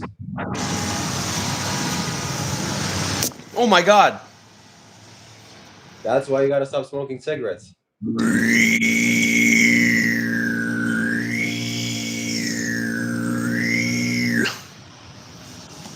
Yeah. It's just too good to be true. You know I've got my eyes on you, but it's too soon to be cute. I've got my eyes on you. Good. Put me in your will. You'll die eventually. So, I have nothing to say, really. That's actually, I think, a part of why I got kicked out from the first meditation center that I lived at, because I was sitting and I think I was smoking weed and drinking a little bit of whiskey with my friend George, or Geoff, who's a real old man who had his prostate removed, a Zen guy. And we were sitting around shooting the shit, and I was saying to him, "Hey, put me in your will, man. When you die." I mean, I was a lot less enlightened than I am now, but I was just kind of playing around, and I think maybe he took that personally. He got a little offended, and then he passed it up. And then I think the main woman, Roshi Joan Halifax, I don't think she ever really liked me. She didn't like the way that I did things, and she gave me the boot. All the while, I was the most devoted meditator. I was the first one in the Zendo. I was the last one out of the Zendo. I was kicking ass, taking names. I was a meditation fucking Gestapo at that place. And I remember they pulled me into a meeting, and Joshin Byron sat me down and said, "Rob, you got a week until you have to leave." And I was so vulnerable. I was so innocent. I was so raw. I remember I stepped outside after that meeting. It was so inappropriate what they did to me, so vile what they did to me. And I went out, and I went out into the grounds. I was the assistant groundskeeper at Upaya Zen Center. I was just 21 years old. And I saw one of my friends, it was a very big part of the community at that time, and they were asking me what happened. I said they were kicking me out, and I fell down to my knees, and I was just wailing and crying. Just totally crying. And I've been back to that meditation center. I've attended session at that meditation center, and I think a lot of these spiritual people are hooty tooty, colonized, kind of people. And I that's not the kind of person I'm. And I think that does inform my mindset of inclusivity and openness and limitlessness. And also dumb cunts, dumb old alcoholic cunts. Whoa. Don't pretend that you know anything about living at a meditation center or being in community or know anything about Zen. Just because you're a functioning alcoholic doesn't mean that you're the queen of the universe, okay? Shut your fucking dumb mouth and listen. You don't need to your nastiness here, okay? No. I'm not your son. I'm not your family member. Okay? Poor choice of words. You don't do your nastiness here, okay? You keep that to yourself. So, I lost it again. I lost it. I know a lot. I've had a lot of experience with meditation and living in community and being a monk and all that. I just remember that Dr. Rob, you see his personality? He's a big, egregious man. He's a big, like Buddha, the one that you rub the belly with. He just wants to get wealthy, and he doesn't care about asking. And I like that. I appreciate that. You got to ask for what you want. Hey, put me in your will. I'm sure if he met Jeff Bezos, he would say, "Hey, give me $1 billion." Okay, just straight up facts. Okay, shut up. Mr. Ez Jabba says $5 donation, and we'd like to see $50 donations tonight. We'd like to see $500 donations tonight. Mr. Ez Jabba says, "I think these other people you are talking to are lib-brained. I'm saying this from a leftist point of view. Also, I think most Americans live based on fear. Keep those donations coming." All right, Anon user talking out of their ass more and their selfishness and their fear. They have a lot of fear. I know that. I'm here for you, Anon user, and I'll always be here for you. And I forgive you totally and completely. And a part of you knows that, and it tears you up inside because you know that my love is magnanimous and non-judgmental and not self-fixated. Anon user says, "Dr. Rob showed a clear lack of authenticity when he became very animated and professional. That contrast made me suspect the presence of some concealed motive. It seemed dishonest and two-faced." Shut the fuck up. Well. I want to respond to that. That was my donation, my super chat. Thank you very much for donating. Thank you for your super chat. And that'll go towards the Angle Fund. And yes, okay, let's just be honest and real. It's just the facts. And I'm glad this guy's a wise guy or a girl. I don't know, but they're wise. We got a word for people like that in Australia. Cunt. Whoa. Stop it. We don't support that language. Cunt. Okay, that's it. I have to remove you from this platform because you're just a bad All right, man I'm boy. sorry. I won't do any more of that kind of stuff. Okay, we apologize. Those Australians. Love it.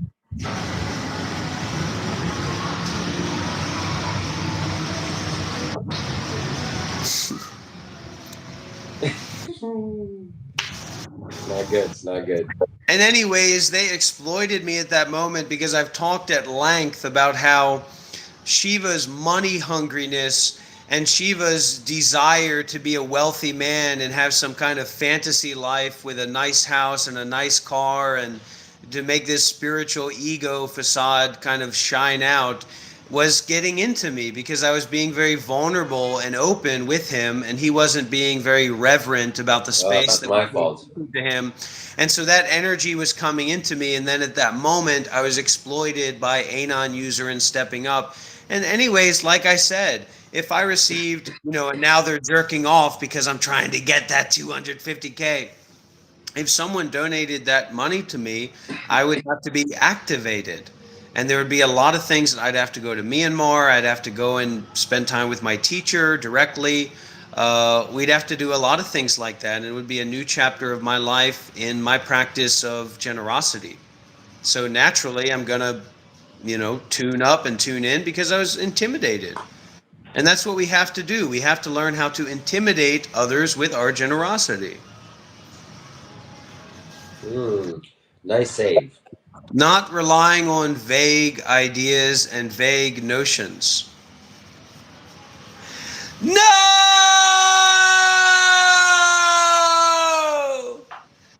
No!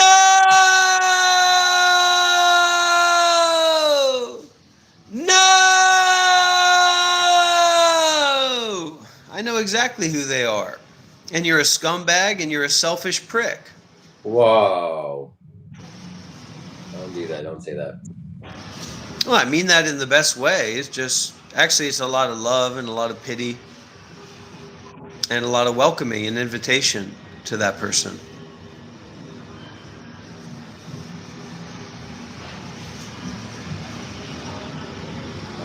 Namah Shivaya.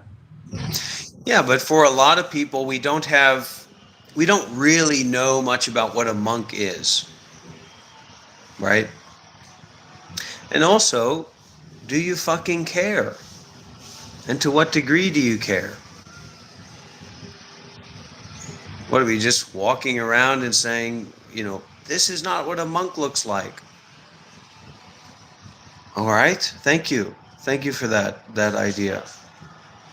Good for you. Thank you for your comment. Shambho.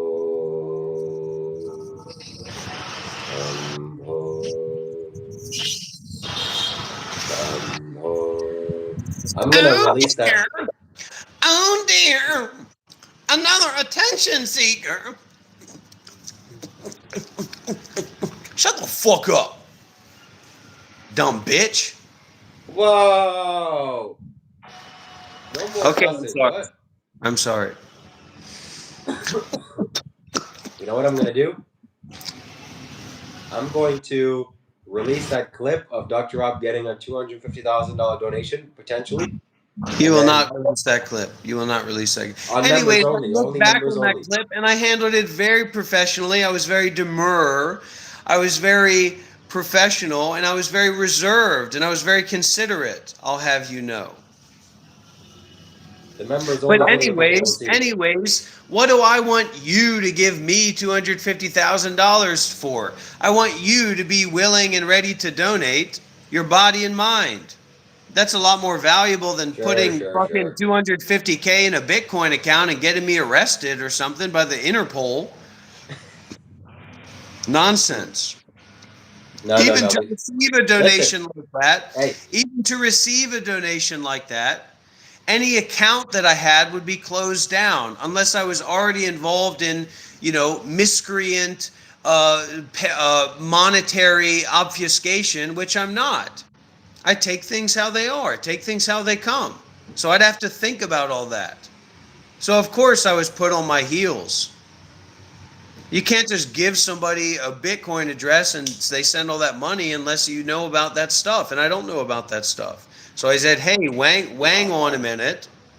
You can send a seed donation and then we'll talk. Yeah, go ahead. Rob, do you feel happy? Or what makes you happy every day?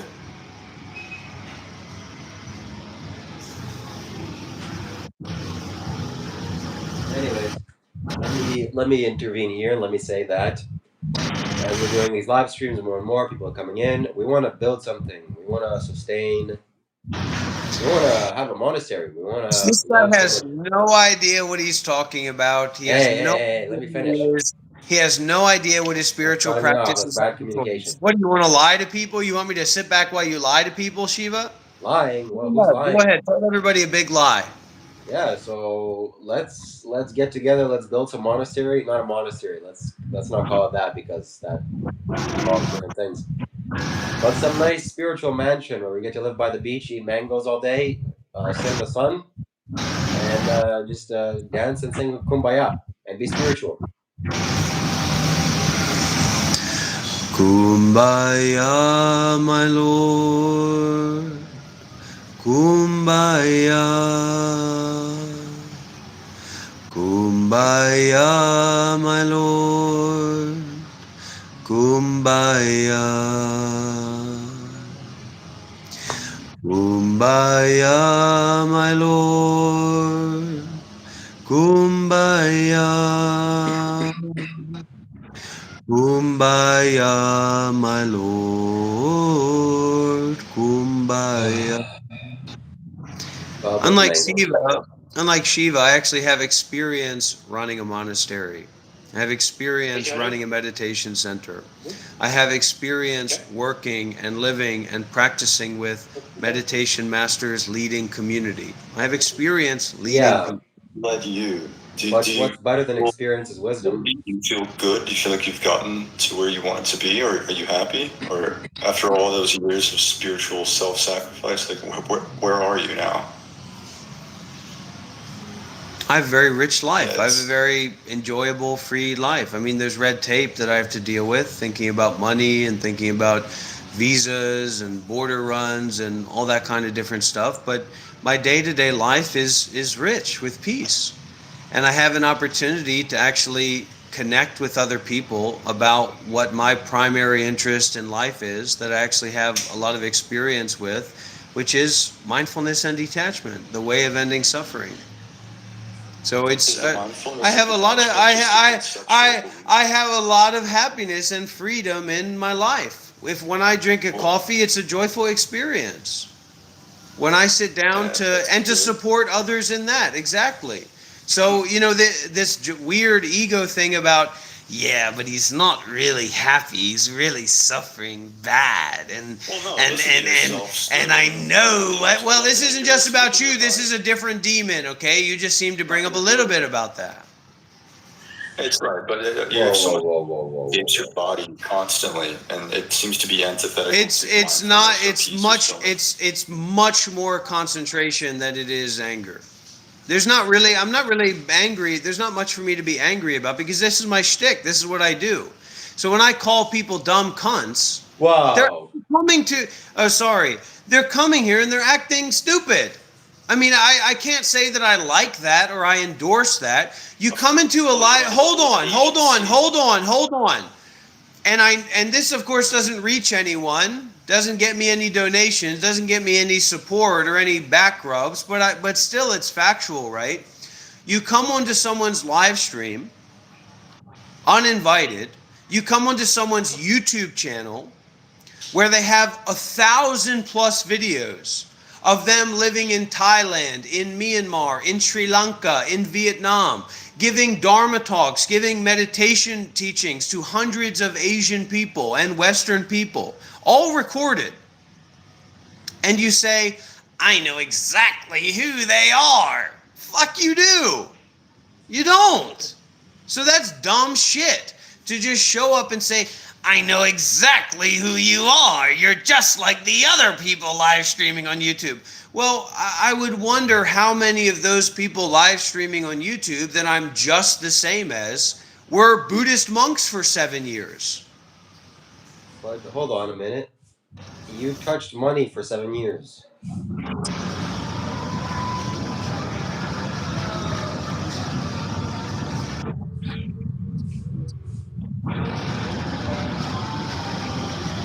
Most of the time that I was a monk, I wasn't touching money. Let's be real about that. Let's be factual about that. But you could. That wasn't a rule that you were following.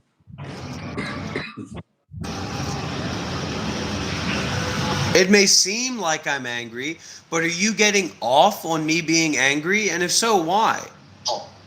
It's a real genuine concern because I like you and I think you're extremely intelligent. You have a lot of potential, but I'm not trying to like heal you. Yeah, but who are you? Are you my football coach? Are you my daddy? I follow meditation masters. I just finished a meditation retreat with Ajahn Brahm, one of the well-known meditation masters of the Western world. And I have somebody who's more famous than Lady Gaga. And I have a fucking document. I have a certification to prove that I completed that meditation course. So fuck you. Who cares about that? Like, what is it? I care about that. I care Whoa. about that certificate.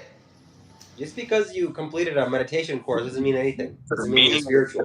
And if you had any fruit from your practices, you wouldn't feel attachment to such labels. Like, that's just basic Buddhism. You say, I've been a Buddhist monk for 7 years, and you're completely engulfed in attachments to meaningless. And if Jesus was God, why the fuck did he have to die on the cross for our sins? Why didn't he just snap his fucking fingers? Because this is what I do, baby. Because this is how I make money. Because this is how I find my students. Because this is how I run my institute. And who are you, some Vipassana scumbag, to come along and tell me that I don't know what I'm doing? I didn't say that. Every fucking jackass cunt in Australia thinks they know better than me. Fuck you, cunt! Stop it. Stop it. Up there, like, No bad language here. there is no better than you, better, worse than you. Like, we're branches on the tree of life. You should know that. Like, you should behave as if that's true instead of spouting out. Like, you say these conceptual frames of Dharma. I know what to do! I know what to do! I'll teach meditation for everybody now! Hey, everybody! Are you ready to meditate? Are you ready to meditate? You ready to read the Dharma teaching?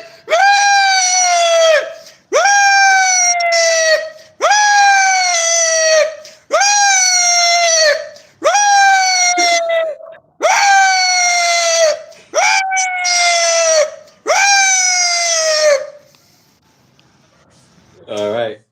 Well, your favorite subscriber, your favorite fan has something to say. I think it's most appropriate that you read it. It's every time I get. Hold on, we have another donation. We have another donation from a millionaire. Okay, then these are the kind of millionaires that I was looking for, thank God. The kind of millionaires that don't fucking give me any of their goddamn money. Jesus Christ, these people are sick. What did I say? What is the principles that I always said, right? If you're of ill means, if you're a poor means, you're just getting by, you give what you can. You give your time, you give your energy, you give a potato, you give a melon, and that's a wonderful action of generosity. Oh my God. If you're of median means, and once I found out who this fucker was, I came after him in the astral realm. I said, yeah, fucking right. Where's my fucking money, cunt? Whoa. And I always said, if you're of middle means, if you're of middle income, you give more than what you're comfortable with. You don't want to disrespect me, you don't want to disrespect yourself, and you want to make it a real action of generosity. Now, what have I always said? What have I always said? If you're wealthy, good fucking luck. That's what I've always said, baby. I've always said that, even when I was a monk. Good fucking luck, mate. Because what did Jesus say? What did God say? For a camel to enter into heaven is for a pin, a needle pin to enter into a wealthy man's asshole. It ain't gonna happen, Chief. Now, this is what they said. In the recent month, I hired a private investigator to investigate Robert Miles' past and follow him around from coffee shops, supermarkets, and apartments, etc. It seems he is a fake. Anyways, it's all in good fun. You're welcome. You're loved. You are forgiven. You want to be here? Wonderful. Give, give, give, give, give. It seems he is a fake. Ma I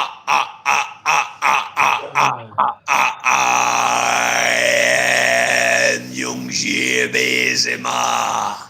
I am Yogi Bezema. I am Yogi Bezema. Wow, what have I gotten myself into?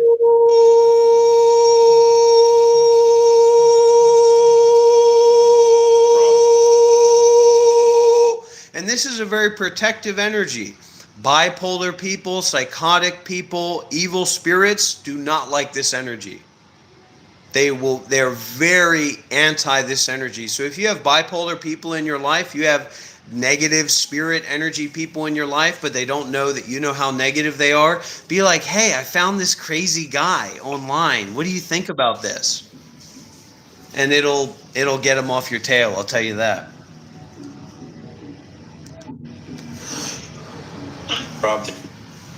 But don't act like you know. Don't act like you know. Be like, oh, I found this thing. I don't know what's going on.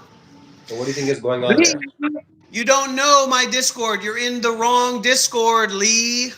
You're in the wrong Discord, my dear, my love. That is not my Discord. That is a freak zone of Shiva, Kailash, Shambho. That has nothing to do with me, my dear Lee. You're in the wrong Discord server, love.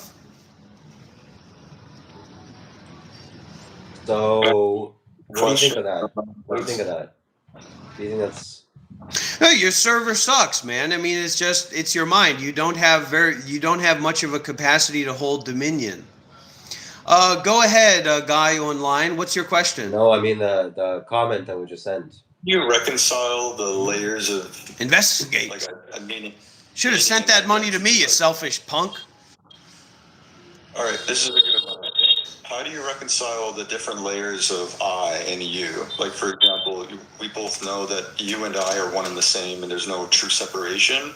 But at the same time, in order to communicate, you're a separate being from I, and you said that I'm an Australian didgeridoo cocksucker. But in a bigger the non-duality terms, like there is no real separation there. So there's a dance constantly between the truth and the illusion that we all uphold by communicating. Right? I think part of why it's kind of difficult for me to communicate with you, at least, is because we're just blending those two things constantly. Yes. It's hard to connect with you. Yeah, 100%. So this is where generosity comes to the table. So let's say if I'm not going to play devil's advocate here because I'm going to become the devil myself, playing devil's advocate with all these original people. I'm already going into devil's advocate. All right, so if you were at a meditation retreat with me, and I've led meditation retreats for hundreds of people, right? If you were at a meditation retreat with me, you would be giving me, kind of quote unquote, your body and mind. Wow. Right? You would be practicing this kind of continuous generosity of body and mind, of listening deeply, of sharing deeply, of being vulnerable, of, sacrificing your life, sacrificing your time and energy to be there in this retreat. Right? So there's a very practical place for us to be in relationship with one another. If people just come in here and tune on to the live stream, they're not giving anything. So there's not really any space for us to form a connection for me to share with them deeply because they're not sharing deeply. Possible though. I mean, and I am trying. I'm trying. Okay. But I'm not talking about that. I'm talking about the principle of sharing energy with one another.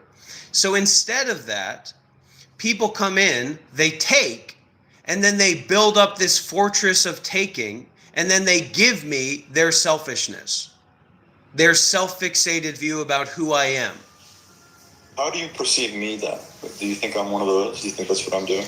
No, you're just not particular. I mean, I've appreciated your commentary. I've appreciated what you've shared. But the drive to understand me is false. And you can only really understand me by donating to me. I did. No, it wasn't enough. It wasn't enough. You didn't donate enough. Just like I can only understand you by donating to you. That's the only way that we can meet each other. We can't meet each other. We can't meet each other through revolving around these philosophical and spiritual principles. And one of the best things that people here can donate is their sincerity, their time, their energy, their willingness to listen deeply and to share deeply. So what do you want? A fucking birthday cake? Fuck off back to Australia, you dumb cunt. Whoa. You're not as important as me. Fuck off. What's with all the cursing? That's the way that it is. I'm a better arm wrestler than you. That's the way that it is. If you want to learn arm wrestling, you can come around and practice with me. And I'll be as gentle with you and generous with you and as flexible with you as I can. But until you can put down your ego of trying to understand, then we can't practice together. And you can't, my principles and practices cannot be conveyed to you. Oh my God, what is with all the cursing? Anyone who says that phrase is fundamentally and deeply lost. You can't say that and mean it and know what you're talking about. For you to say I'm more enlightened than you means that you're 7 years as a Buddhist monk or something like seriously wrong.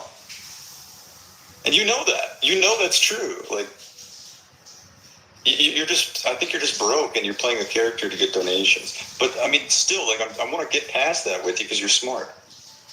Shambho. You're interesting. And every time I say something that's too uncomfortably true, you start taking a shit on the dinner table. Shambho. You are eating shit. I'm not preparing shit. Shambho. Shambho. I'm starting to doubt that you ever got out of that.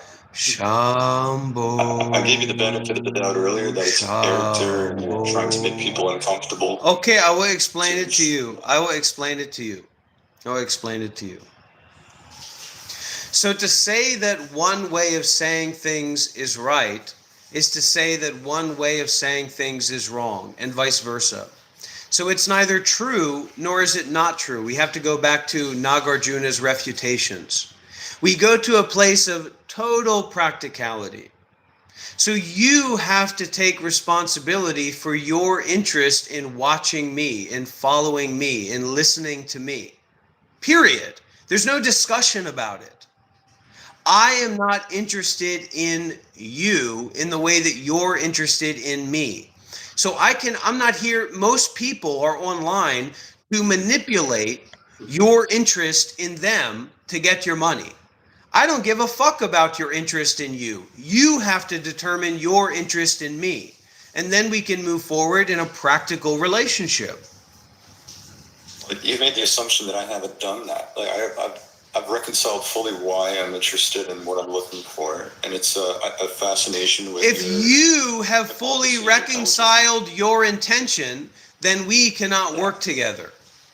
I spent 7 years as a Buddhist monk. I'm still reconciling. I'm still unpacking. I'm still exploring. I'm still unfolding.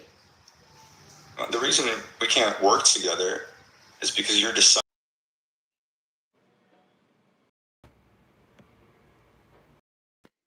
Charting and well, this is a kind of baseless assumption that you're in a position to make me uncomfortable. You're not in a position to make me uncomfortable. You're not in a position to make me uncomfortable. In fact, what you're projecting onto me is your uncomfortableness with not understanding me.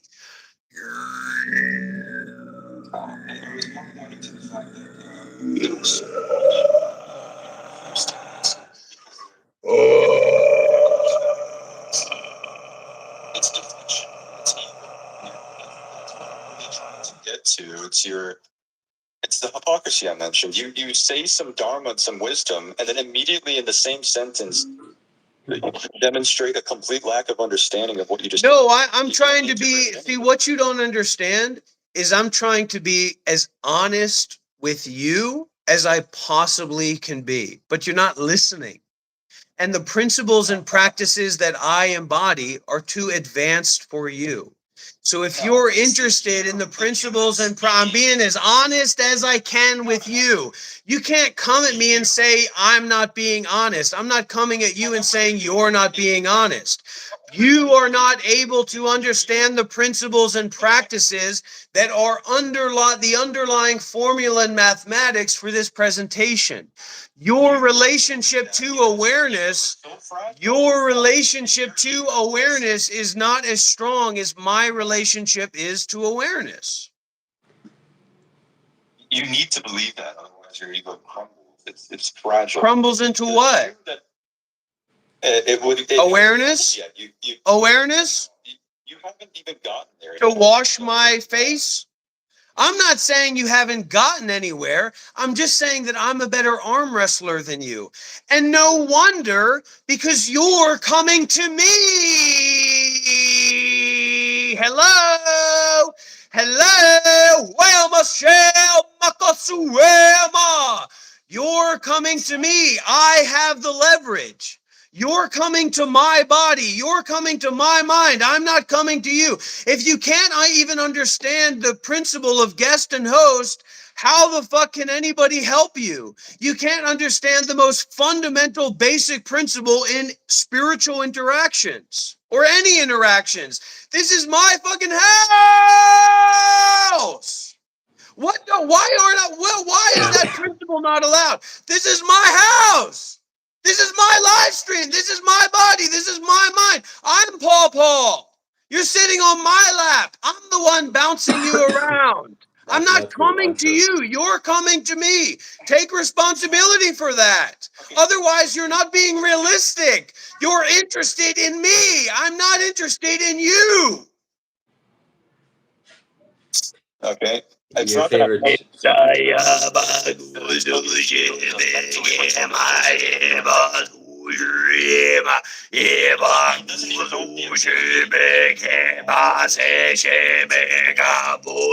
I've already got your money, and the cold hard fact of it is, I wish I had more of it. Chris, you scumbag. That comment is for you, Dr. Rob. What? That comment is for you. I said I love you and you're welcome. It's not that I'm coming to you as a spiritual teacher, like I'm sitting on your lap. I'm coming to you as a person that I'm interested in understanding deeper. And truth be told, hold on. Let Dr. Rob read this message. Shiva, there's some lines that you don't cross. You watch your fucking mouth, buddy. You watch your fucking mouth. I thought we're all There's some spiritual lines here. that we don't cross.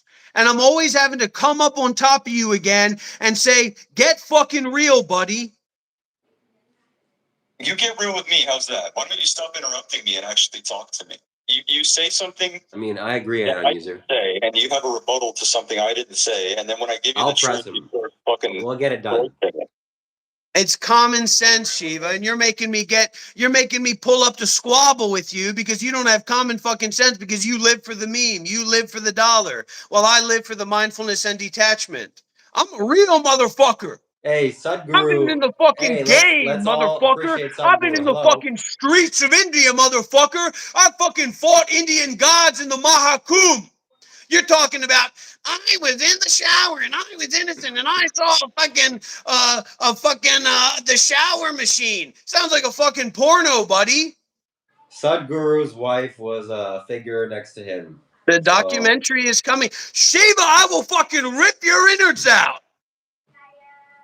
The documentary's coming up. This guy doesn't even follow Sadhguru as closely as I follow Sadhguru. Mahashivasti is a joke to this guy. While I'm thinking about, is now the year for me to go to Mahashivasti. And he's twiddling his fingers with Adi Asaya, thinking about the next time he's going to walk on the beach with him. Adi Asaya is a goner. I have been in the streets of spirituality. I have been in the way of spiritual life. Everybody, somehow, if you want a fucking carpenter to build your house, Let me see your resume. Let me see the work that you've done. Let me see the people that you trained with. Let me see it. You don't know the first thing about carpentry, but somehow you're all invested in their fucking resume. Now, when it comes to spirituality, that doesn't sound right. Well, I'm not gonna shop here anymore. As if you fucking know what sounds right.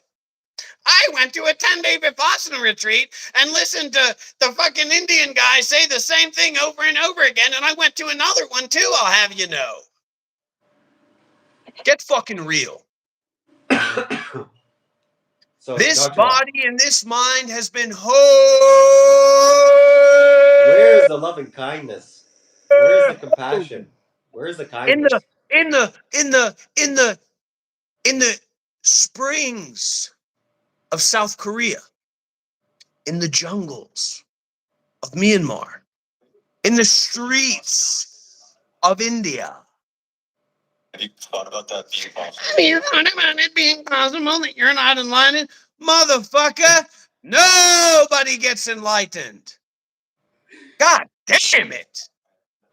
One of these days, the people are going to get through the phase of not listening to Dr. Rob, and they are going to come to terms with the truth that will set them free.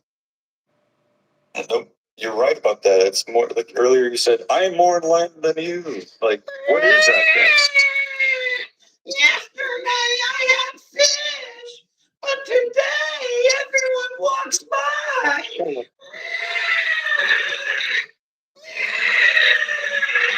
A sword that cuts cleanly, cuts once, and is done. Huh? Relax your anus. What?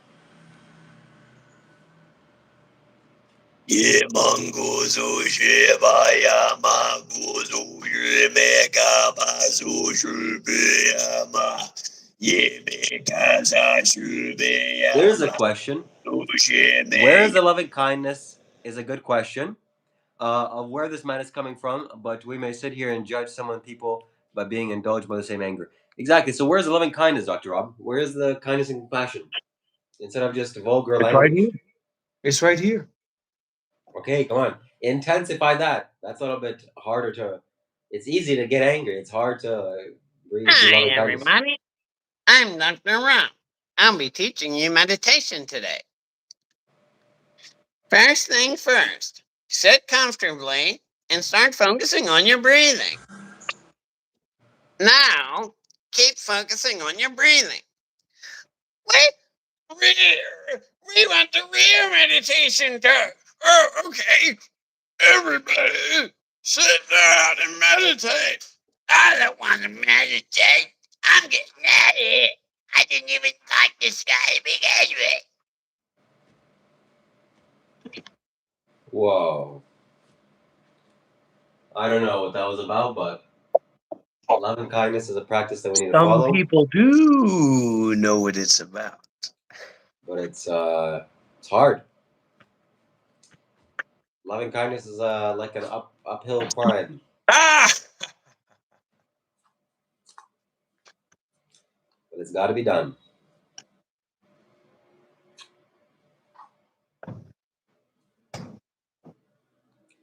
Shambho, Shambho, Shambho, Shambho, Shambho, Shambho, Shambho, Shambho.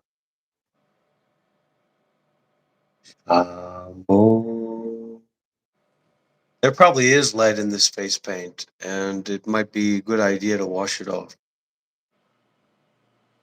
What is a natural face paint you can use? Maybe like fruits or something? I don't know. I don't think it would make much of a difference if you were to start eating lead. You've already gotten to that point. That's not a very nice thing to say, is it? Well, I mean, do you hear yourself? You already gave a beautiful intellectual extrapolation of why I'm so wise and intelligent and ironic and how subtle my principles and practices are and how mysterious they are and how much efficacy they have, etc. So what? Now we're Those things switching. are true, but Now we're switching up. It's all true. Then that's the point. Your behaving. Here we go. Here we go. Everybody, shut up. Listen to this. Just shut up, and suddenly everything is peaceful. Just shut up. Oh, Dr. Rob, Dr. Rob. And then we have Shiva not having access to awareness. This is body paint. This should be non-toxic. It's all about loving kindness. What if there is no what if? Wait, is your behavior toxic? Are my farts toxic? Are my farts? You know what? Are my farts toxic? I would need to sniff it first to tell you, but you should be able to dish it and take it. I can talk a little shit. I've had enough of this. I've had enough of this guy. Very confused individual. It's all about the mangoes. Shiva, Kailash, Shambho will never become more popular or famous than me because I've been featured on the most famous black man's live stream in the world. I was interviewed by Kai Cenat for more than 30 minutes. I was interviewed on the Matan Evans podcast. Shiva, Kailash, Shambho wouldn't be able to get on some random podcast group with 200 subscribers, let alone some of the most famous podcasts and live streamers in the world. I've been on stream with iShow Speed. I've been on stream with, that's a little bit better, a non-user. I've been on stream with Aiden Ross. I've been on stream with Kai Cenat multiple times. I've been on stream with iShow Speed multiple times. I've been on stream with Pay Money Wubby. I've collaborated with million subscriber YouTube channels.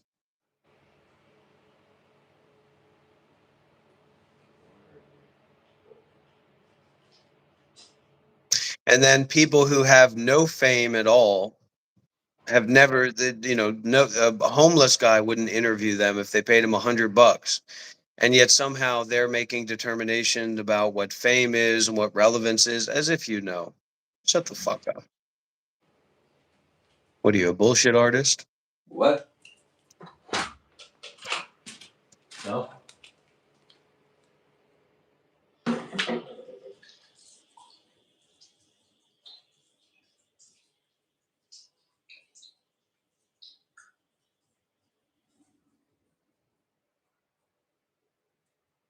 It's all about the mangoes.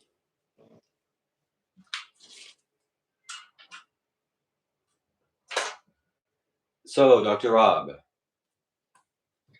when are you going to stop cursing at people?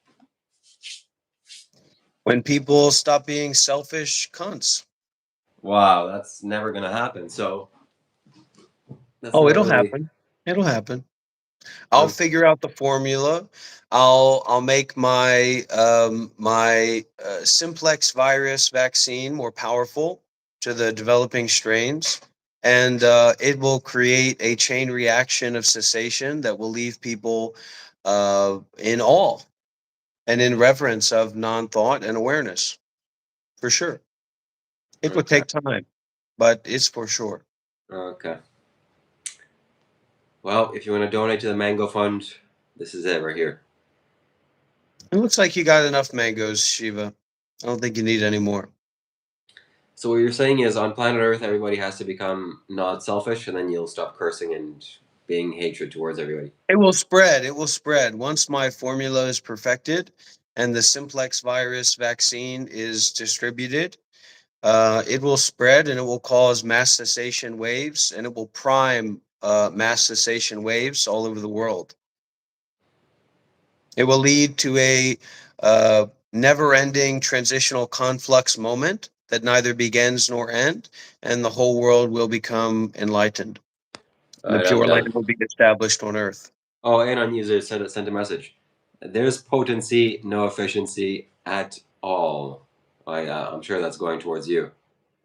So yeah, that's the point, isn't it? So he's saying that you're not potent and you're not.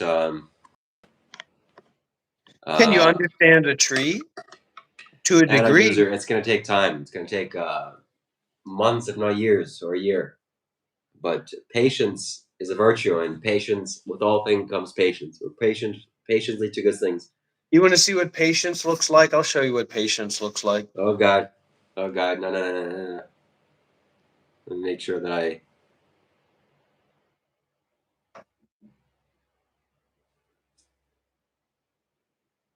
Don't even think about it. I know what you're gonna do, and it's absolutely unacceptable. This is.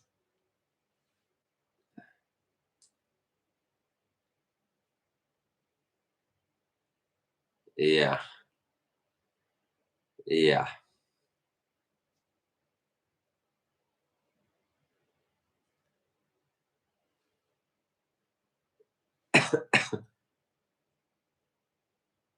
This is not patience. This is something else.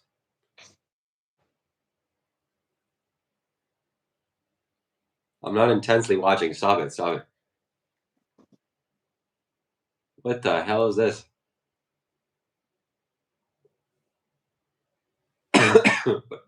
What is this? Is this the combination of a live stream?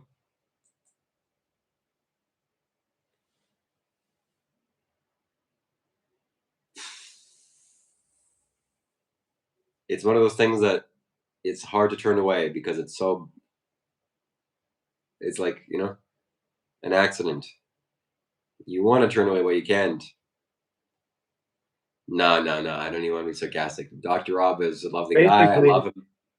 Basically, you're taking actions of concentration or strikes on your intellect as some kind of true ego that I have. I'm just hitting you on the head. Doesn't mean I'm angry. Doesn't mean I'm not angry. It's none of your business. It's none of your business if I'm. Hold on. But you're making me angry. It's none of your business. Angry. It's none of your business if I'm angry or I'm not angry. Your mind is your business. What you need to accept is that you've been hit on the head, and you've experienced non-thought, and now you're trying to garble together some words and phrases and thoughts to describe what this is, and also to pay me back. Well, I have a news flash for you. Okay, you keep saying that you have no ego, blah blah, but then you say this is my live stream, this is my body, this is my house.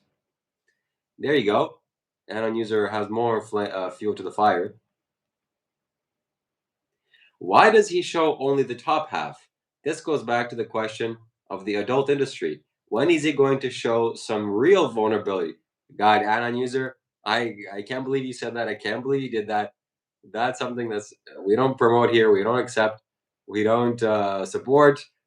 Don't say that. Take that back. Triple jinxie. Cross my heart. My fingers crossed, and I take 3 spins around the block.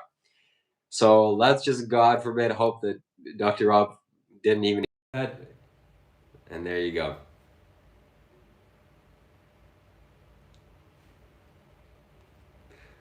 That's a shame. Well, that's it, my friends. This is a very awkward moment for me. Now I'm just by myself in my bed, chatting with all you. So regardless, I'm going to go on Discord. There's a Discord link right here. And I'm going to chat with all you kind folks. And if Dr. Rob is there, I'll talk to him. But we've been live streaming for over 4 hours. And it makes sense why he would just choose to leave. But my friends, love and compassion is the way to go. Nothing better than love and compassion. We have our Discord community here. So tell us, everybody. Tell us. Entertain me.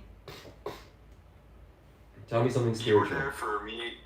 Yeah, you were there for me talking with Rob for like a couple hours. I want to hear your thoughts or comments about any of that. If you could just open up about it. I'm sure you had a lot of things you were thinking. Let's see.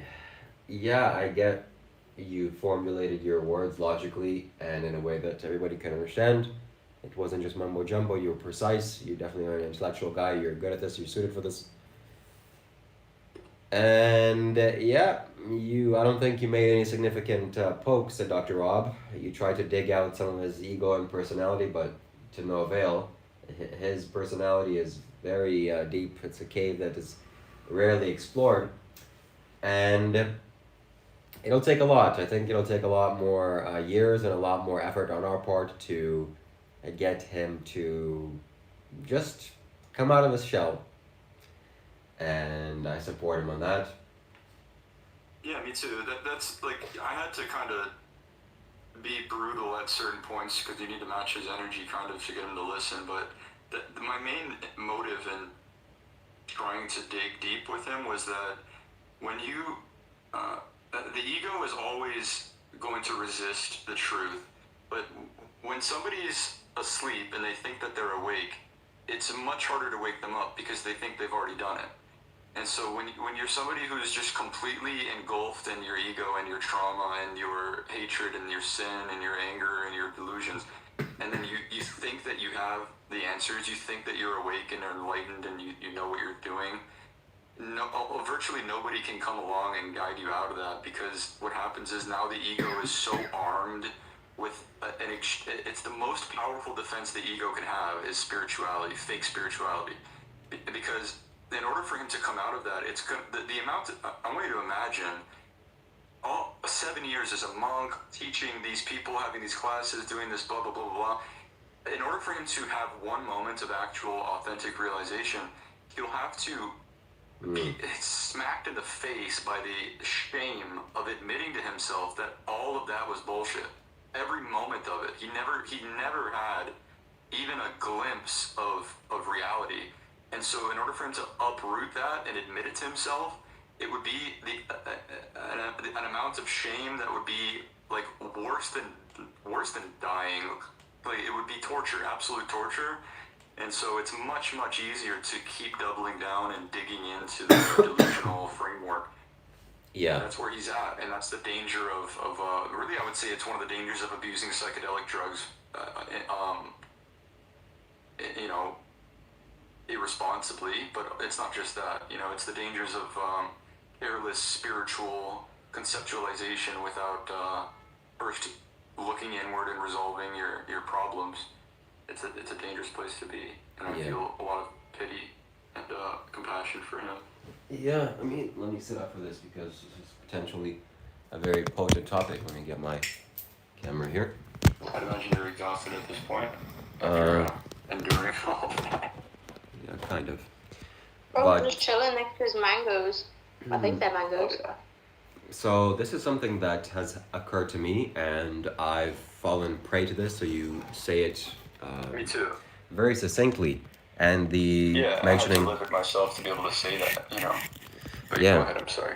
Yeah, mentioning the psychedelic drugs is also important. That I had fallen prey to a spiritual ego, and I thought that my behavior was impeccable and immaculate, and no matter what I did, it was okay because hey, I'm spiritual, so it must be right.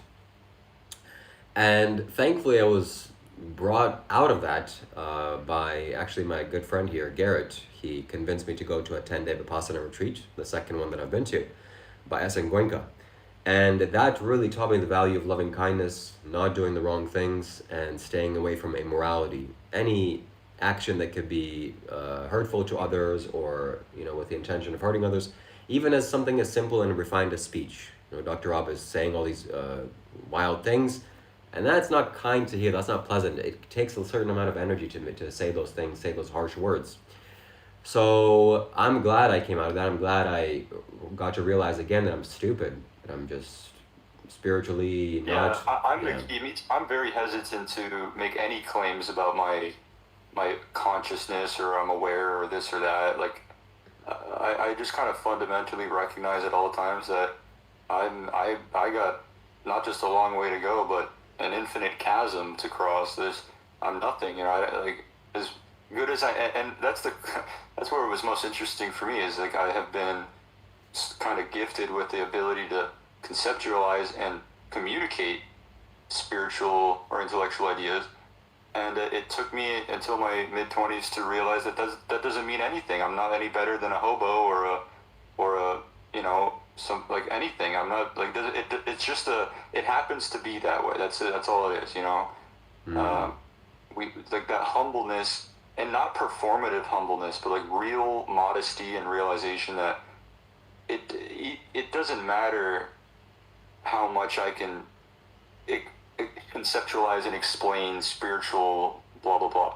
Doesn't the lived reality in the present moment, how connected are you to the truth?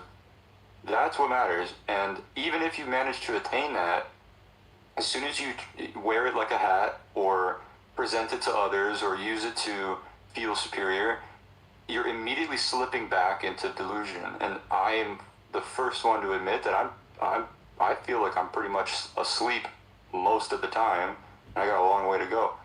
You know, he's a great example of how important it is to stay spiritually modest and never really, like, there's a phrase I said during my conversation with him: if you think you have it, you don't.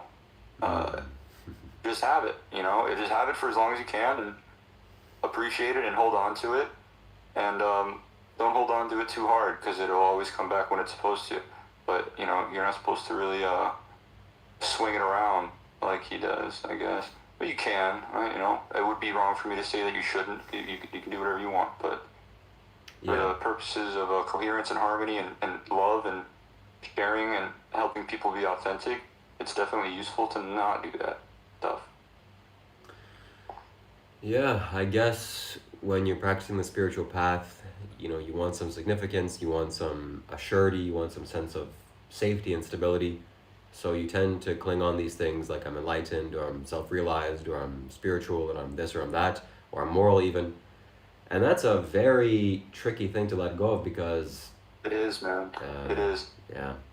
Is it even wrong to hold those? I would say, as long as it's authentic and it's who you really are, and there's things that you really care about, and they come out of your heart, not your brain, then there's nothing wrong with identifying as like self-realized if it's real, and if you're communicating it in a way that helps others rather than boosts yourself for selfish reasons.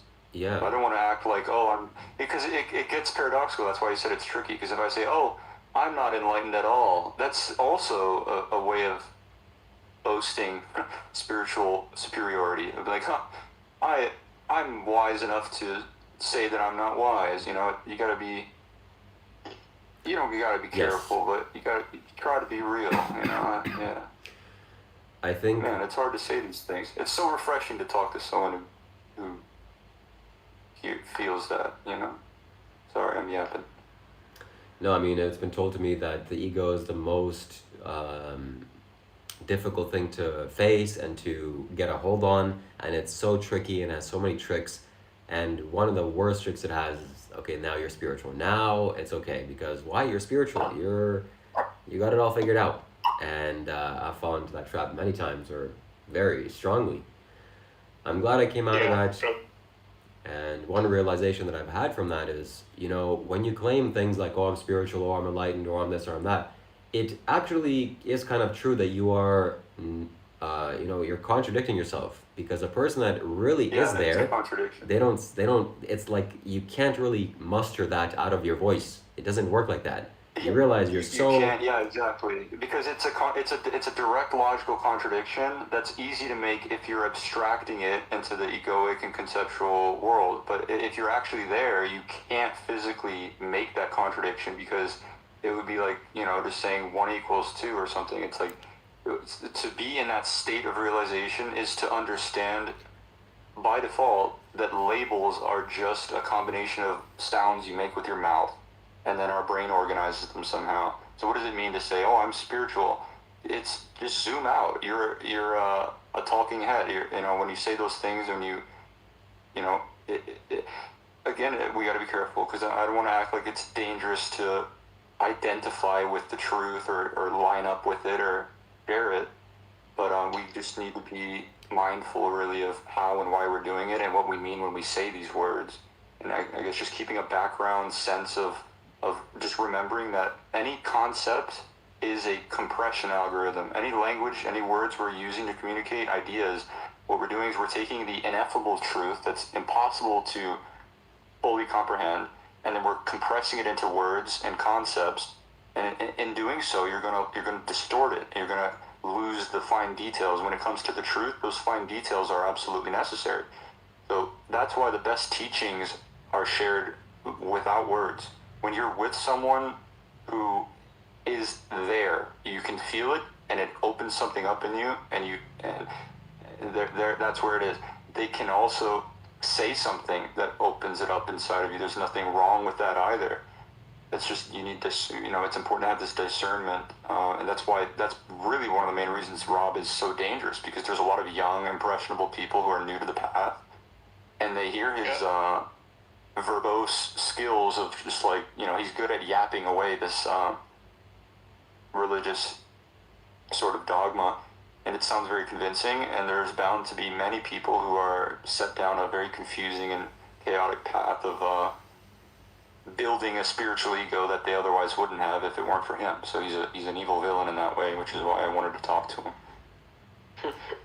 Yeah, the good news is that a spiritual ego is not hard to break. It's a refined ego. It's made out of glass, not like some big thing.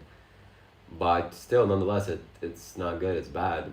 And my friend that I met in Bali, somebody that I trust and respect, he said that humility is so valuable, so important, and life has taught him humility. And when he said that to me, I didn't like it, because humility is the opposite of, I want to be grandiose, I want to be the spiritual enlightened master. Yeah. But humility is a fact of life, that you're just this ant basically walking around on this earth, and you don't know where it is, where you came from, what's going on. The best thing you can do is just to purify your mind, gather some loving kindness towards others, not hurt anybody, and walk peacefully on this planet. Exactly. But I think Dr. You reminded me of that. Yeah, Dr. Rob, let me finish this by saying that he's a good guy, he's moral, he's ethical from what I've seen, from his conduct. Yes, he's sharp around the edges. Yes, he's dangerous in the way that he communicates in some ways, and he's very grandiose in that way. And I think he'll get snapped out of that. I'm sure he will. Otherwise, I don't know how that's going to happen. But he is spiritual, or at least he's pursuing the spiritual path. So we got to give him some credit. Oh yeah, maybe I was too harsh. I mean, he's like a branch on this tree of life with me. I'm not any better than him. He's actually really cool, to be honest. He's hilarious. He's really smart. Yeah. He would have been a really good stand-up comedian, and he's a fascinating person. But I guess I'm fixating on just bringing some awareness to the dangers of taking him seriously when it comes to integrating spiritual wisdom from somebody who is going to poison it without knowing. Like, any lesson he teaches you, you just need to be take it with a grain of salt, because it's being delivered with some trauma, and you don't want to absorb that. Yeah. I guess that... But it's okay. Yeah. And it's fine, and we just gotta love him. That's the only way. Yeah. I'm not perfect. I was biting him back probably a little too much. But I relate to him in that way. But who also said he's the only way? I'm just asking. Who said it first? Jesus? The only way?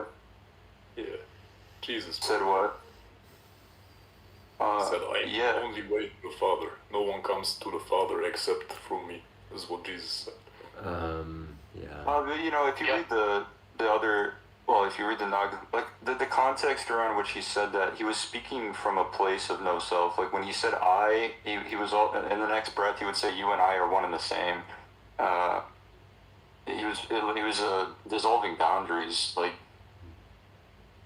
he spoke really without an ego. Even when he said there's no way through the Father but through me, that was meant to awaken within you the realization that you are him. I mean, there is no separation whatsoever. He said it actually directly multiple times, especially in the Gospels. Comparing himself with a Jesus. That's disgusting. Again, please? I did not understand the word you used. Combating? Fighting? Comparing? I think he said comparing. I don't know. Yeah, I say himself with a Jesus. I mean, When in lots of you times he says like, when you open your heart, when you fully open your heart and fully open your body, fully open your heart to life, to the universe, and as the light of God shines through, the light of the universe shines through, you are that, you become that, then you say, I am the only way. That's perfectly acceptable. But that doesn't mean he's a monopoly on spirituality and he's the only way. Then, you know. I just want to suggest this idea that this is the center core principle of modern Satanism. The core principle is to elevate oneself to the place of God. But didn't Jesus do that? Well, okay, there's a distinction that needs to be made. He did not elevate himself because he was there from the beginning. Because he claims to be one with the source. Which is, if you are already one, you do not need to elevate yourself to a certain position. Well, if you Look, I mean, there's a distinction. Satanism is making that claim from a lower realm of complexity. It's basically an egoic elevation. It's a separate sense of self that's claiming to be able to elevate to godhood. That's the problem with Satanism, because Satan is basically the that's a whole complicated subject. Yeah. It's a different subject, but like it's while Jesus let's finish this by saying that Satanism says like turn wine into water. I mean the Dr. Rob needs love. Satanism has a lot of inversion. That's true. That's a good, Satanism it's rife with inversion, but this is a different subject. But Jesus's words are really very, very non-dual. If you read basically the Gnostic Gospels, the ones that were discovered in the Nag Old Testament. I read that. Adultery is a sin there. Like you have to kill that woman who caused the adultery. Like stoning was in there. Like as same as in Quran also. I mean, like people will have to die if someone perform adultery. Like lots of people have died. Yeah, that's the same. That's Old Testament, but that's not what I'm referring to with the Nag Hammadi Gospels. I'm talking about in 1947 in Egypt, there was several books that were uncovered from a vase in a cave that were written at the same time or earlier than the major Gospels that we have in the Bible. That's why I'm saying like religious can be like could be used in a good way, but if you could be in a like if you like there's a negative, it's going to be harm like as Islamic people like they like destroying others also, like the suicidal bombers or the ex-jihadi thing, because they brainwash at the like from the childhood, like you have to kill someone, otherwise like you have to go into heaven. You can use a knife to kill someone or to cut an apple, and Rumi was a Sufi mystic Muslim, and it was one of the most beautiful souls and poets to walk there. You know, it's all you can use any information and you can interpret any combination of words in whatever way you want, and like that's what I was saying earlier. Like anytime you try to complain, I don't think you can interpret every accumulation of words in whichever way you want. I think there is a substance and a reality and a truth to certain words and constructs which have a certain impact on life. Yeah, I mean that's true. I didn't say that. I wasn't trying to contradict that. I'm saying you can interpret things in a lot of different ways. I guess not technically whatever way you want, but I mean. I want to steer the conversation towards Dr. Rob instead of Jesus. You can justify it. Jesus is a nice guy, but we're here living life right now. And I would say he's not just a nice guy. He's probably, if you view him as a guy, which I wouldn't entirely, where he is, he's also partly God. But he was a very nice guy. Like he was a nice actually, I agree that. I agree. If you look at him like in a deep way, like he's having like so many intelligence in his mind. I mean. If you look at him, like he has a genius guy. I mean, in the Asia, I'm coming at Asia. He have lots of like intelligence in his mind. He could like save your like soul also, and like if you consider him like some depressive person, so it could be laugh like like it's a medicine, antidote of depression. I mean the Dr. Rob. It is a medicine. If you like look at him, God is also the greatest healer to ever have walked the earth and to also. God is also, but God. I mean, Yeah. What does God mean to you? God works on faith actually. God works on faith, man. And the human works on the belief. Like it's not about the belief. It's about the like communication. Wait, what does the word God mean to each of you? Like really? God. I mean, God is like. Of course, God is creator. God is healer, and God is somehow like which can forgive your sins. Eva went because we didn't let him talk. Well, No, I'm still here. God is too much to put into words, as you already said. Everything you say about him is disingenuous in some kind of way. Not if it's coming from a genuine place, right, of truth and of love. But everything we say about him is not encapsulating who he really is. Because if we did, if we pose an idea and that idea would accurately reflect who God is, then that would make us the creator of who God is. Because by our words, it would change who God is, or it would set in stone who God has to be, which is not for us up to decide, which is the entire goal of Satanism, to imprint our own will onto the world and even onto God and onto ourselves, and to ignore the will of the So Creator. what are you saying? Like what are you saying? Like is Satan is a god also? I mean, he could be God also. The Lucifer. He is a god. He is the god of this world. Really? Satan controls the systems of the world. He is the prince of the air, the prince of darkness. He has many names, Baal, Moloch, whatever. There's like. So why Bible oppose the Satan? Why Bible oppose the Satanism? Like why every time like rebuking? Even the Hinduism also like they rebuke like the Shiva's god. I mean the Buddhism also and the Satanism also. Why the Christians like they so kind of rebuke every religion?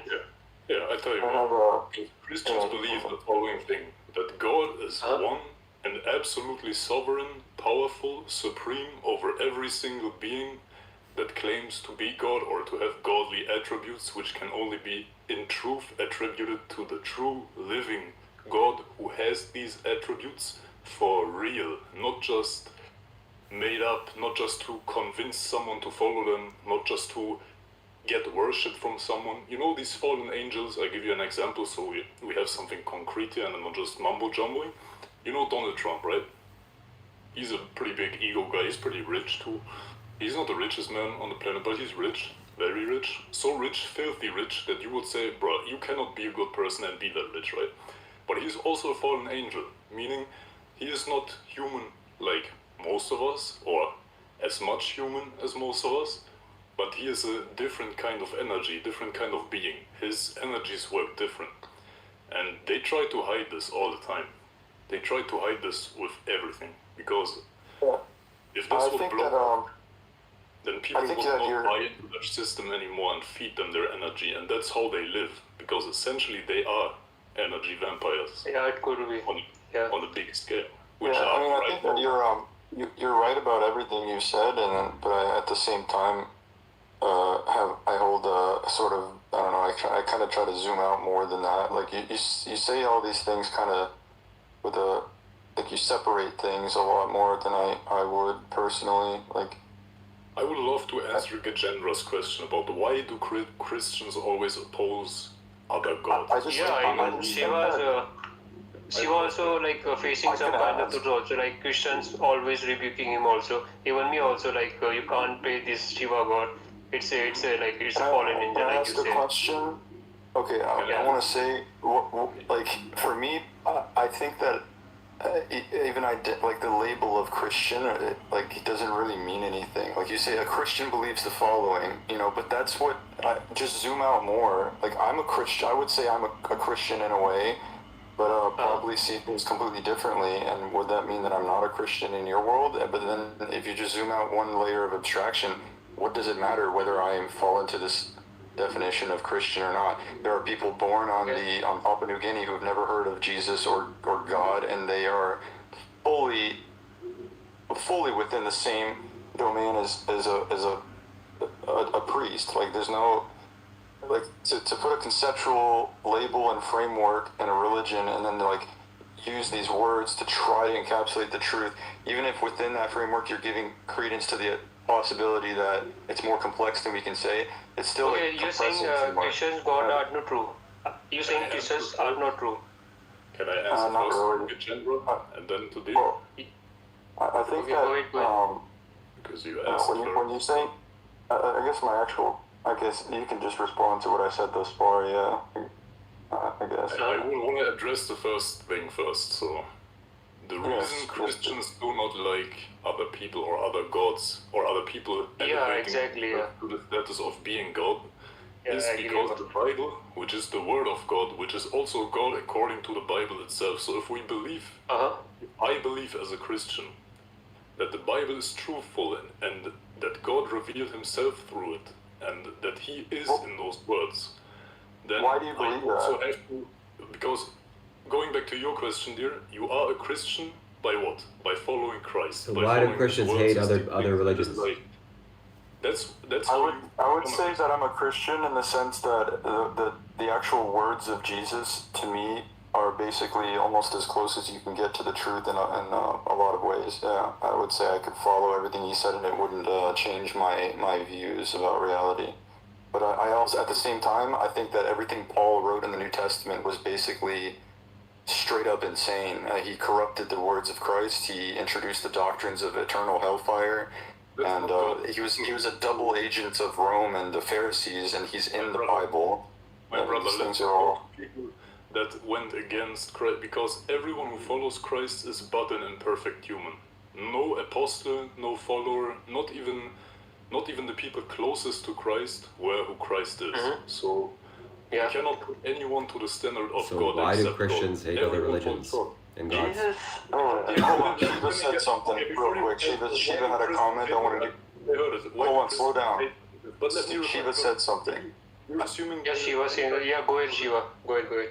He said, why do Christians hate other people or gods? That's not what I said at all, but Shiva, go ahead. What was your comment? I asked Shiva said. Yeah, Dr. Rob is here. That is what Shiva said. He's looking handsome. Yeah, so I want to know the answer. But the thing is, you do not want to reply, you just want to rectify your own beliefs by talking to people and giving them your doubts. Like, you want to give me your doubts on Christianity and you do not want to hear my reply. You only want to give me your perspective. And then, because every time I try to reply, you keep talking over me. You keep saying, nah, that's not true. Then let me reply. Oh, hey, calm down. Yeah, I just wanted to hear what Shiva said. I'm not fooled by someone, so let me talk, and I'm not going to talk to you. All I said was I wanted to hear what Shiva said, and I'm cool with you continuing. I told you what he said because I heard what he said, because I was quiet when he was talking, when you were talking, so I heard what he said. So I can tell you what he said, or we can let Shiva tell you what Shiva said that I already understand. So let's go, Shiva. What did you say? Yeah, Shiva, go ahead. So why do Christians hate other gods and Shiva and all the religions? Yes, why do Christians do not like other religions? Is the essence of the question, right? Yeah. Okay, I'll answer. Give me. Yeah, go ahead. Go. The Bible is the word of God. If you as a Christian assume that God has revealed himself through the Bible to you because he says, my words are truthful, I am the living God and I never lie, I am truth, then you have to take these words at face value. And if they tell you, do not idolize other entities, other gods, so to speak, which are not actually gods, because they are not the living God. They do not possess the capabilities which the living God possesses, which is what makes him God, which is what people don't understand is, just because I call something, it doesn't become that thing. Maybe on some highly spiritual consciousness evolved master level, if you're Jesus and you call something and it's not that thing, it becomes that thing, maybe. But we are talking practically here, right? We are all humans, we are not God. Is anyone here claiming to be God or able to change? Can I ask you something, Bible boy? Yeah. Can I ask you something? Can you ask me Bible? Why Bible mention a flat Earth? I mean, everyone knows that Earth is not flat right now. Please let me talk. We are all respectful here, so I gotta finish my point. Because Shiva asked a question, I'm gonna ask that, I'm gonna reply to that, and then I'm gonna reply to you, bro. Okay? So, Christians do not like other gods and religions. It's not that they don't like them, it's that they have a fear in them because of their belief that God is truthful and that he told them that if you worship other entities, I am not gonna be with you. Because the reason that I support, the reason that I am with you, the reason that I give my life to you is because you are giving your life to me. That is not a sacrifice in a Satan way. That is a true respond to that? Yeah. That is giving up your own flesh, your own desires, your love for money and your love for adultery and all these things that on the surface make you happy, giving it up for something that makes you actually happy and fulfilled, that actually gives you power, that gives you peace. Can I respond to that? Even in moments of... Yeah, sure. Okay, so you said that, well, there's a couple of things. One of them was that you said as a Christian we take at face value that the Bible says that this is the Word of God. Yes. And that's just, so I'll preface this by saying that the truth can't be threatened at all. Like, if something is true, absolutely true, there's absolutely no reason for you to feel any fear whatsoever, ever, when it comes to the truth. The truth, the truth can't be... No, that's not true. Of course, because, I mean, it's not true. Because sometimes something invokes fear rightfully, because you know it has a consequence. If I drive off a road, if I drive like the side of the road and I drive my car off of it, you are gonna... I know what you're saying. Look, I'll tell you this. I've been on a spiritual journey for a long time, and for many years... Yeah, me too. I've been through various stages of Christianity, including the Orthodox Church and Protestantism, and I've read the Bible a couple of times. I went to Catholic, also Pentecostal. I didn't give you a biography, bro. Let's talk about the topic at hand. Let's not give a biography. Let's talk about what is actually at hand right now. Well, okay, if we're going to be at hand, then let's recognize that I'm not coming at you with that elevated energy. You don't need to get upset with me. If you find out you have cancer, that's the truth. You're going to have fear, right? I just wanted to mention that. So yeah, so fear is a biological response to avoid death. It's a functional tool to keep an organism from dying.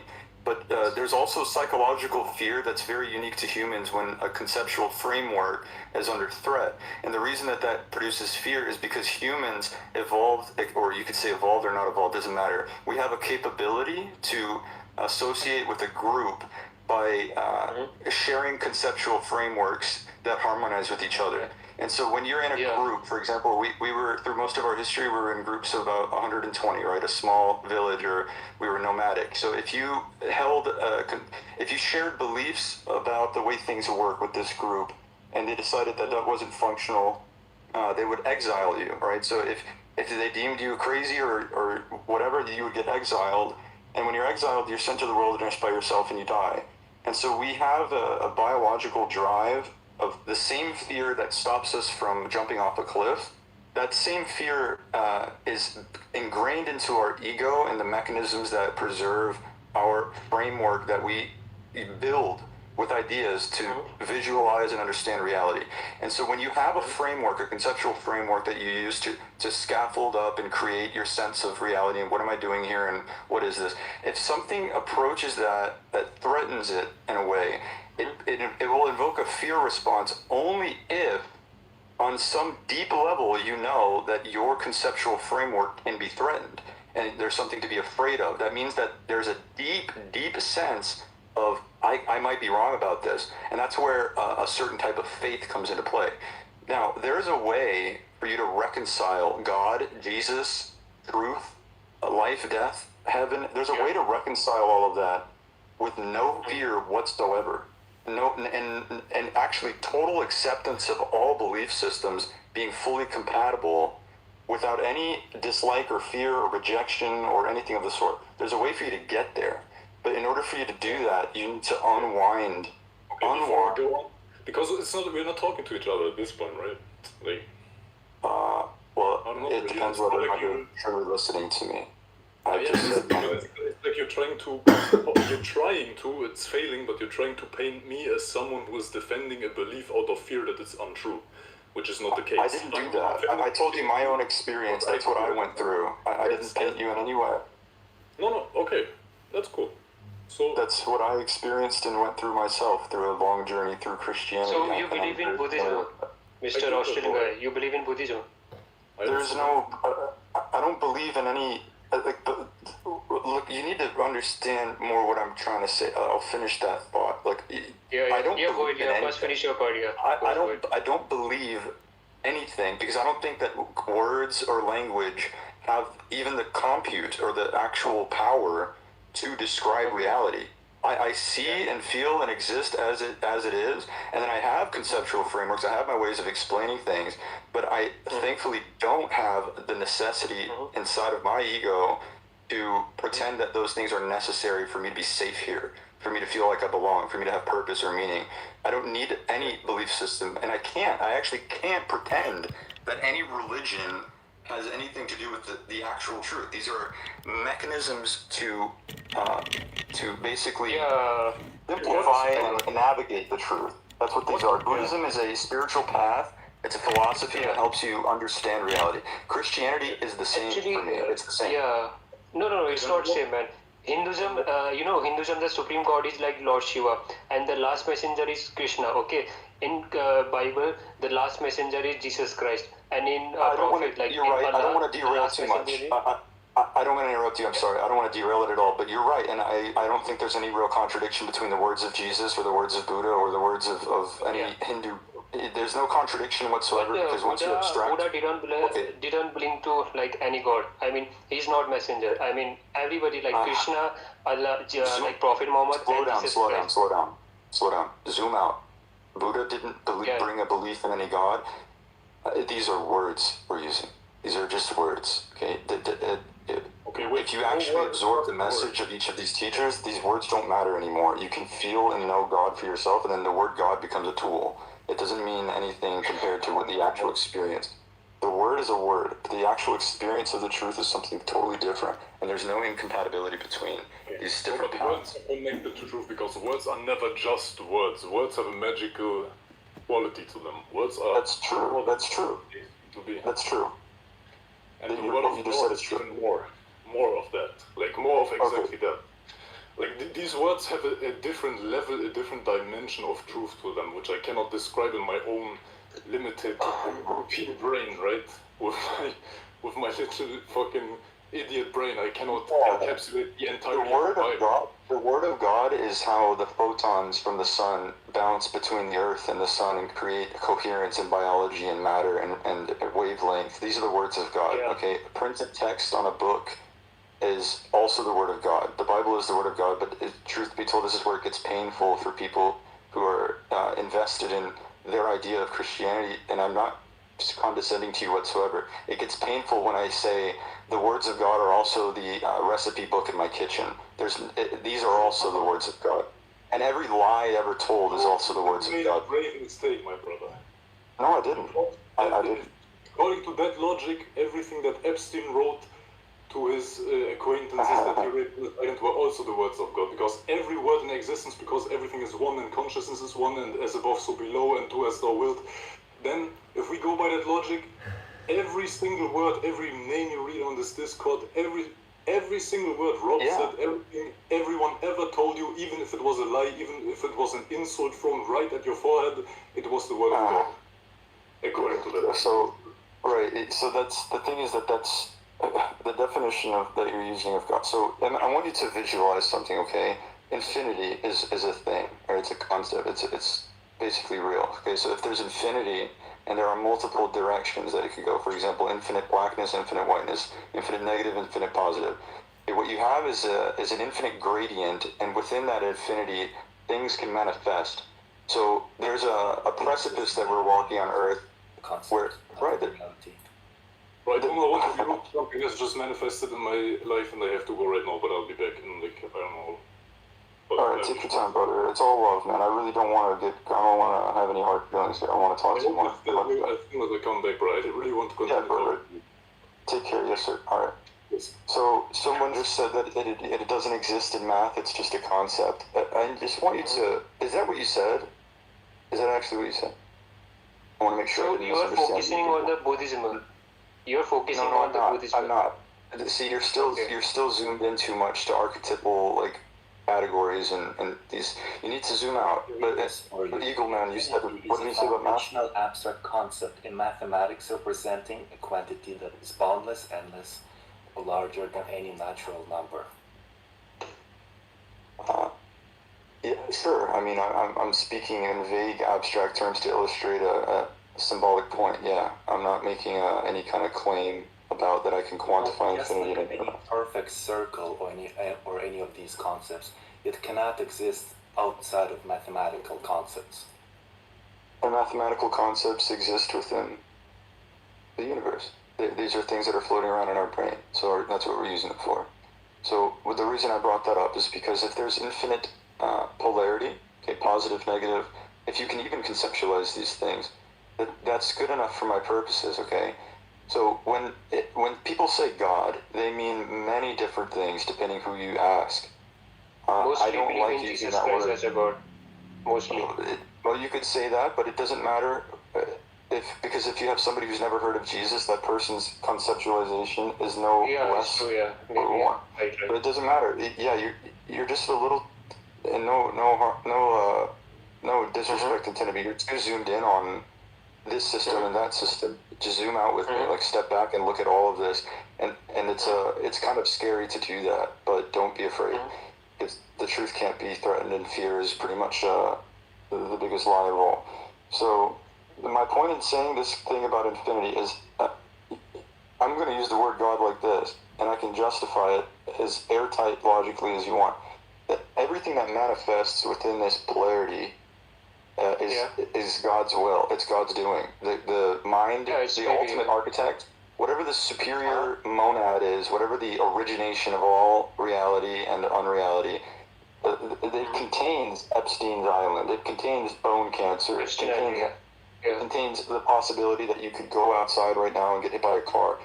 But this is the thing. Like, so what? If God created, it's hard for me to say it like that.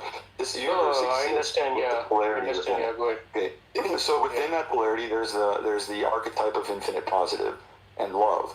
Okay. And within this polarity, there's also the archetype of infinite negativity and hatred and evil and chaos. Okay. There's an ultimate monad that's already been talked about for thousands of years in Hinduism, the Brahman, the Atman, one, and so forth. I don't believe that Jesus, for example, was contradicting this framework whatsoever. The logos, the logic that builds reality like a program, it contains all the good and all the evil. And that Bob Ross once said when he was painting something, painting some dark colors first, he said, we need to paint these dark colors here so that the bright colors pop. They have meaning. So the vivid and saturated pretty colors, they don't mean anything without dark colors to contrast them. And so this is the logical point that isn't taught to us by religions or by schools. You have to realize it. In order for love to mean anything, there has to be evil and hatred and suffering. And this infinite polarity, that's where God manifests friction for reality to be. If there was only one positive direction, there would be absolutely nothing. And if you were God for a day and you decided to get rid of evil, the entire universe would glitch out and delete itself. You wouldn't do a good job. The way it is, exactly the way it is the only way it could be, because it is the way it is. The thusness of this reality right now, and as it's always been, is exactly the way it is, and therefore it is perfect. And it contains everything, whether you like it or not. And the evil and suffering.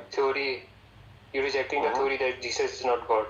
I mean, you're saying you're rejecting that Jesus is not God.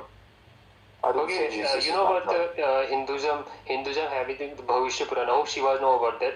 In Bhavishya Purana, Jesus already mentioned he will come. Okay, in Quran also it's mentioned Isha Salam. I'm not saying Jesus isn't God. I'm not making an anti-Christian point. That's where he was coming at me from. He was assuming I was trying to implant my doubts into him, as he said. I believe Jesus is God. I can say that and mean it. I can say that and completely mean it. And that doesn't mean much, though, because I believe also my cat is God. Okay, but the thing is that Jesus is I look at it like this. Okay, and when John once said the Logos in the flesh, basically, there was the Word, and the Word was God, the Word was with God before everything, and so forth. And then it says later that Jesus was the Word made flesh. The original language, they said the word Logos. Now, I'm not reading these words in a book as dogmatic, you believe this or you burn in hell. I'm looking at these things as logical explanations that make sense of reality. And so Jesus was somebody who had the full logic, this logos, this love, this infinite knowingness of reality, of truth, of self. It was flowing through him with no friction. He was able to express the truth without distortion. And so in that way, he was a conduit of God in a way that most people aren't. But that doesn't change the essence of everything being one, connected. There is no separation at all. On an ultimate abstract sense, there is no separation. It's within the layers below of abstraction, fractal layers of frameworks on top of each other, systems within systems within systems. That's where separation appears, but only appears. It doesn't. It's not real. Not everything consists of fractals, though. Only very few things are fractal. If you could say it like that, or you could also zoom out and apply the word fractal. No, it's not how I said it's a fact.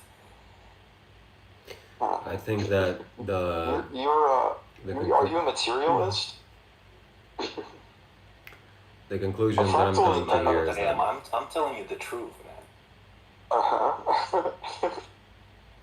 don't have any beliefs go towards direct experience. So, do you believe in evolution, Mr. Austin? Okay, hold on. Let me. I will answer that question, but let me say something to you. If you just said to me that you told me, Eagle Man, you told me that the truth. You just told me the truth. And then what you just told me is actually a religious belief. Just took a series of words and definitions that were decided by men, okay, scientists who took concepts and built a framework of math and language to describe it. And you're presenting that as if it's the truth. Okay, it's true within the framework that it's presented in. But there's nothing... let me try to illustrate this. If you have an ant, or let's start with a bacteria, it has some level of cognizance, complexity, will, it's doing things. Okay? An ant colony can walk over the bacteria. Bacteria can't even come close to comprehending the complexity of the ant colony. The ant colony is much more intelligent, has much more agency, right? Then you can take a mammal of some kind, like a squirrel. The squirrel walks over the ants, and the ants have no way of comprehending the complexity of the squirrel's world. It has more senses, it has a much larger brain, and so forth. And then you can have a border collie, the smartest dog, can walk by the squirrel, and the squirrel can't think to the level of the border collie. And a border collie can walk into your kitchen, and the border collie can see your kitchen, but it can't comprehend the meaning of a pot and pan. It can't tell you the story about how the pot and pan were manufactured, or what that means, or the culture of cooking and eating, and all of these things. So I'm illustrating layers of complexity, right? Now, human beings, as far as we can perceive, are at the apex of this complexity, of this ability to perceive reality and describe it. We are at the tip of that iceberg, or we're not iceberg, but we're at the apex of this. You leverage something that we cannot perceive. So I'm really lost right now in your logic. Okay, explain that. What did I say that we can't perceive so far? Where did I leverage the unperceivable? Examples of something smaller that can't perceive, that something bigger can perceive. And I'm lost. I really don't get it. So just follow along with me then, because that's a simple thing. Just follow along with me. A bacteria can't perceive the complexity and the scale of perception of an insect. Yeah. An insect can't perceive the scale of complexity of a mammal. And various mammals have varying degrees of intelligence and higher degrees of ability to perceive and comprehend reality, okay? So what I'm illustrating is just what's the word? There's a gradient kind of, right? There's a spectrum of perceptibility and comprehensive skills, compute. And biological creatures have varying degrees of being able to understand and perceive the reality around them, right? All I'm doing here is illustrating to you the spectrum of computative and perceptive ability. Do you follow me? I don't get where you don't get where I'm going with it? Of showing what people can't perceive, such as examples that I used about fractals. That's your problem. Because you're not a bigger creature than I am, or a scientist I know that. or anything that can see something I can't. Do you understand where I'm getting at? I do. I see what you mean. So I'll just say it would be easier to get where I'm coming from. Try not to assume where I'm going with that. Just follow along with me, just really, with earnesty, like take my hand and come with me. I'm not going to mislead you. Don't try to get a step ahead of me or assume where I'm going with that. For now, just can you agree with me that there are degrees of abilities to perceive things? Can you agree with me on that? You should be able to. That's cool. Okay.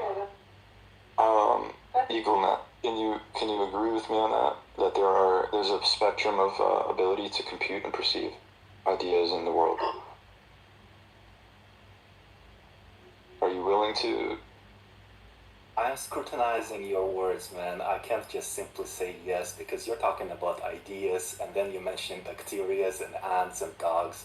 So it's really hard to agree with that chain of logic. Well, that chain of logic was almost kindergarten. Really, how can you not? And I'm not being. Yes, you're talking about ideas, and then you use a bacteria as if bacteria can have some sort of an idea to compare it to some other. That's exactly my point. The bacteria is a living creature, and it has biological activity, but it has basically no ability to have ideas or comprehend things, right? That was my point. I started with bacteria to illustrate. You go up the scale, right? There are creatures that are more complex than bacteria, okay? And they can perceive more. And then there's more and more animals, higher and higher and higher the scale of perception. Now, if you can't understand what I'm saying, I have to go off on a limb and say that it's intentional. I understand. I know you. I mean, everybody here knows what I'm saying. So for you to pretend that you don't is disingenuous. Unfortunately, I'm just being authentic. Like, there's no way you don't get that. I think that you might not be comfortable with where I'm going with that. So if you don't want to participate, let me know. That's actually exactly it. Until I hear the entire thing that you're about to say, I'm not going to be just agreeing with you at each step you're going there. But that's so let's fix that, because you should be able to acknowledge what's true, without assuming anything about what I'm going to say. Because what I'm going to say in the future hasn't happened yet. You don't know what it is, and you don't know if you'll like it or not. But if you can agree on what's true, then that's being authentic, which is very important. It's important for you to be honest. Well, I believe in interdependence, among other things, and I'm not going to just connect whatever you're about to connect to. Wait, so, hi, hold on, what the fuck are you guys talking about? What is even going on here? You're just saying a whole bunch of nothing. I've been saying this, right, I've been saying the same simple thing for a while, and he's basically told me outright that, can you mute him? He's basically just admitted outright that he doesn't want to hear what I'm saying because he might not like where I'm going with it, which is very... No, you are trying to get me to agree with you, and I'm just trying to hear your entire thoughts. So if you want to go on... Okay, I'm not trying to get you to agree with me. I'm trying to get you to acknowledge a very basic logical premise so that I can make another one that's dependent on that logical premise. And I'll stop letting you play with me here. Okay, so the point that I brought that up is because there's a scale of ability to perceive reality. There's a spectrum to it, and humans are at the peak of that scale of perceptive ability as far as we know. And so the point is that there's Dolphin must be superior. Dolphin. Yeah, dolphins are smart. Yeah. So my point is that for us to make the assertion that the reality that we're comprehending is the limits of complexity. Like, we have all of the tools, we can perceive everything exactly as it truly is, and we can describe it with objectivity. To make that assertion is actually, there's no real cold logical basis to make that assertion and be confident that it's true. In other words, it's actually arrogant to make the claim that we have the ability to truly conceptualize and communicate the objective truth about what reality is. We are the smartest creature in the universe. We are the smartest creature in the universe, in the world also. I mean, why God chose us? Why God chose not dogs? Okay, I don't know if that's something that might exist, might not exist. You know. No. Oh my God. Shiva, can you help? Shiva, can you help me? So we're obviously... People are going back and forth for 20 minutes. All right. Whoever thinks that human beings are the most intelligent life form in the universe Do you want the answer to that? It's because I care about sharing ideas with people and connecting with them, and that's should be self-explanatory. It's called a conversation. And if you want to pretend that you're above that, then go ahead. You know, you're taking up all this space. I didn't even get to say what I just said. I see 12 people here, and then there is just 2 people going back and forth. What's going on? Richard, we're going back and forth. It's about conversation, man. It's about like 2 enlightened people. So Thing, like, I want to hear this out. But, yeah. Okay, let's stop interrupting each other. I want to hear this out. So I understand a human being. I've been trying for a while, but you know, and first of all, to Richard, anybody's free to speak. I'm not gonna silence anyone. The reason we've been going back and forth is because I've been trying to explain the same thing over and over, and it's been Yes, he doesn't want to. Really, that's completely meaningless. And I'm just surprised. I was trying to express how surprised I was about Richard, the fact then leave and stop that I interrupting. joined here. I took the spot for like 10 seconds, and I got timed out for 1. Thank you so much. Thank you, sir. Anyway, anyway. So the point of me saying that. Why are you bullying me? All right, Richard. Next is a 5-minute timeout if you're not gonna cooperate. No, you're not listening to me. Well, all you had to say was that what I said is meaningless, but all that translates to is that you don't understand what I said. I couldn't finish saying my point even. That was more like... Nobody wants to hear your point. Yeah, good. You see, this is what I'm trying to point to here, right? Whenever I try to say anything, whatever it may be, right?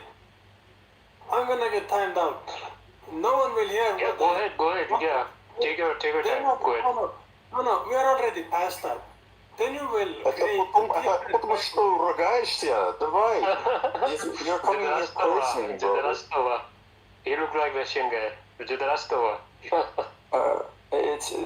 You're not contributing at all, so just... Are you contributing? What have you contributed to these past 20 minutes? This is... Wow. Thank you so much. Thank you. I'm gonna, Eagle Man, I'm gonna just have this conversation with Ganjendra and Shiva because I can't really go any further with someone who just says that you don't want to listen, basically. I don't really know what you're... That's actually I said I want to hear your entire thought and then decide whether I agree with Well, I mean, okay, yeah. you. Every step you go there. Yeah, but it's not possible because if I tell you something that's a fact and you can't agree with the fact because you want to hear the rest of it first, it says that you've already made up your mind about whether or not you want to even engage with me in an authentic way. And I don't have the... I already have an opinion. I'm not like learning from you. I'm just gonna express my opinion after you're done finishing your thought. I think we all know what that means.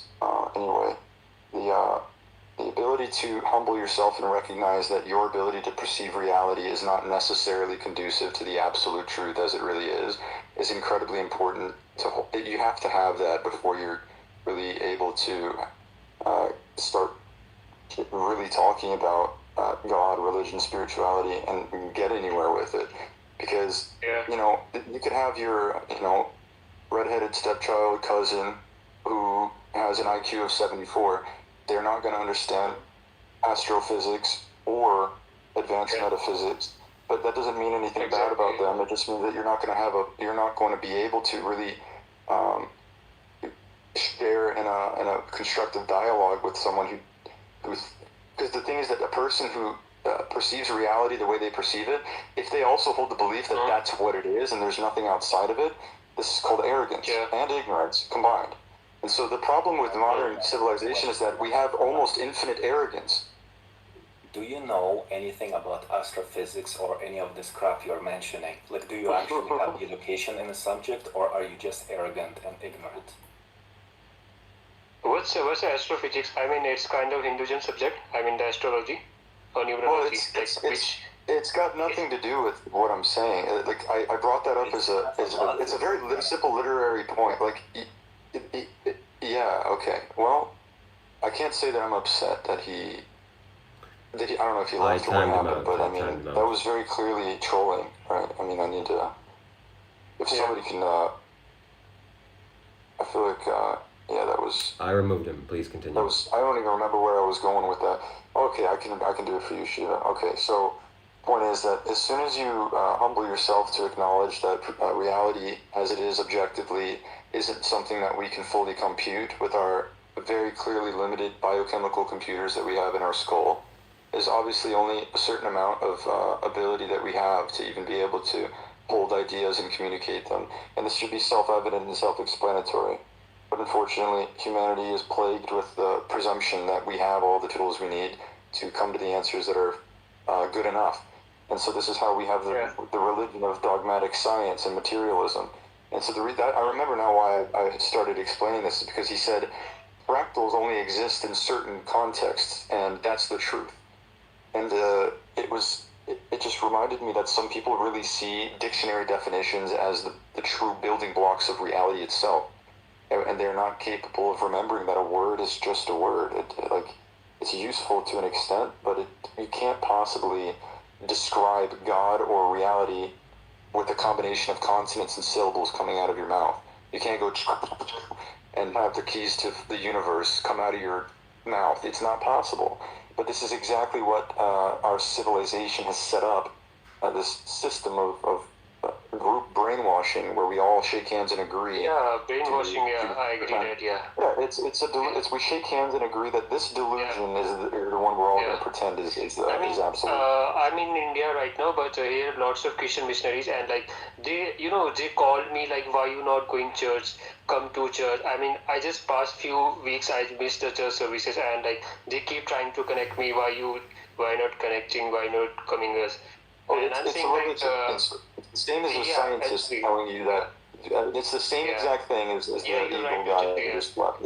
If somebody believes that reality is made up of atoms and molecules, and we evolved like this, and consciousness is electrical impulses, it's another religion, and they don't see it that way. I respect their belief system. I believe they have lots of testimonies in the. Sure, I do as well. I mean, it's a belief system. I can't really say that I disrespect any belief system. I mean, it's just a fact of the matter. People perceive reality the way they do. Each person has a way that they've done it, and it's a consequence of their own ability to perceive things and the information they were given by those around them and the institutions set up to do that. And so I don't hold myself superior in that sense. And this is the problem when I'm having a conversation. There's been the assumption that I'm somehow coming at you like a teacher, I know more than you, listen to me. It's not like that at all. I said it very literally. I don't really believe anything, and I can't if I tried to. I see beliefs and words and concepts as really what they are to me, which they're highly limited, finite, constricted, compressed tools that we use to try to navigate the world. That's what beliefs are, and that includes anything anything you've heard from another person's mouth. It doesn't matter how convincing it was. You can't, you shouldn't take that and then put your entire world into it and then close the door. As soon as you open the door, you can't close it again. You step outside and you look outside, you realize you've been in a box your whole life, and you see a much, much, much bigger box. And now everything that was in the small box, it looks small because it always was. You just didn't know that. And there's infinite boxes to step out into, infinite. And that's my point. You can't stop this process. You can think of it as enlightenment or awakening as a dial where you can turn up the volume from 1 to 10, or a circular knob. Most people are at a solid 1 or 2, and then you can have people who turn it up to a 3. And the problem is, as soon as you turn it to a 3, you get the illusion that it's a 10. As soon as you've turned it to a 3 and you think it's a 10, you stop turning the knob. Because you've got it. You think you got it, right? So, but then you can keep turning it to 10, and then the thing is, you can turn it infinitely. Actually, you can't stop turning the knob. There are people who have walked this earth who just started spinning it rapidly, and it just never stopped. And if I have any belief, it's that any unique belief that I can't really fully defend, but I'd like to have, is that when you die, the knob keeps spinning. You enter the infinity because your biochemical constrictions are gone, and awareness is able to bleed into the whole with no more limitations, no more filtering from the senses and the brain and the concepts. It's gone. You're just here now. You were there before you were born. You will be there after you die. And the kingdom of heaven is a state of accessing awareness with zero distortion of concepts. That's even Dr. Rob was so accurate. He said thoughtlessness, removing thoughts. It's what it is. Like anything that constrains your perception is a delusion. All of it. And some of these delusions are useful. I'm using them when I get up and put my pants on. I'm having a delusion that it matters to put my pants on because it's useful for me to go to work with pants on. It doesn't actually matter, and it's all meaningless, but I'm here and I'm playing along because of coherence that the universe naturally strives for, this harmony between systems. So that brings me back kind of neatly to the point that I made, where human beings have a system of fear that's useful for us to avoid dying. But we uniquely are also capable of feeling fear when something threatens our perception of reality because of exile. Because in the past, if that happened, you would be exiled from the village and you'd die in the wilderness. So that means that we've created many, many systems that the group holds as sacred, including modern Christianity, the Bible, materialism, science, Hinduism, and so forth. All these different structures and systems. There's an innate fear built into them because they're egregores. That's how they work. They need fear to live because the fear is the mechanism that allows them to draw human attention and collective energy. And with that collective conceptual energy, they become a metaphysical, archetypal structure. And that's what a religion becomes. And then you can get wrapped into it by basically, like a computer, your mind, your egoic constructs become integrated into that big system that lives outside of you metaphysically, which would be a religion. And then it's difficult to escape because of the fear of doing so. What was that? You're lagging, Gajendra, you're lagging. But, so when I say that I believe in Jesus and I'm a Christian, I mean, I can say that wholeheartedly, but it also has no compatibility with your average Christian saying that, because I just see things differently, and it doesn't mean I'm better or worse, and it doesn't even mean that I'm right or wrong or that they're right or wrong, because I've happened upon a worldview that it doesn't care about giving a fake meaning to the words right or wrong. It just, everything is that it is. If you believe one thing, that is reality to you. Reality is as you perceive it to be. If you think that the earth is 6,000 years old and Noah's Ark was the whatever, like all this Christian stuff, if you genuinely believe that's what reality is, that's what it is for you. But then it is what it is. There is, like, because the objective absolute truth of what reality really is isn't accessible to a human brain anyway. It just is as it appears to each person. And then there exist symbolic metaphysical structures outside of that we collectively, uphold and communicate and keep alive by sharing with books and words.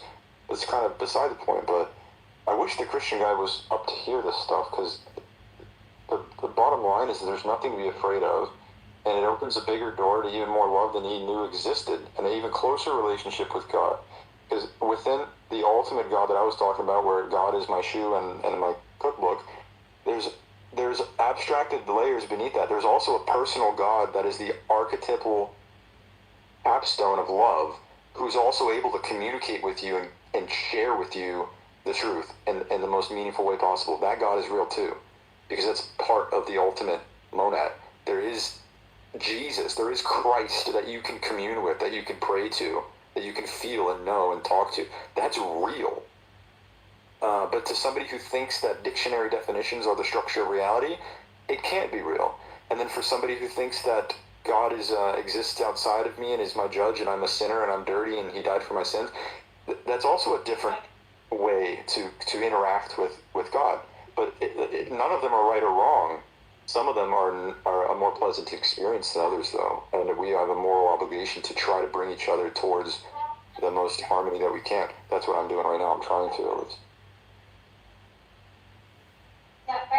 It's painful. I'll end that by saying, even upon attempting to bring harmony, there's a chasm that must be crossed, the fear that must be confronted, the abandonment of previous beliefs, and it is painful.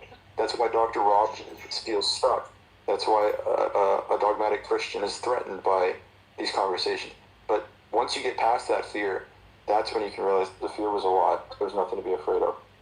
And that's where I want everyone to be.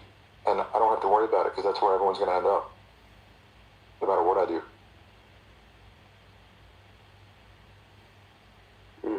make sense to anybody? I sound like a schizo. No, That it was does make beautiful. sense.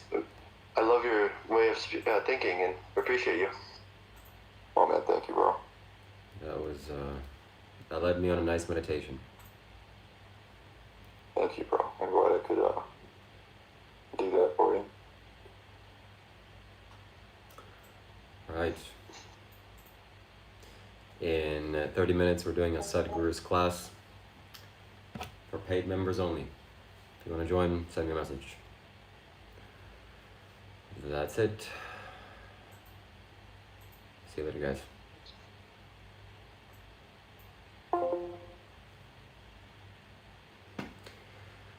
We'll do Sadhguru's class here live, I guess.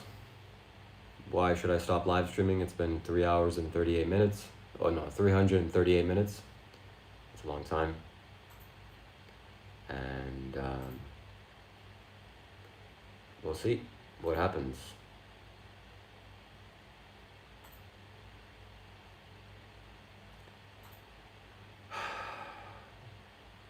Let me know what you guys think. What is Dr. Rob doing? Is he live streaming? That was great what just happened. Monk Life has made that live stream members only.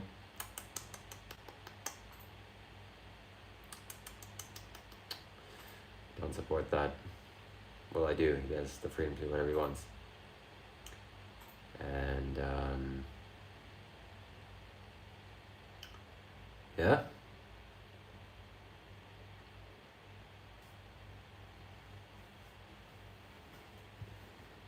My guess he's painting his face. That's a good guess. Beautiful, yep. Dr. Rob needs donations. I need donations. I speak for all of you. How was that for speaking in all statements? Don't know. Not everyone feels this way, and it's not true, but it's the truth. Making a lot of assumptions. So, yeah. I'll be here. I'll hang out for some time. Read your comments, read your questions, let me know what you think. And we gotta do this call very soon. So I gotta charge my computer.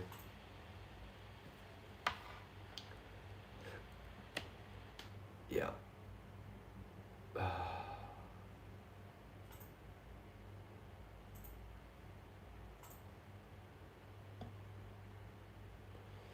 Dr. Rob. What do you guys think of Dr. Rob?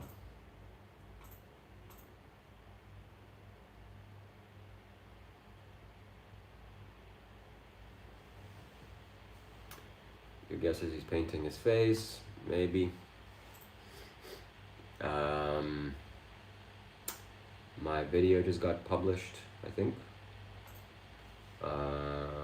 Yeah. I'm really happy with the quality of these videos, and no, I haven't published it. That's unfortunate. I'm gonna have to publish it now, but I have to rewatch it to make sure that it is up to my standards, and also set a different thumbnail.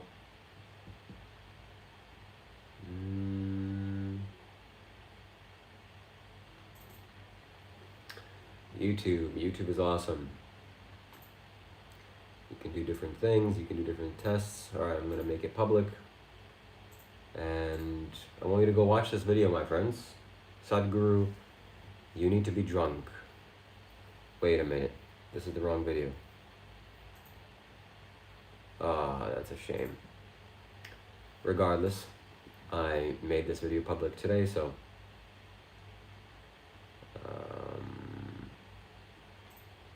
okay, I guess it works out.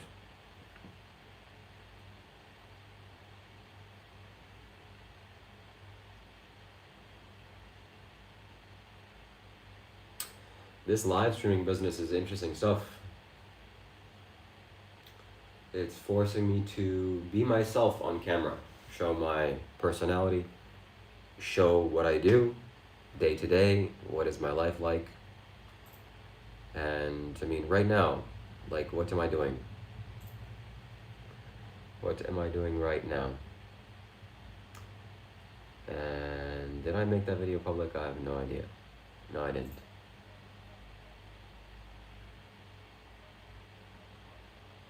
Some streamers make videos for hours,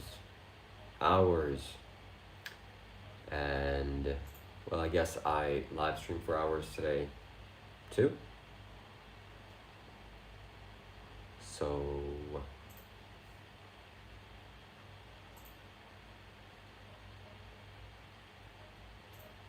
yeah, liking on that's true. That's true. Likely nobody is fully themselves when they're in camera. I would agree with that. But you can become much more comfortable on camera, like I am. And it's good.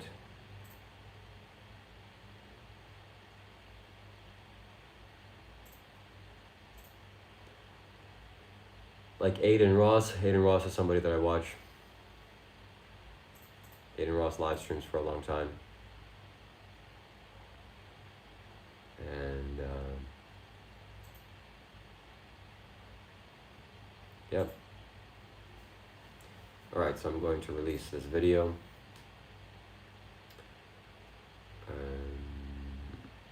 Sadhguru, danger of sexuality. Taking 24 partners by the time you're... Alright.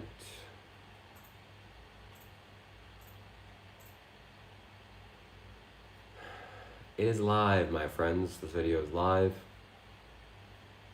You can go and watch it. I recommend you watch it. We're going to do a little Sadhguru class in a second. Partners by the time you're 25, physically opening up your body to that dimension, it impacts you with so much of memory. This memory can put you in a place where...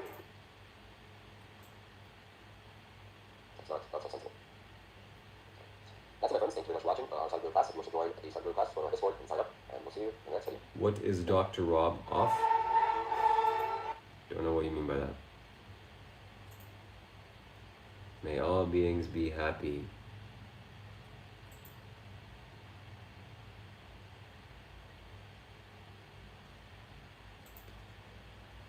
That's what I mean by that. Okay.